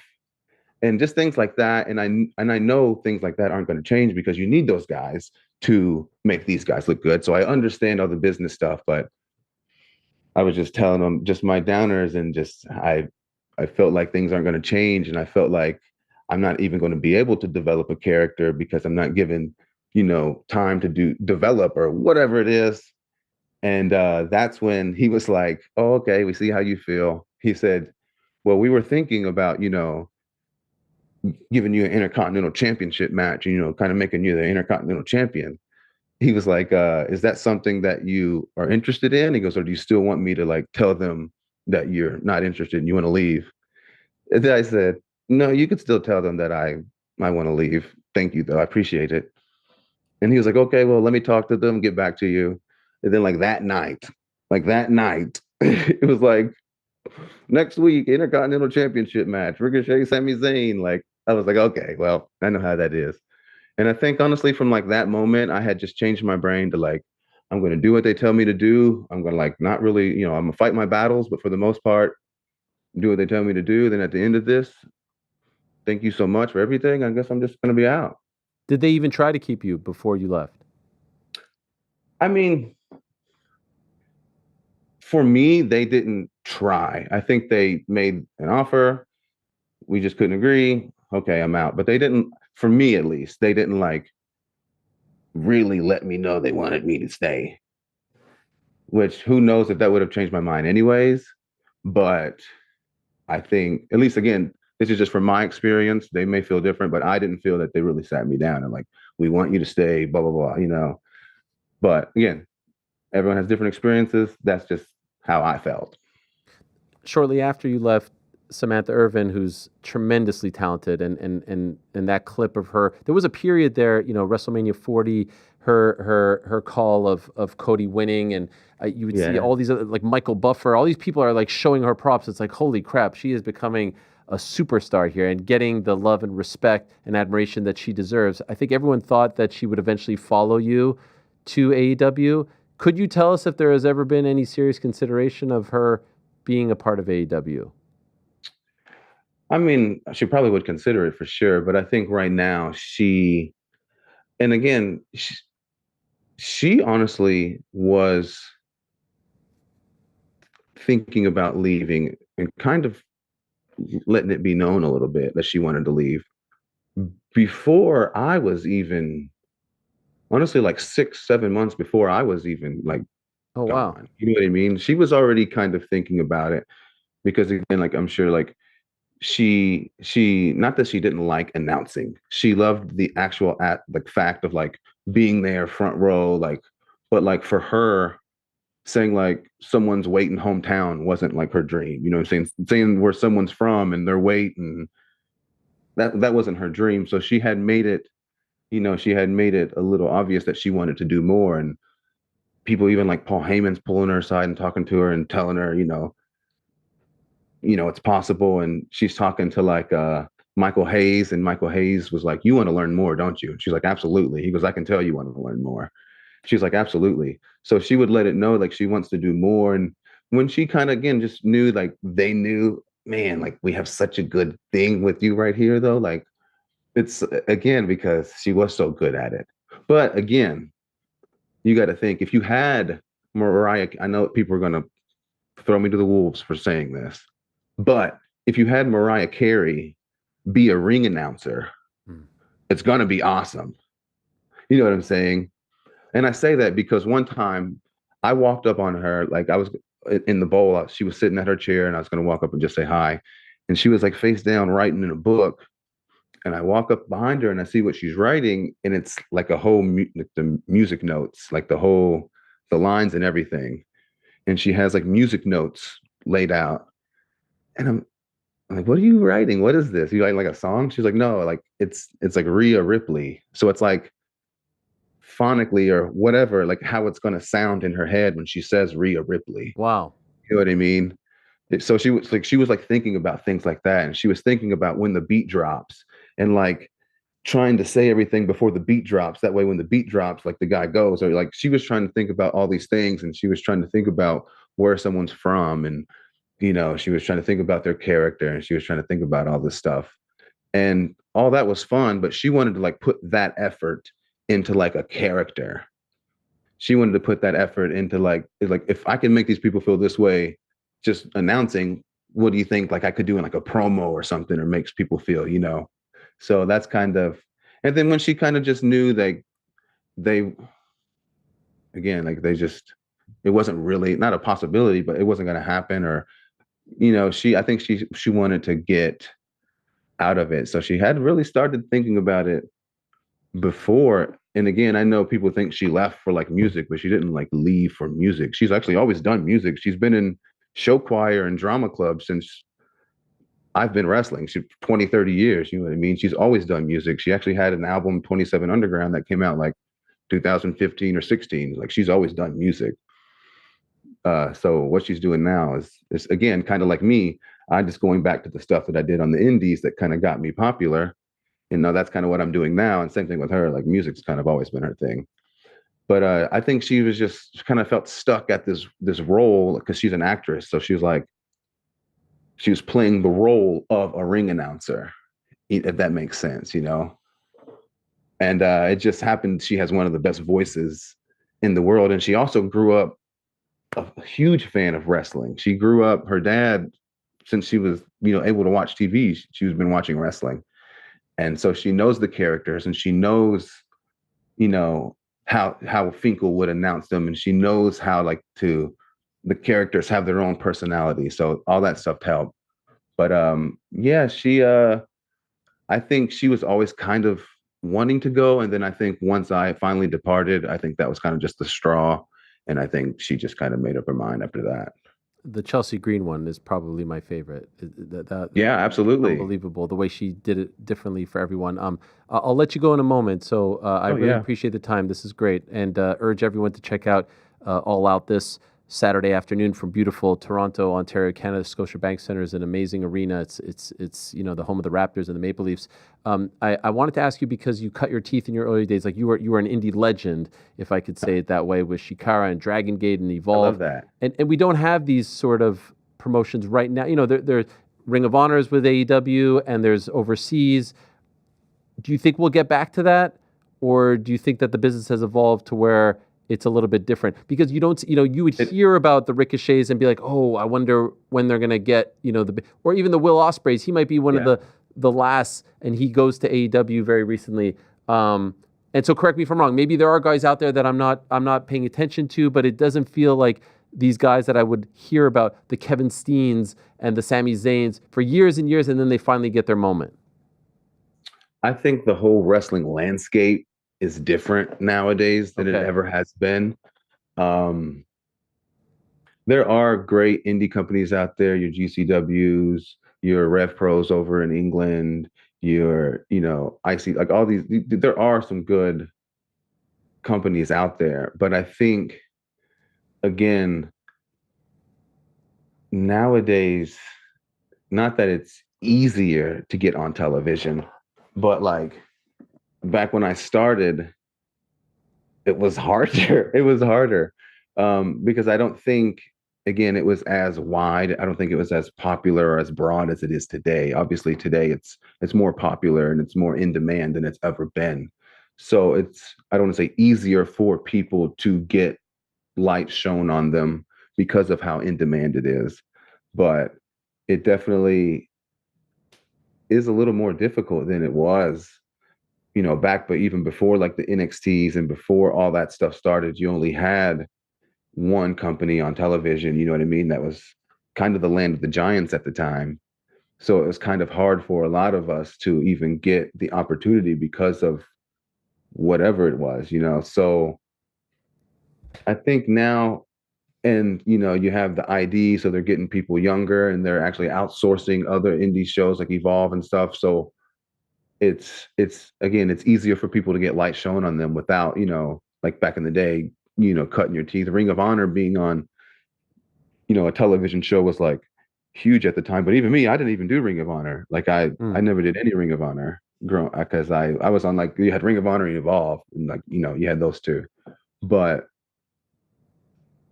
maybe it's a good thing that you don't have to like break your back in front of, and really cut your teeth in front of not many people to do that for years until someone finally gets you, and then you finally get the. So maybe it's better that people are kind of getting light quicker. Again, and then if they do go to these companies, we do have people there. We do have legends there that they can learn from, and then they can talk to, and then that they can really, then start to take those lessons and use those. But yeah, I think those days are kind of over of traveling the world and really building your equity up before you really get that chance to show the equity that you've built up. But again, maybe that's a good thing. Would you like to see Karrion Kross in AEW? Or Killer Kross, I should say. Oh, I mean, yeah, he's great. I think, again, you think Karrion versus Ospreay is a great match, versus Takeshita would be a great match, versus Fletcher versus Swerve versus, so I feel like there would be a lot of great matches that he could have. He's a great character. Yeah, I think any company, honestly, would be great. He would be great at any company because I think he brings something that the fans want to see. They were obviously showing that they want to see it. You know what I mean? So I think any company would do well to have. I agree. Killer. Yeah. Him and Scarlet both, they got a great package. Like, yeah, I think Charles. Speaking of great characters, I'm surrounded by a lot of hardcore anime fans. And so they wanted me to ask you a couple things before we let you go here, okay? We want to play a game of this or that. You know what this or that is? Yeah. Okay, so I want to see, because you may have actually given up your answer because you said that Goku was the GOAT, but let's see if he ends up being the GOAT. So, like, I'll give you two names, and then, you know, the winner stays, and we see who ends up being the last man standing. Again, we got to go. Is this personal or is this like? No, this is you. I want your opinion. Okay. More importantly, they want your opinion. All right? 'Cause Yeah. it's all the toys. No. Okay. All right, here we go. And by the way, don't roast me if I don't know all the names or the pronunciations, because this is who wins in a fight, by the way. This is who wins in a fight. Okay? Monkey D. Luffy or Goku? It's going to be Goku. But like Luffy's my favorite. Like One Piece is my favorite anime, but Goku would win. Okay. Goku's smoking. Yeah, Goku. Is that Aaron? Okay, so Goku remains. Now it's Goku versus Eren Yeager. Even in his Titan form, Goku's, yeah. Easy work. I mean, unless you guys pull out, like, we'll see. Okay, Goku versus Saitama. And again, it depends if we're going all forms. But if we're going, I think Goku beats Saitama. There's like debate online, but I think Goku beats Saitama for sure. Let me ask my resident anime expert GC in the back. What do you think of this Goku glazing here? Is this accurate? Is he beating everyone? Calling me an expert is definitely one step too far, but I am also a Goku guy. Like Dragon Ball Z is my favorite. So Yeah. Okay. Goku or Giorno Giovanna? That's going to be Goku. Oh, jeez.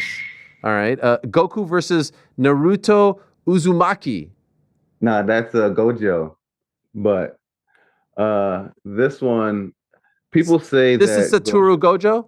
Yeah, people say that he has this defense that Goku might not be able to get past, called Infinity. But because it's like a different dimension, like you get slower the closer you get to him. So people say that Goku could never touch him because, but also Goku has been known to like punch through dimensions before. So like Goku theoretically could punch through his Limitless. Theoretically. Okay. What about like that would be his only really defense against Goku. But other than that, yeah, Goku's much stronger. let me ask my other guy, Frank. The Goku glazing, is it on point? It's on point. All right. Man knows ball. All right, man knows ball. And Naruto's like the hero of all heroes. That's like he's the guy, but Goku in remains. like different universes, Goku would it's not a question. What about Goku versus Yhwach? He's one of the stronger ones, but I think wow. Again, if we're talking Blue, if we're talking, Ultra Instinct, if we're talking all of that, Goku's beating him, yeah. Okay, two more. Spike Siegel versus Goku. Hey, Spike's awesome, but he's more like a cool dude. Yeah, he seems pretty chill, if I'm being honest. Yeah, like, Goku he looks like he's could at a beat him, library. like in right now. base form. This guy, how did we pick this guy? It looks like he's out at a coffee He's my shop. personal favorite. Hey, Cowboy Bebop's awesome though. Okay, what about Zeno? Zeno versus Goku. Is he gonna run through the entire crowd? The whole No, that's like he's like their god. Like he can just like, and Goku's done. You know what I mean? Oh, so he wins. Yeah, he could theoretically, yes. Oh yes, he does a chat. Yeah, Zeno, yes. Shout out Zeno. Okay, very quickly. Blind ranking. You know what blind ranking is? Yeah. Okay, here we go. Attack, or we're blind ranking the greatest shows of all time here, okay? Attack on Titan. Controversial. It's out of 12, by the way. It's out of 12. Oh, out of 12? Yeah, I don't know why they picked 12 for you here, but Okay. Then Attack on Titan can go like 4. okay. Ooh, that's pretty okay. Full Metal Alchemist. Again, also a little controversial because it's widely known as one of the best, but I still haven't fully finished it. Okay. But it is good. I'm gonna go 6. Okay. I know I'm in the minority for that. Most would have it higher? Yeah, probably. Okay. Demon Slayer. Let me put that at 5. Okay. All right. So we're in the 4 to 5, 6 range here. What about Again, this Naruto? is what I like. Naruto? Yeah. Well, I like the way you say it. Way better than me. Naruto.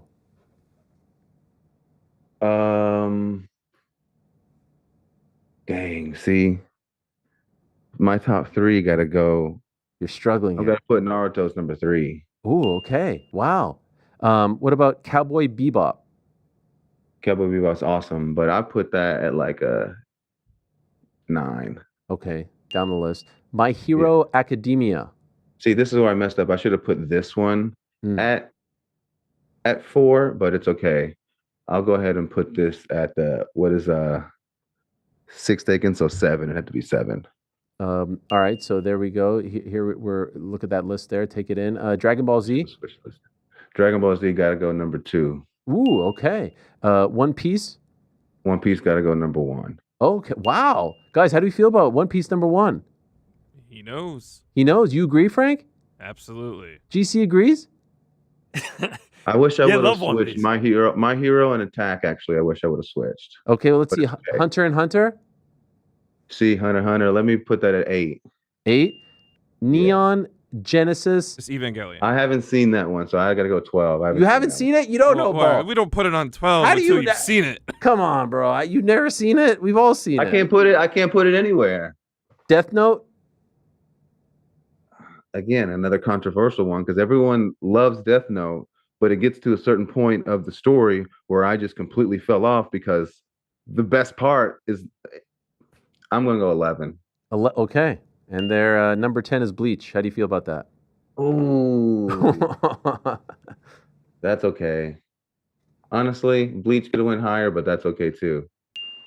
All right. Well, there you I'm have okay it. with this. Honestly, I'm okay with this list. Okay. Well, there we'll see what the internet thinks. Pound for pound. I'm okay with this list. Okay.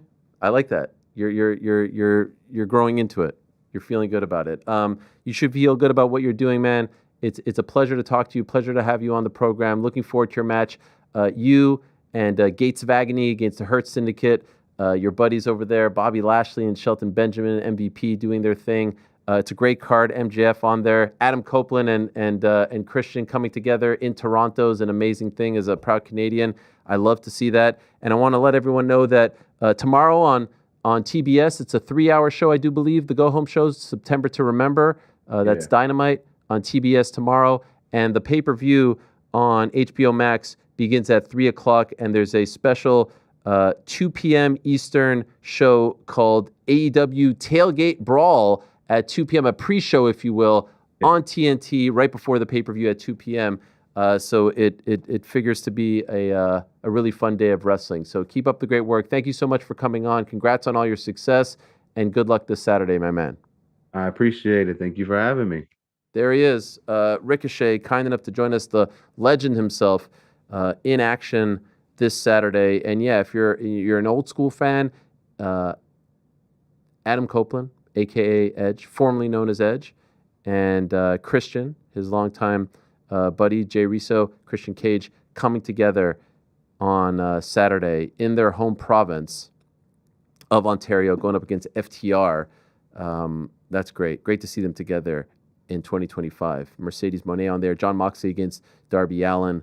So it's going to be a great day. A great day. You could start it with the tailgate brawl, and then you go to the event, and then in the evening you can watch the WWE WrestlePalooza event on ESPN. So what a time for the world of pro wrestling. What a time for us.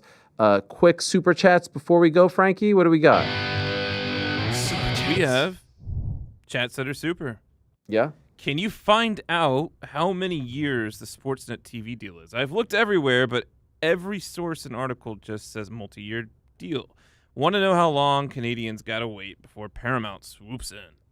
So it began in 2024, and I've been asked this question, and I've been asked the question regarding BT Sport. And you're right. Every single article just says multi-year.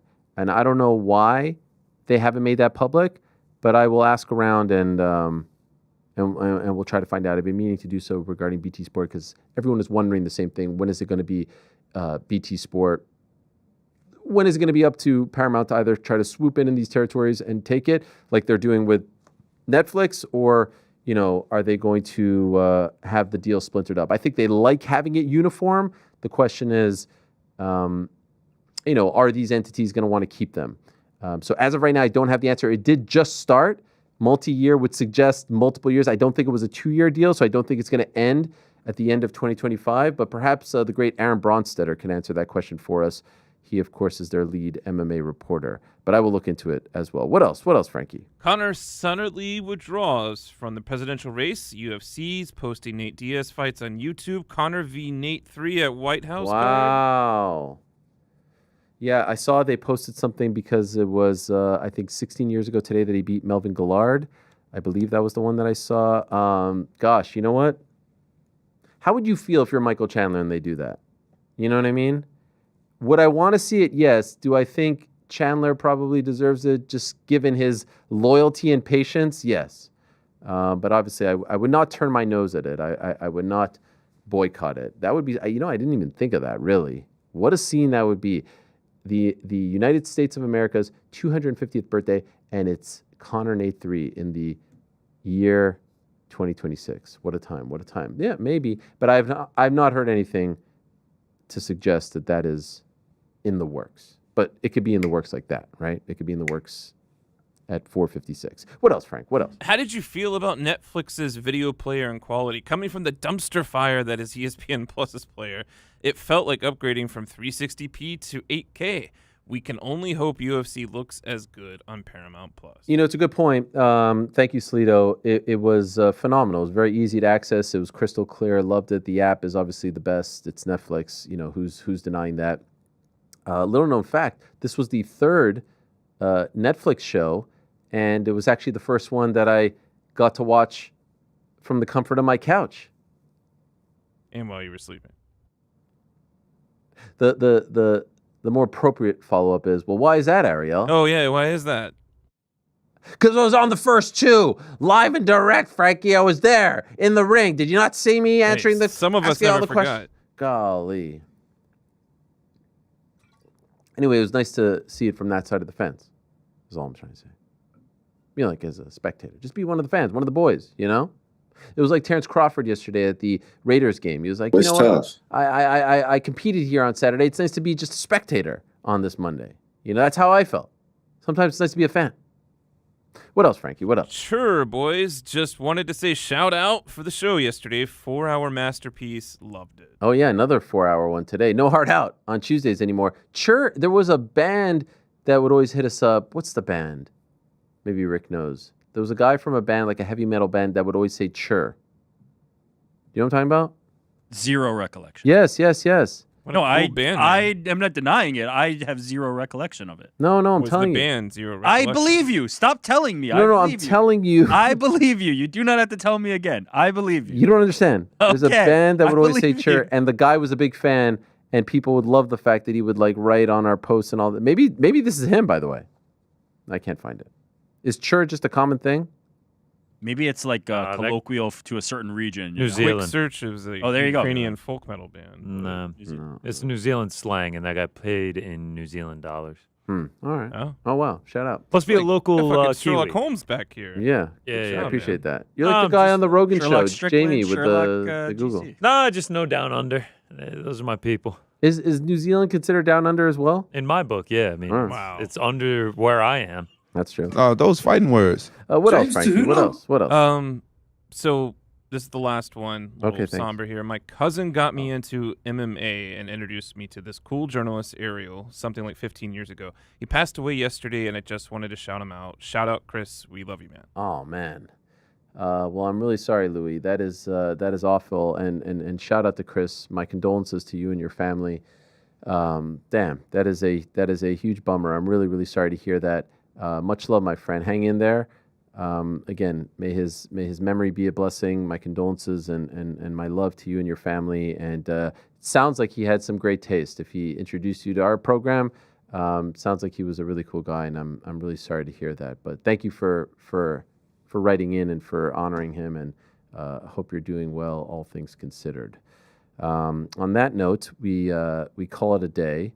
It has been a great day. We did it all. We said it all. Howard Stern always used to end his interviews like that, Frankie. He always used to say, well, I think we've said it all, we've done it all, we've covered it all.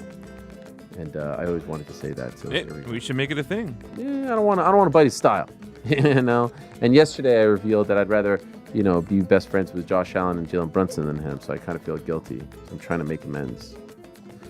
Anyway, tomorrow's going to be a great day. I already told you that Timeless Tony Storm is going to be on the program, so I'm looking forward to that. The wrestling community has been very complimentary of her work over the past year or so. So that's going to be great. Our old friend Juliana Pena is going to stop by. The Venezuelan Vixen. Yeah. Fuck yeah. And she actually has some interesting news to share. So I'm looking forward to that. Always great to catch up with White her. House card. What's that? White House card? White House yeah. card. Let's go. Rematch? Or maybe the trilogy. Depending on who wins, between Amanda and Kayla. Another one potentially in the works. And then an interview that I've tried to get, and I actually have a funny story regarding this individual that I'll share tomorrow on the program, but an interview that I've tried to get for a very long time, and who I said recently that was on the sort of wrestling bucket list interview for me, because the people love the wrestling interviews, as do I.